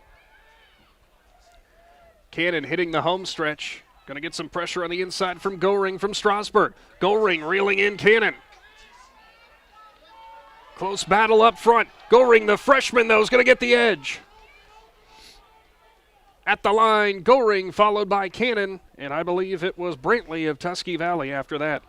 I'll tell you right now, all the boys' coaches, they're in their athletes' ears right now, because in the team scores on the boys' side, Tusky Valley leads with 67 points. Indian Valley is second with 66. Meadowbrook is third with 65.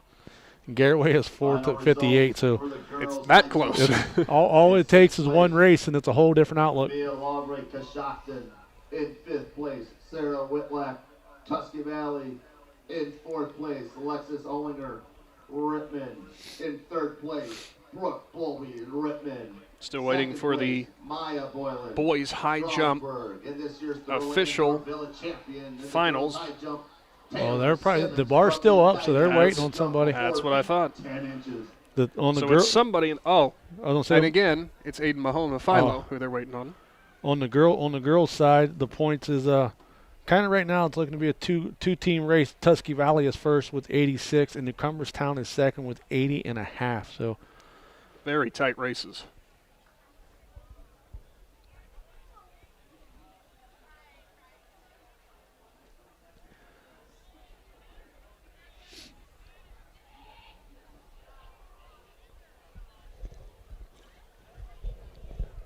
Looking ahead with Big Z Sports as we're about to get this next 200-meter showdown underway. As Shannon mentioned, doubleheader action on Monday. High school softball with Indian Valley hosting Sandy Valley and Claymont welcoming in Garraway. Tell you what the rest of the week looks like momentarily as we are underway in heat number 3. Out in front and pushing ahead, it looks like it's Andrew Wicker of Garraway. Wicker with a nice lead right now on Cash Murphy of Coshocton. Inner lane is Seth Shy of Garraway in third. Michael Watson of Coventry in fourth. And it's going to be Wicker at the line, followed by Murphy of Coshocton, Shy of Garraway. And this year's Thrilla in Zoarvilla champion for the boys pole vault. Fast heat. From Colin Durling of Rittman, lane 1. Breyer Ford, lane 2 of Ridgewood. Aiden Mahone, lane 3 of Philo. Reese St. Clair, lane 4 of Indian Valley. Trenton Wright, lane 5 of Newcomerstown. And his teammate Lucas Justice, lane 6. The boys' 200-meter record was set in 2013 by Troy Robinson of, I don't even know what that school's called. Garfield? Well, it's supposed to be Garfield, I believe, and they just That's had a what typo. I thought it was supposed to be Garfield. No, we'll stick with Garfield. Garfield. Just a slight typo. 22.3. That's a big typo. Garflell. I was going to say. Somebody's going to message us like, no, I graduated from Garfield. That's what my diploma says. Fast heat for the boys 200. Everybody getting warmed up. That's why I get a little goofy when I get cold. Looks like we are going to have 5 starters out there. Everybody's on look. Got TC Cannon making his way down that way to watch.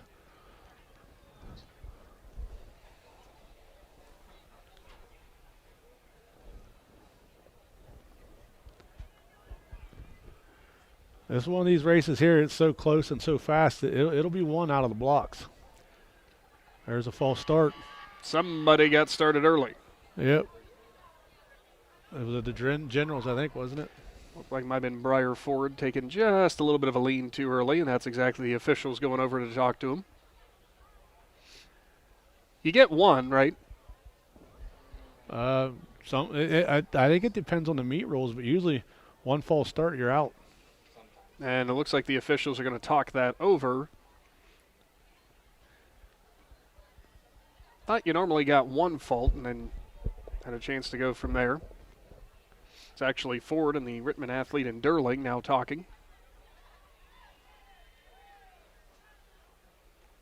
And Breyer Ford gets to keep his starting spot. So there you go. That answers our question. So for the Thrilla, you get some grace. You get a mulligan. How many mulligans do you normally have over 18? You don't even want to talk about my golf game. I got more slices than a loaf of bread when it comes to golf. I'm right there with you, buddy. Don't feel bad. The only place that I can play good golf at is Top Golf because they got that net that keeps me in. I don't have an iron. I have a weed whacker. Runners on their marks and set again. Underway. No false start that time. Out of the blocks in the middle. It looks like it's St. Clair out in front. Mahone pushing him from Philo. Down the straightaway. St. Clair is out in front. Mahone right behind him. Mahone looking to close the gap at St. Clair, widening it now. Send up. Please send it to the press box. It will be St. Clair followed by Mahone and then Ford of Ridgewood for your top three. So St. Clair going to be the 100 and the 200 champion. So big team points for the Braves. What's that scoreboard say as a time? They took it away already.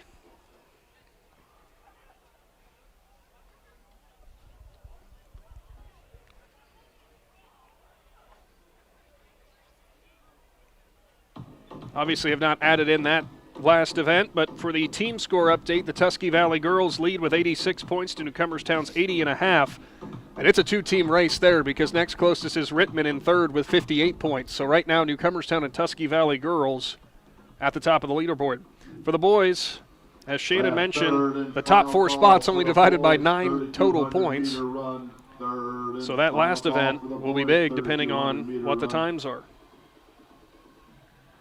We'll do second call for the girls 4x4. Girls 3,200, boys 3,200, and the 4x400s still to go before we'll be able to put a bow on it from the Thrilla in Zoarvilla. And again, I guess Edwin Diaz is making an appearance here in Zoarville. And if somebody's watching this and doesn't follow baseball at all, they have no idea what I'm talking about. And it's official, Reese St. Clair just broke the Thrilla in Zoarvilla record with a time of 22:14. That's a new PR for him and an Ohio top 50 run. Is an Ohio top 50 run and top time in the state of Ohio this year in that event. Held by Wayne's senior Kashawn Garrett with a 21.13. I was getting ready to text the boss, man. He's standing here spying on us.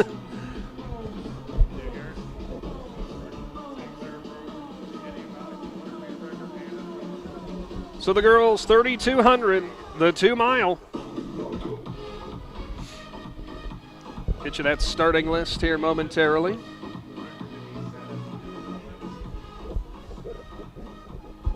Once, as Shannon would say, technology decides to cooperate with me.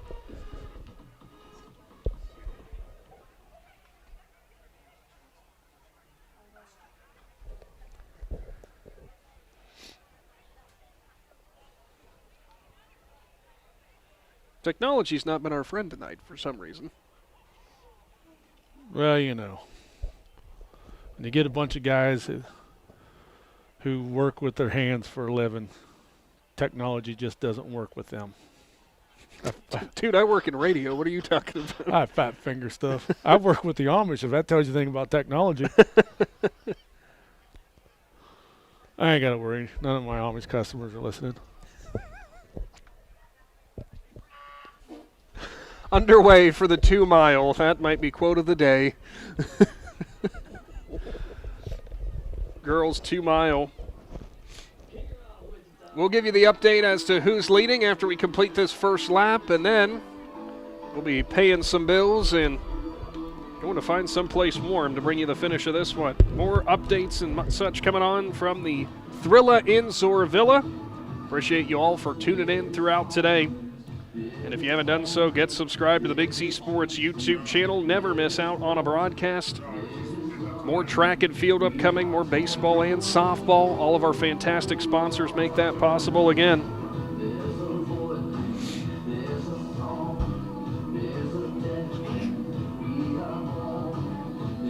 course, you can also check us out on Facebook. Adam's going to have some updates as to new records and stuff being set here from Zoarvilla. Out in front, you've got Kara Singleton of Meadowbrook, and right beside her is Hannah Shipley of Rittman. Right behind both of them, Kylie McKenzie of Strasburg. Both Tusky Valley runners and Natalie Stokes and Natalie Reneker, followed by Indian Valley's Rowan Hershey. That's your running order as they hit the line to complete lap number 1, and we'll take a timeout. Big Z Sports will be back to Zoarville right after this. 5-star quality, 5-star service, 5-star satisfaction. Hi, this is Chandy Salisbury with Riverside Manor Nursing and Rehabilitation Center. We are proud to be the area's only skilled nursing facility with these elite ratings. Locally owned and operated since 1978, Riverside ranks in the top 3% of nearly 1,000 Ohio facilities for outcomes, return-to-home success, and customer satisfaction. With on-site therapy 7 days a week, we help you recover quickly, safely, and confidently. Call me today at 740-498-5165 to learn more. When it comes to protecting what matters most, trust the team at Grandview Exterior Systems. Established in 2016, they specialize in commercial, industrial, and residential roofing, handling everything from repairs and replacements to full restorations and ongoing maintenance. At Grandview Exterior Systems, their mission is simple: create peace of mind for every client while setting the standard for safety, quality, and efficiency in construction. Visit them at 2230 Township Road 415 in Dundee. Call 330-275-1807 or learn more at GrandviewExteriorSystems.com. Grandview Exterior Systems. They have you and your roof covered.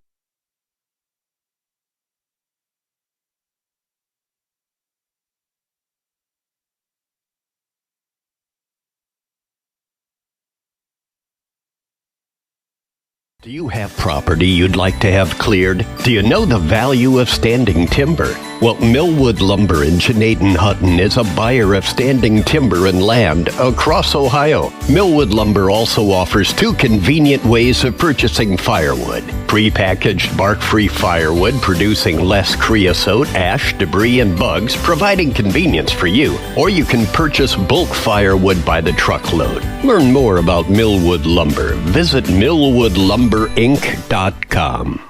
Willendale Golf Cart Sales is conveniently located right in the heart of Strasburg on North Worcester Avenue. They are your one-stop shop for easy-go vehicles, Textron off-road vehicles, and Cushman vehicles. Once you choose your cart, then the fun begins at Willendale as they have all the accessories to deck it out. Willendale Golf Cart Sales pride themselves in providing great customer service in their sales, parts, and service departments. To see all the great reviews and to learn more, find Willendale Golf Cart Sales on Facebook. The Tuscarawas County Rockets stay active year-round, competing in events and bringing the community together, and they couldn't do it without dedicated volunteers. There are 2 exciting events coming up this month. On May 14th, join the Rockets at Tuscarora Park for a fun bocce tournament. Then on May 16th, head to Strasburg's Ron Hurst Field for a track and field event. Interested in getting involved? Volunteers are always needed. Call 330-243-6562 to learn more or sign up. And don't forget, stay up to date with everything the Rockets are doing by following them on Facebook. Are you ready for a spring home refresh? Don't miss the buy one get one free paint sale on best look interior and exterior paint at Keim Home Center and Keim Mount Hope Hardware, happening April 28th through May 4th. Whether you're updating your bathroom or finishing your next project, a fresh coat of paint can make all the difference. Visit us at Keim to explore your color options, bring your vision to life, and save during the BOGO Paint Sale April 28th through May 4th at Keim Home Center in Charm and Keim Mount Hope Hardware. Every day begins with purpose. Every job begins with precision. At Rightmark Roofing, we don't just install roofs. We build trust and forge relationships. We understand that your roof is more than just materials.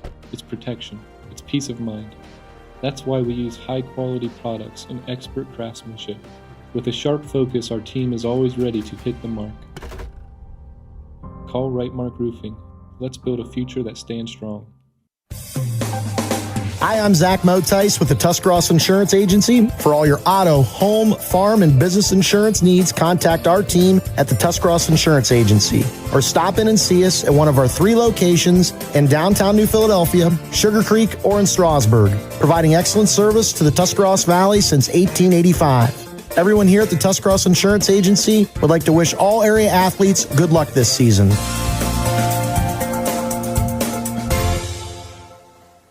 Five-star quality, 5-star service, 5-star satisfaction. Hi, this is Chandy Salisbury with Riverside Manor Nursing and Rehabilitation Center. We are proud to be the area's only skilled nursing facility with these elite ratings. Locally owned and operated since 1978, Riverside ranks in the top 3% of nearly 1,000 Ohio facilities for outcomes, return-to-home success, and customer satisfaction. With on-site therapy 7 days a week, we help you recover quickly, safely, and confidently. Call me today at 740-498-5165 to learn more.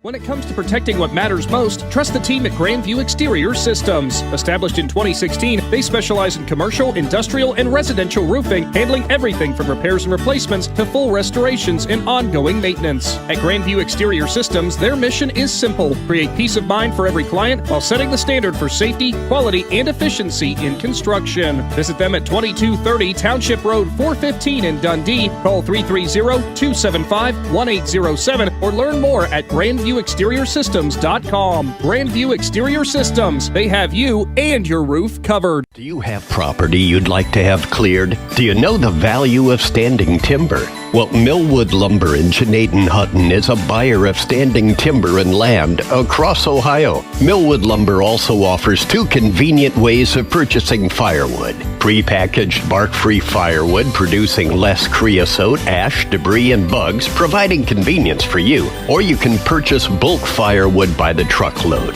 Learn more about Millwood Lumber. Visit millwoodlumberinc.com.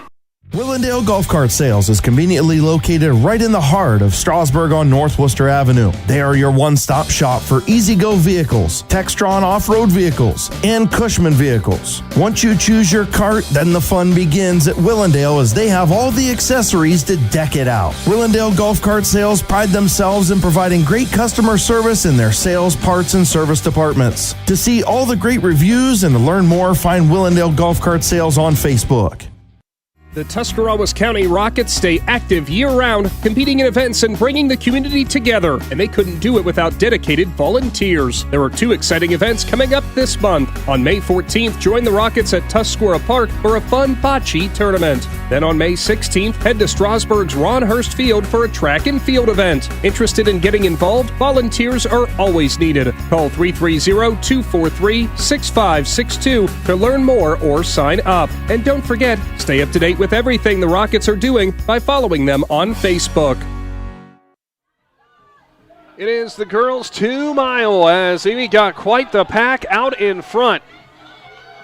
A logjam up front as Stokes takes the lead from Tusky Valley, followed by Singleton from Meadowbrook and Shipley of Rittman. Also alongside him, Natalie Reneker from Tusky Valley and Rowan Hershey of Indian Valley. It has been a 5-girl race at the front since the start of this.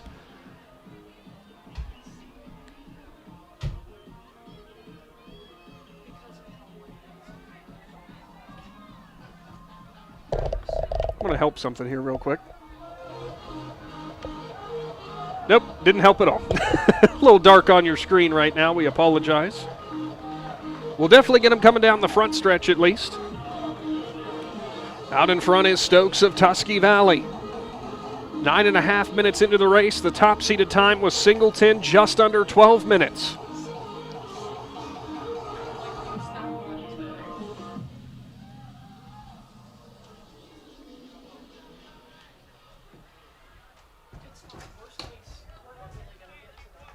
Coming down out of turn number 4, which I believe for the last lap. Fantastic pace being set by this pack. Hershey from Indian Valley has now slotted into second. Stokes from Tusky Valley, Hershey from Indian Valley, and Shipley of Rittman. That 3-pack has split off from the other 2. The bell lap sounds here from the Thrilla in Zoarvilla in the girls' 2 mile.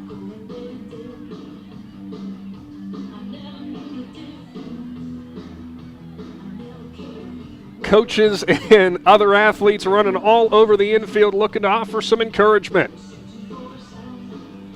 Down the backstretch, Stokes and Hershey still the same distance apart. They're now separating, though, from Shipley.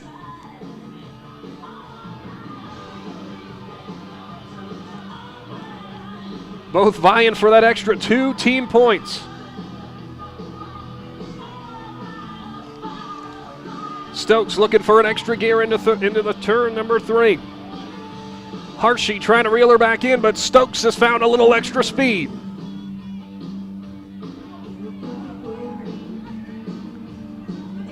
Into turn number 4 towards the front stretch.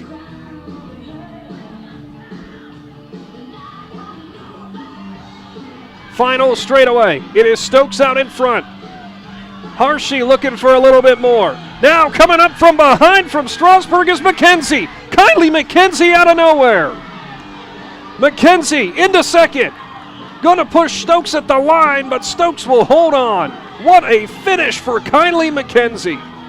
Hershey takes home third. Shipley from Rittman fourth. And I believe that's Redeker from Tusky Valley fifth.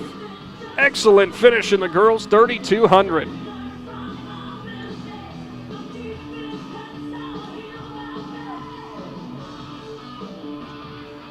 Stokes and McKenzie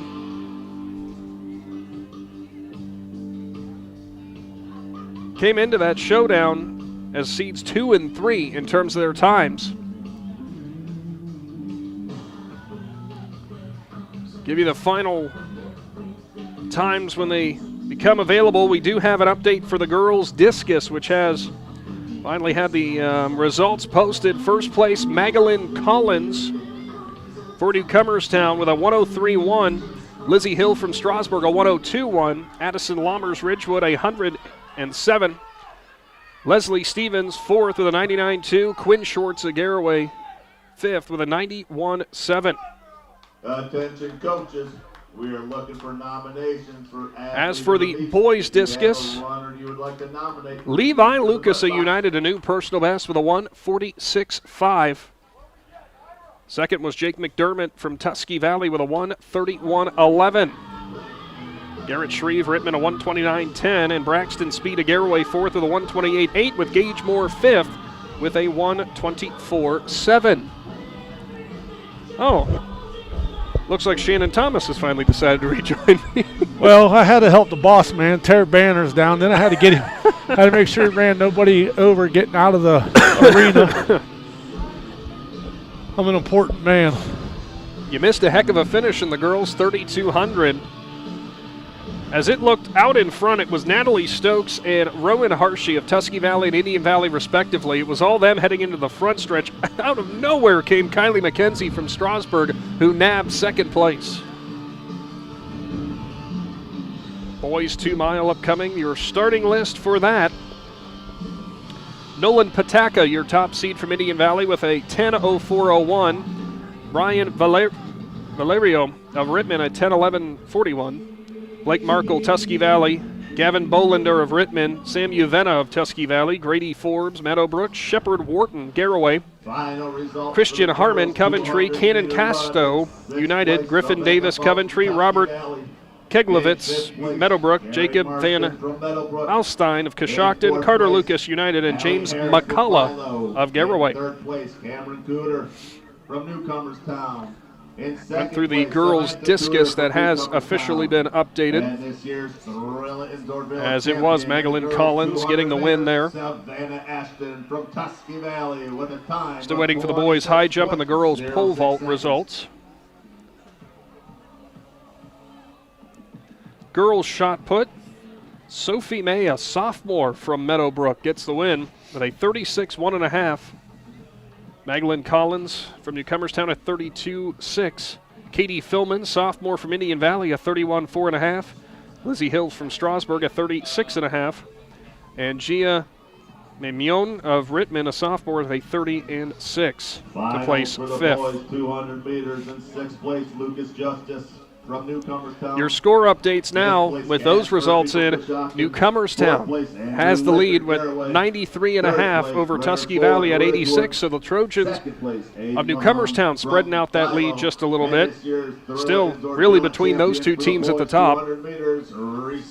Indian Valley for the boys taking the lead 81-75 over Tusky Valley. Garraway still in striking distance at 70 in third. Meadowbrook now sits at 65 points in fourth. Yeah, and if you're Indian Valley, you know, one thing you got to be thinking about is that 4x100 that you was leading and dropped the baton. You know, they're hoping they can pull out that win. But if something happens and you don't, that's one of the things you're going to look back at. Still waiting for all athletes, getting ready for the the 3,200 rather.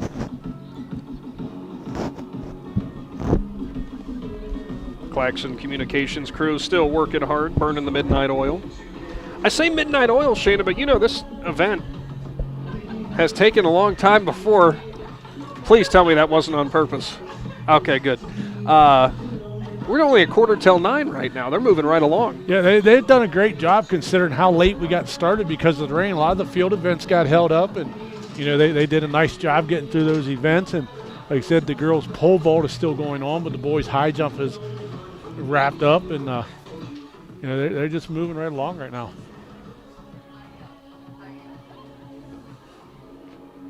Third and final call for the girls 4x400 meter relay. 4x4 is going to be rounding out the night, which is fun to see because last year they couldn't complete those events here due to the incoming thunderstorm. Yeah, they held off for a long time, and due to the safety of the kids and as late as it was, they decided to go ahead and call it.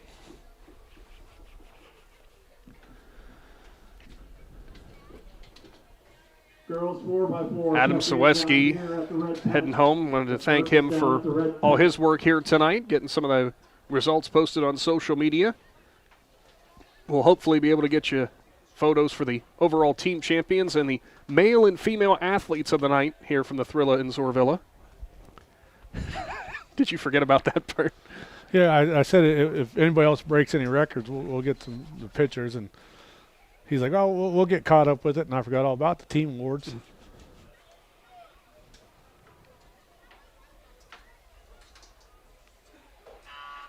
Underway. Boys 2 mile. Pataka, Valerio, Markle, Bolander, Yavena, Forbes, Wharton, Harmon, Casto, Davis, Keglevitz, Van Alstyne, Lucas, and McCullough. Get you through that first lap, then we'll go ahead and pay some more of those bills and we'll check back in. Record for this event. All the way back to the original date. It was. As Chris Olinger of Ridgewood at a 9:23 with Pataka at a 10:04. I doubt he's going to be pushing that time, but hey, you never know. And this is only Pataka's second 3,200 race of the year as he come out at the Bell Legacy, broke that record and set a new PR. And tonight will be his second attempt at the 3,200 for the year. He's been trying some different training strategies to get up to where he needs to be for that, you know, run through the, I don't know what you call it for track and field. We call it tournament or playoffs for everything else for postseason. We'll just go with that. There you go, postseason. Good call. Pataka in third. It's Brian Valerio and Gavin Bolander of Rittman out in front. As the athletes cross the line for lap number 1. Stay tuned. Pay some more bills. Big Z Sports is back.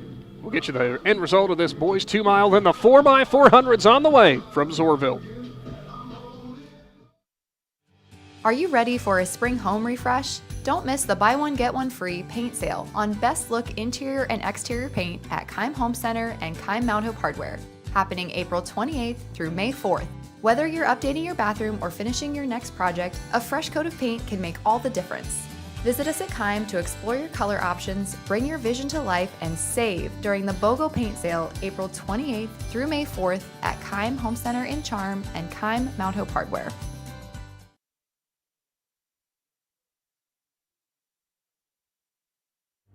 Every day begins with purpose.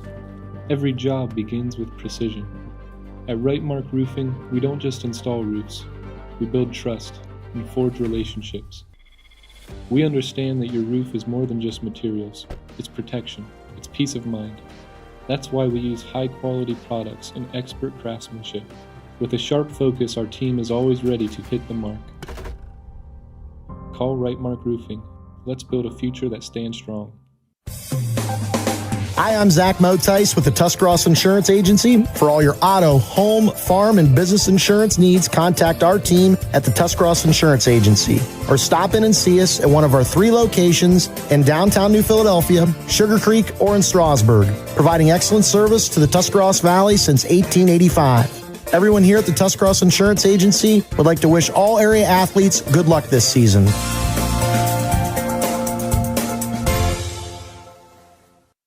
Five-star quality, 5-star service, 5-star satisfaction. Hi, this is Chandy Salisbury with Riverside Manor Nursing and Rehabilitation Center. We are proud to be the area's only skilled nursing facility with these elite ratings. Locally owned and operated since 1978, Riverside ranks in the top 3% of nearly 1,000 Ohio facilities for outcomes, return-to-home success, and customer satisfaction. With on-site therapy 7 days a week, we help you recover quickly, safely, and confidently. Call me today at 740-498-5165 to learn more. When it comes to protecting what matters most, trust the team at Grandview Exterior Systems. Established in 2016, they specialize in commercial, industrial, and residential roofing, handling everything from repairs and replacements to full restorations and ongoing maintenance. At Grandview Exterior Systems, their mission is simple: create peace of mind for every client while setting the standard for safety, quality, and efficiency in construction. Visit them at 2230 Township Road 415 in Dundee. Call 330-275-1807 or learn more at GrandviewExteriorSystems.com. Grandview Exterior Systems. They have you and your roof covered. Do you have property you'd like to have cleared? Do you know the value of standing timber? Well, Millwood Lumber in Hutton is a buyer of standing timber and land across Ohio. Millwood Lumber also offers 2 convenient ways of purchasing firewood. Prepackaged bark-free firewood producing less creosote, ash, debris, and bugs, providing convenience for you. Or you can purchase bulk firewood by the truckload. Learn more about Millwood Lumber. Visit millwoodlumberinc.com. Willendale Golf Cart Sales is conveniently located right in the heart of Strasburg on North Worcester Avenue. They are your one-stop shop for easy-go vehicles, Textron off-road vehicles, and Cushman vehicles. Once you choose your cart, then the fun begins at Willendale as they have all the accessories to deck it out. Willendale Golf Cart Sales pride themselves in providing great customer service in their sales, parts, and service departments. To see all the great reviews and to learn more, find Willendale Golf Cart Sales on Facebook. The Tuscarawas County Rockets stay active year-round, competing in events and bringing the community together, and they couldn't do it without dedicated volunteers. There are 2 exciting events coming up this month. On May 14th, join the Rockets at Tuscarora Park for a fun bocce tournament. Then on May 16th, head to Strasburg's Ron Hurst Field for a track and field event. Interested in getting involved? Volunteers are always needed. Call 330-243-6562 to learn more or sign up. And don't forget, stay up to date with everything the Rockets are doing by following them on Facebook. Are you ready for a spring home refresh? Don't miss the buy one get one free paint sale on best look interior and exterior paint at Keim Home Center and Keim Mount Hope Hardware, happening April 28th through May 4th. Whether you're updating your bathroom or finishing your next project, a fresh coat of paint can make all the difference. Visit us at Keim to explore your color options, bring your vision to life, and save during the BOGO Paint Sale April 28th through May 4th at Keim Home Center in Charm and Keim Mount Hope Hardware. Every day begins with purpose. Every job begins with precision. At Right Mark Roofing, we don't just install roofs. We build trust and forge relationships. We understand that your roof is more than just materials. It's protection. It's peace of mind. That's why we use high-quality products and expert craftsmanship. With a sharp focus, our team is always ready to hit the mark. Call Right Mark Roofing. Let's build a future that stands strong. Hi, I'm Zach Motice with the Tuscarawas Insurance Agency. For all your auto, home, farm, and business insurance needs, contact our team at the Tuscarawas Insurance Agency or stop in and see us at one of our 3 locations in downtown New Philadelphia, Sugar Creek, or in Strasburg, providing excellent service to the Tuscarawas Valley since 1885. Everyone here at the Tuscross Insurance Agency would like to wish all area athletes good luck this season.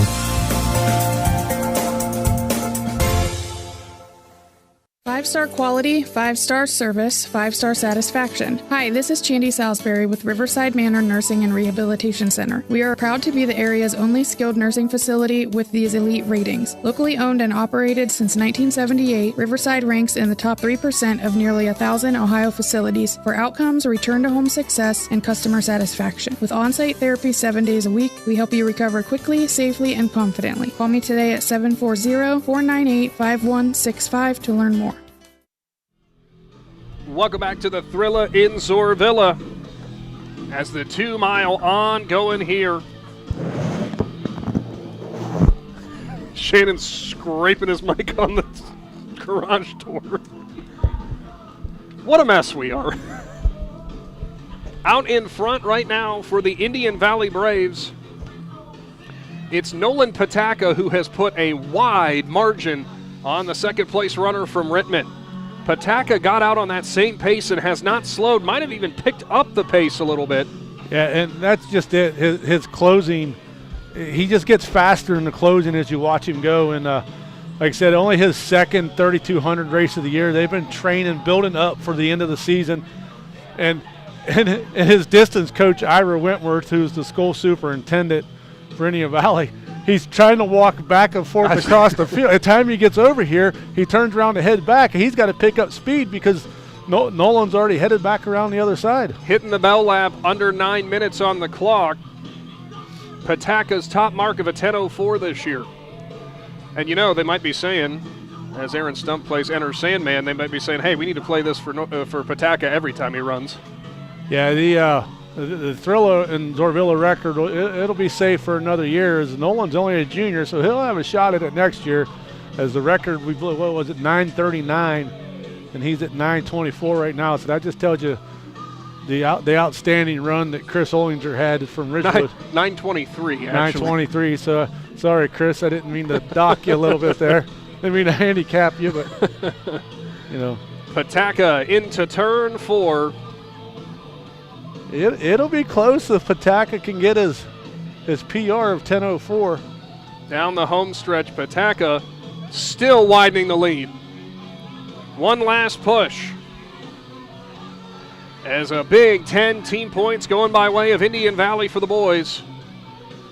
As Pataka gonna just miss out on his personal best, but still a heck of a showing here from Zoarville. Yeah, and that's huge in team point wise because that race is so tight with just a 4x4 coming up. And I think I'm not sure if they put in the boys' high jump results yet. So just like I said, outstanding performance there. Give a lot of credit to Brian Valerio of Rittman, who comes home in second. Looks like Blake Markle with a strong push to the finish for Tusky Valley as well. He'll get third. Valerio, you and I were talking, normally these distance guys, a little bit smaller frames, sometimes shorter. Valerio is a decent-sized kid out there running the 2 mile. Yeah, you made the comment. I hope he plays football because that's a nice-sized young man right there. Chances are he might run cross-country, but, you know, just outstanding run right there by Pataka and Valerio. They're the only two that have finished, right? There are 3, as Markle did finish. Here comes Gavin Bolander from Rittman as he'll be looking to finish strong. And I believe right behind him, finishing 4th, will be Grady Forbes of Meadowbrook. Strong finish for Forbes. Also coming down the front stretch there from United, I think that's Cannon Castro. That should be Sam Yavena from Tusky Valley. And Shepard Wharton now coming up from Garraway as well. Yeah, the team points here, these last couple events are going to be huge. So up next, usually what's one of the most exciting events in a track and field event, not just because it helps round out the event, but the 4x4 on the way. 4 athletes, a dead sprint, 1 lap each. And this could always get interesting. Yeah, and we were kind of hoping to see an outstanding race on the girls' side, but we think that one of Ridgewood's runners is dropped out. So they'll put in another runner. Not sure how that'll affect the team, but probably one of the the best 400 runners in the stadium. It looks to be out. To be honest, there's only one runner in the stadium with a faster 400 time than her. The boys' high jump, you mentioned if they had the finals, and they do. Monty Lofton, the junior from Meadowbrook, with the win with 5 feet 10 inches. Cash Murphy, the sophomore from Coshocton. Hey, we've seen him on the basketball court, a 5 foot 8 inch jump for second. How about for Ridgewood? Drake Angle in third with a 5'6", and his teammate Braylon Williams also posts a 5'6" to get fourth. Jeter Bolin from Indian Valley, the freshman, finishes fifth with a 5'6" jump as well. Huge points right there for Indian Valley as they're in that tight race with Tusky Valley.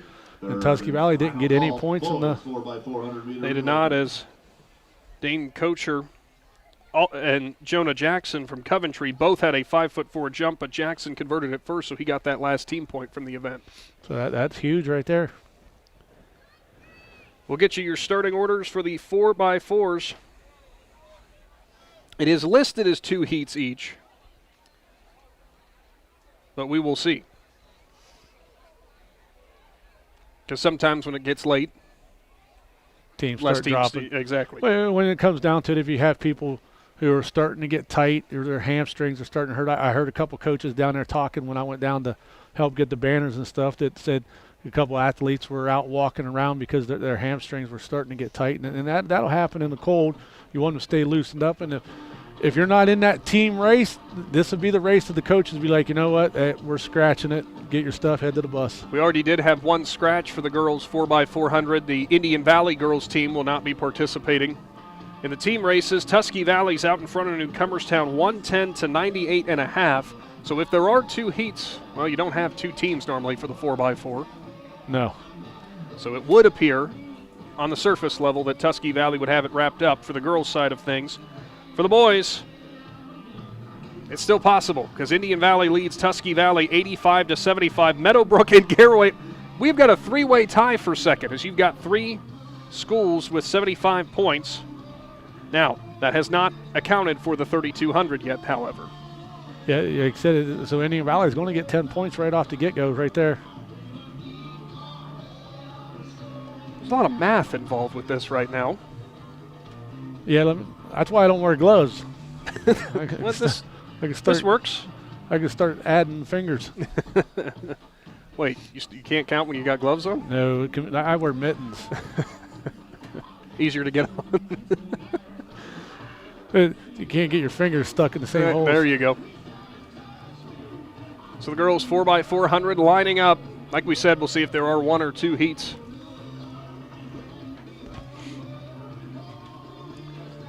Think about these athletes. If you participate in the normal 400, you've been waiting for a while to get back in the 4x4.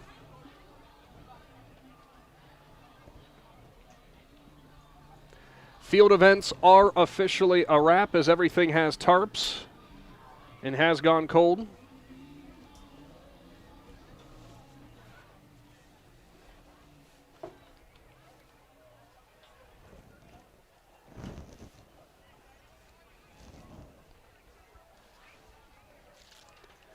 So right now as it stands, looks like on the innermost lane you'll have Strasburg.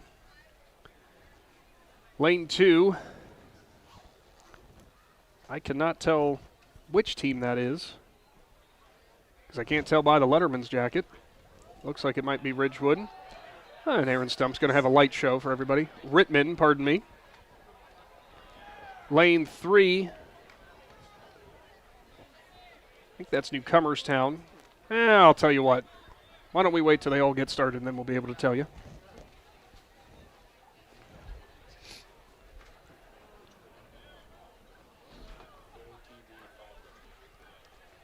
Athletes trying to stay warm.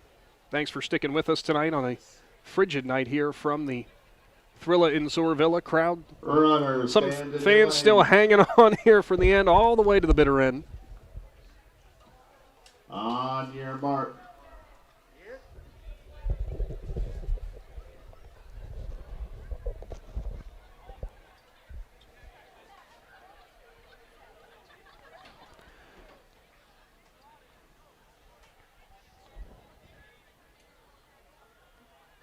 So a full 6 teams participating, so it looks like we would potentially only have one heat here, Shannon. We'll get you the teams who are out in front as they go on, but out of a cannon right down the middle. That looks like it's the Tusky Valley girls team as they are out in front down the backstretch with Sammy Ward running the initial 400.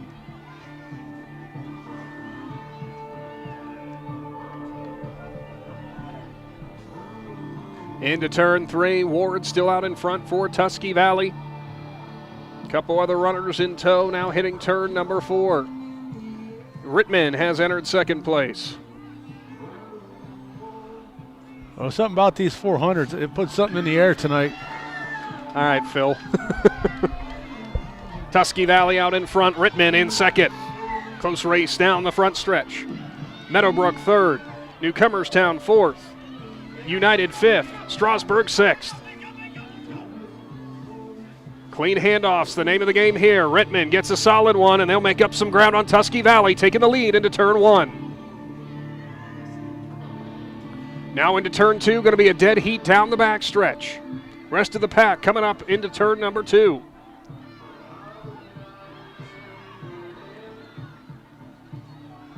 Runners will now converge to one lane.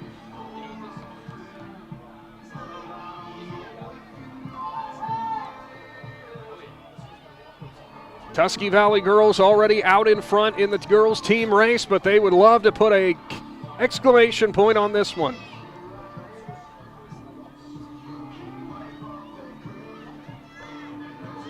It is Rittman still in front, but Tusky Valley down the front stretch, now going shoulder to shoulder in the second leg.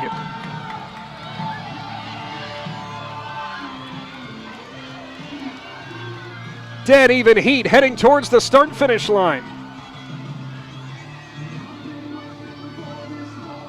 Clean handoffs for both, and they stay tight to each other in turn 1. Yeah, Rittman fires out hard, though. Rittman stretching it out now into turn number 2, heading towards the backstretch. Entering third now, looks like it's the Strasburg Tigers. Man, that young lady for Rittman, if she can continue that pace, it'll be outstanding. But sometimes you get amped up and you fire out too quick, so she's got to watch it. She don't lose it at the end. The end of leg number 2. This is where Tusky Valley reeled them back in and started trying to make the pass. But Rittman, a couple extra steps now. Rittman team of Annabelle Snyder, River Ramseer, Allison Stewart, and Scylla Amos. Down the front stretch, Rittman, a wider lead now. Out to about 25, maybe 30 meters. Going to take an intense push on this final lap. The Rittman Indians out in front. A little slow on the handoff. Tusky Valley going to try to make up some ground. Tusky Valley got about 10 to 15 meters right Here there. Comes Savannah Ashton in the turn number 2 into the backstretch, and she'll take the lead. Yeah, and she wasted no time taking that. And that's one of those things now, you go by her so fast, you hope to run her out of energy. Ashton into turn number 3, widening the gap. A 20-meter lead on Amos into the last turn. Strasburg recaptures third place on the backstretch. But out in front, going away, it's Ashton of Tusky Valley. Rittman trying to claw back.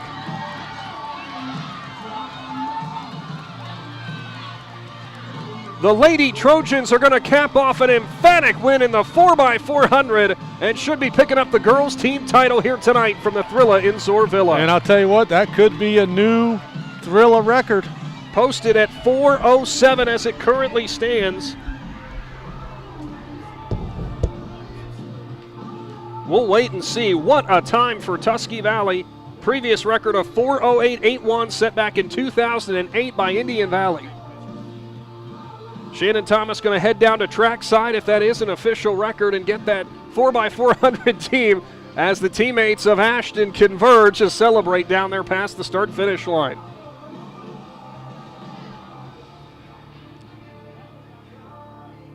Boys 4x400 upcoming to round out the night.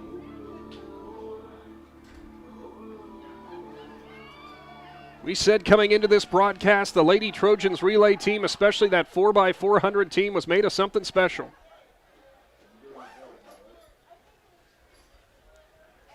Final event of the night on the way. Ladies and gentlemen, Official results for your girls pole vault. Katie Armstrong of Tusky Valley gets the win at 10.5 feet. Abby Steiner finishes second at 10 feet even. River Ramsey are her new personal best, also at 10 feet. Aria McDaniel fourth with a 10-foot clearance. Molly Sievers fifth from Newcomerstown with a 9-foot clearance.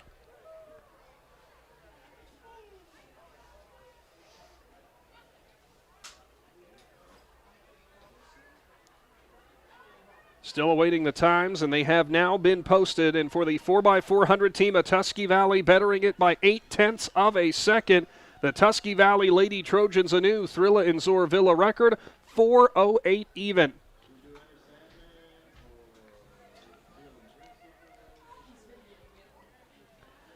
Somebody tell Stump his mic is still on as we get set for the boys 4x400.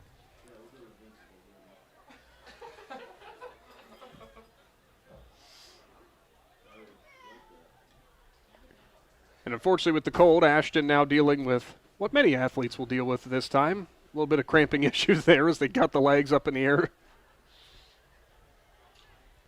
So up next, the boys 4x400. I do have 2 heats listed, but we'll see if that's actually what starts or not.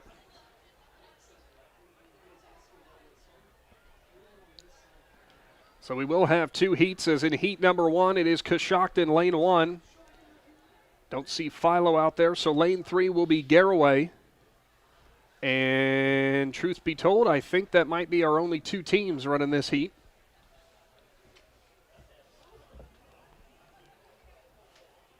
All about that preparation towards the postseason. Getting better times with all eyes on Jesse Owens. Go up to the press box and get your awards packets for your teams. Medals for second and third, plaques for first place. Please do not forget to get those packets and teams. So the Coshocton team of Elliott Wheeler, Skylar Howell, Jaron Johnson, and Jared Collins will be in lane 1. We've got 5 athletes listed for Garraway, and Matt Fry, Bryce Johnson, Carter Travis, Dominic Schlemaw, and Nick Palmer. So, hold on to everything. 2 races left in the night.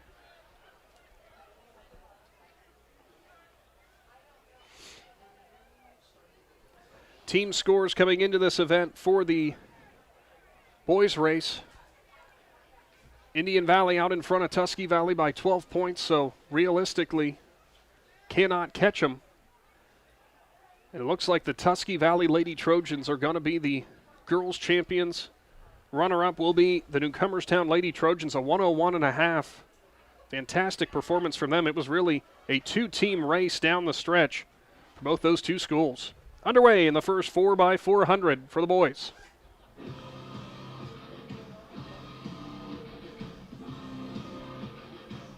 Coshocton with a fast pace down the backstretch on their opening leg from Elliott Wheeler. Oh, take it back, sorry, Garraway rather, out in front. I got the team uniforms mixed up.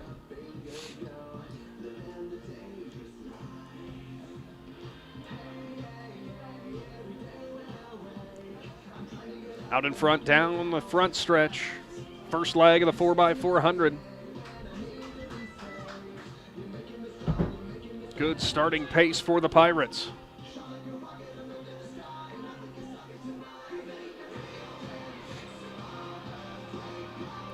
First handoff and a clean one for Garraway. Coshocton going to have to make up some major ground in this second leg. Pirates a torrid pace here for their first 2 runners as they all converge towards the first lane.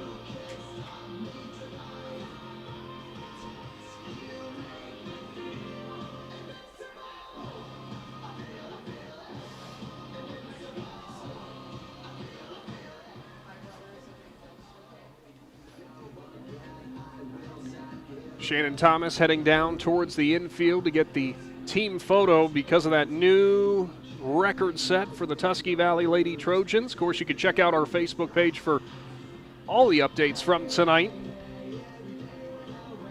as Garraway has widened it out to almost, we'll call it about an 80-meter lead or so into the third leg of the 4x4.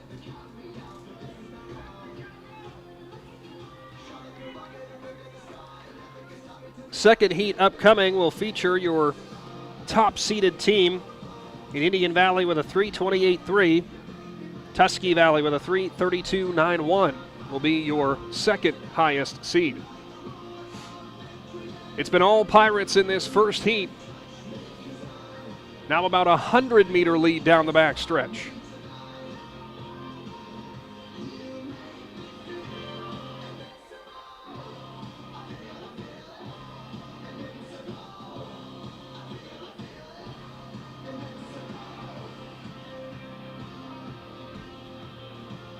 Final leg upcoming for the first heat. Garraway, a couple nice showings in some of the events so far tonight, as they'll be wrapping up their night in the Thrilla from Zoarvilla.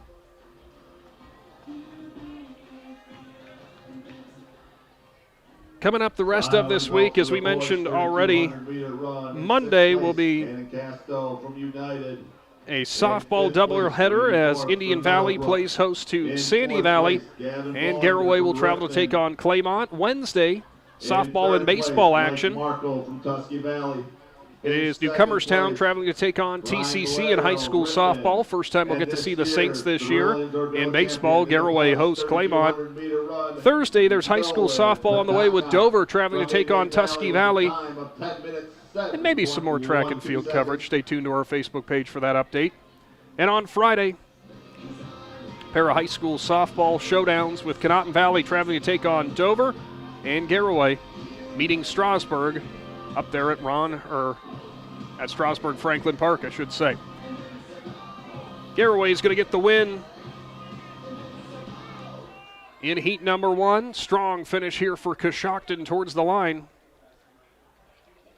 as all athletes will move now towards heat number 2 in the 4x4. See what teams head towards the lane assignments. Somebody still needs to tell Stump his mic is on.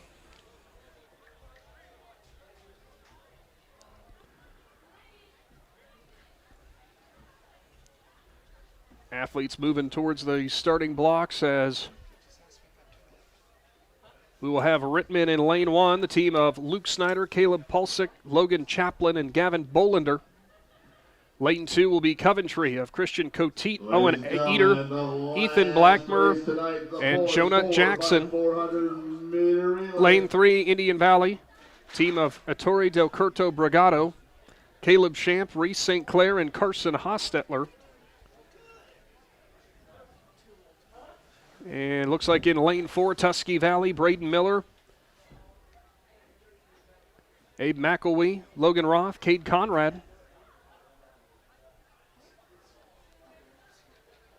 Lane 5, Meadowbrook of Gavin, well, they have 6 athletes listed. Gavin Michaels, Jaden Black, Darius De La Rosa, Luke Norman, Bentley Sador, and Cage Griffith.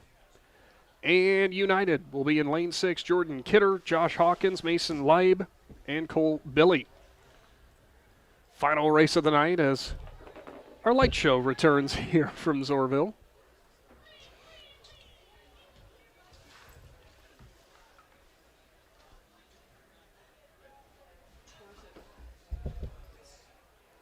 Of course, if you want to see any of the results from individual events tonight, tonight's event is on mile split.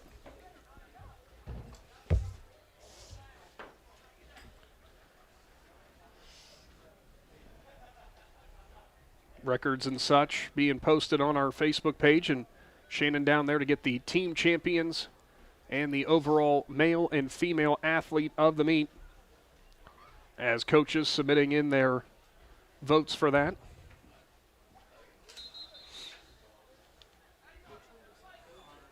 Runners, stand in your lane. On your mark. Final race on the 20th annual Thrilla in Zoarvilla.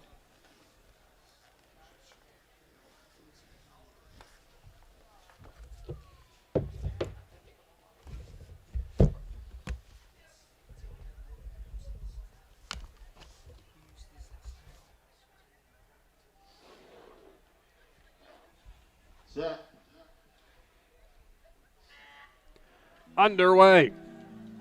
And why not a little Metallica to help send us home? Down the backstretch, it's Tusky Valley with a strong opening push from Braden Miller. Indian Valley is your top seed. Tusky Valley only about 4 seconds off their pace.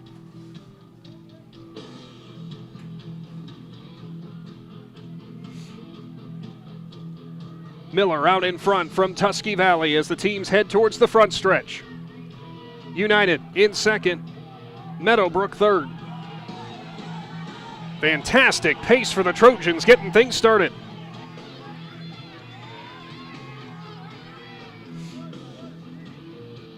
First exchange.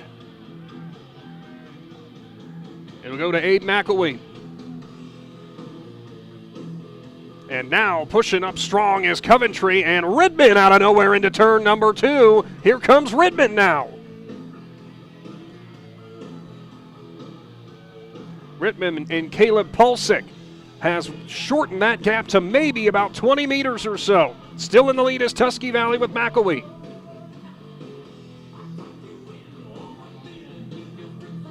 Into turn 4, now McElwee stretches it out a little bit as he kicks it into another gear.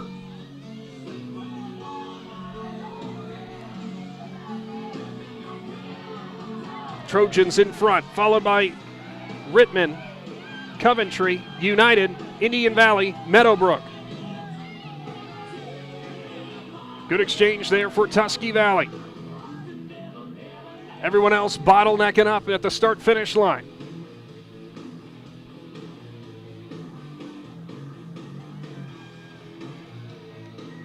Looks like Logan Roth up next for Tusky Valley. Roth will be handing it off to one heck of a closer in the 4x4 in Cade Conrad for Tusky Valley. Rest of the pack now pushing for second place.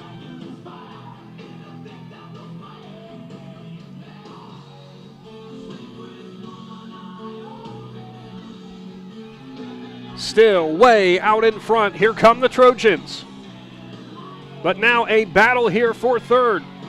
St. Clair gains 2 spots for Indian Valley. Ridman still second, Coventry third. Here comes St. Clair, now Indian Valley in third. Conrad, a little bobble on the exchange, but still handles it cleanly. Ridman bobbles as well, and that lets Indian Valley catch up with Hostetler. Hostetler now overtaking Bolender for second. Conrad with a huge lead down the backstretch. Hostetler reeling him in slowly. Hostetler now has shrunk it to 50 meters. Conrad hitting turn 4 while Hostetler hits turn 3.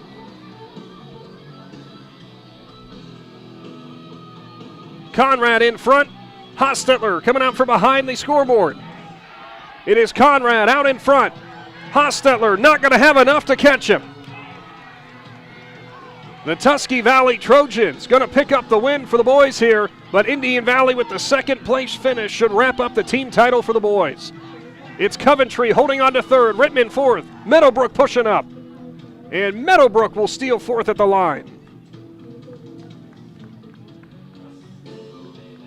Official times upcoming for the 4x400, as well as the updated team scores on what was another fun Thrilla in Zoarvilla.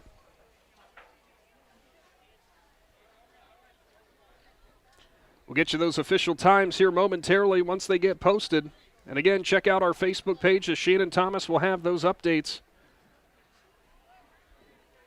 with the team champions. The girls 4x400 meter relay. In 6th place, Newcomers Town. In 5th place, United. In 4th place, Meadowbrook. In 3rd place, Strasburg. In 2nd place, Ridman.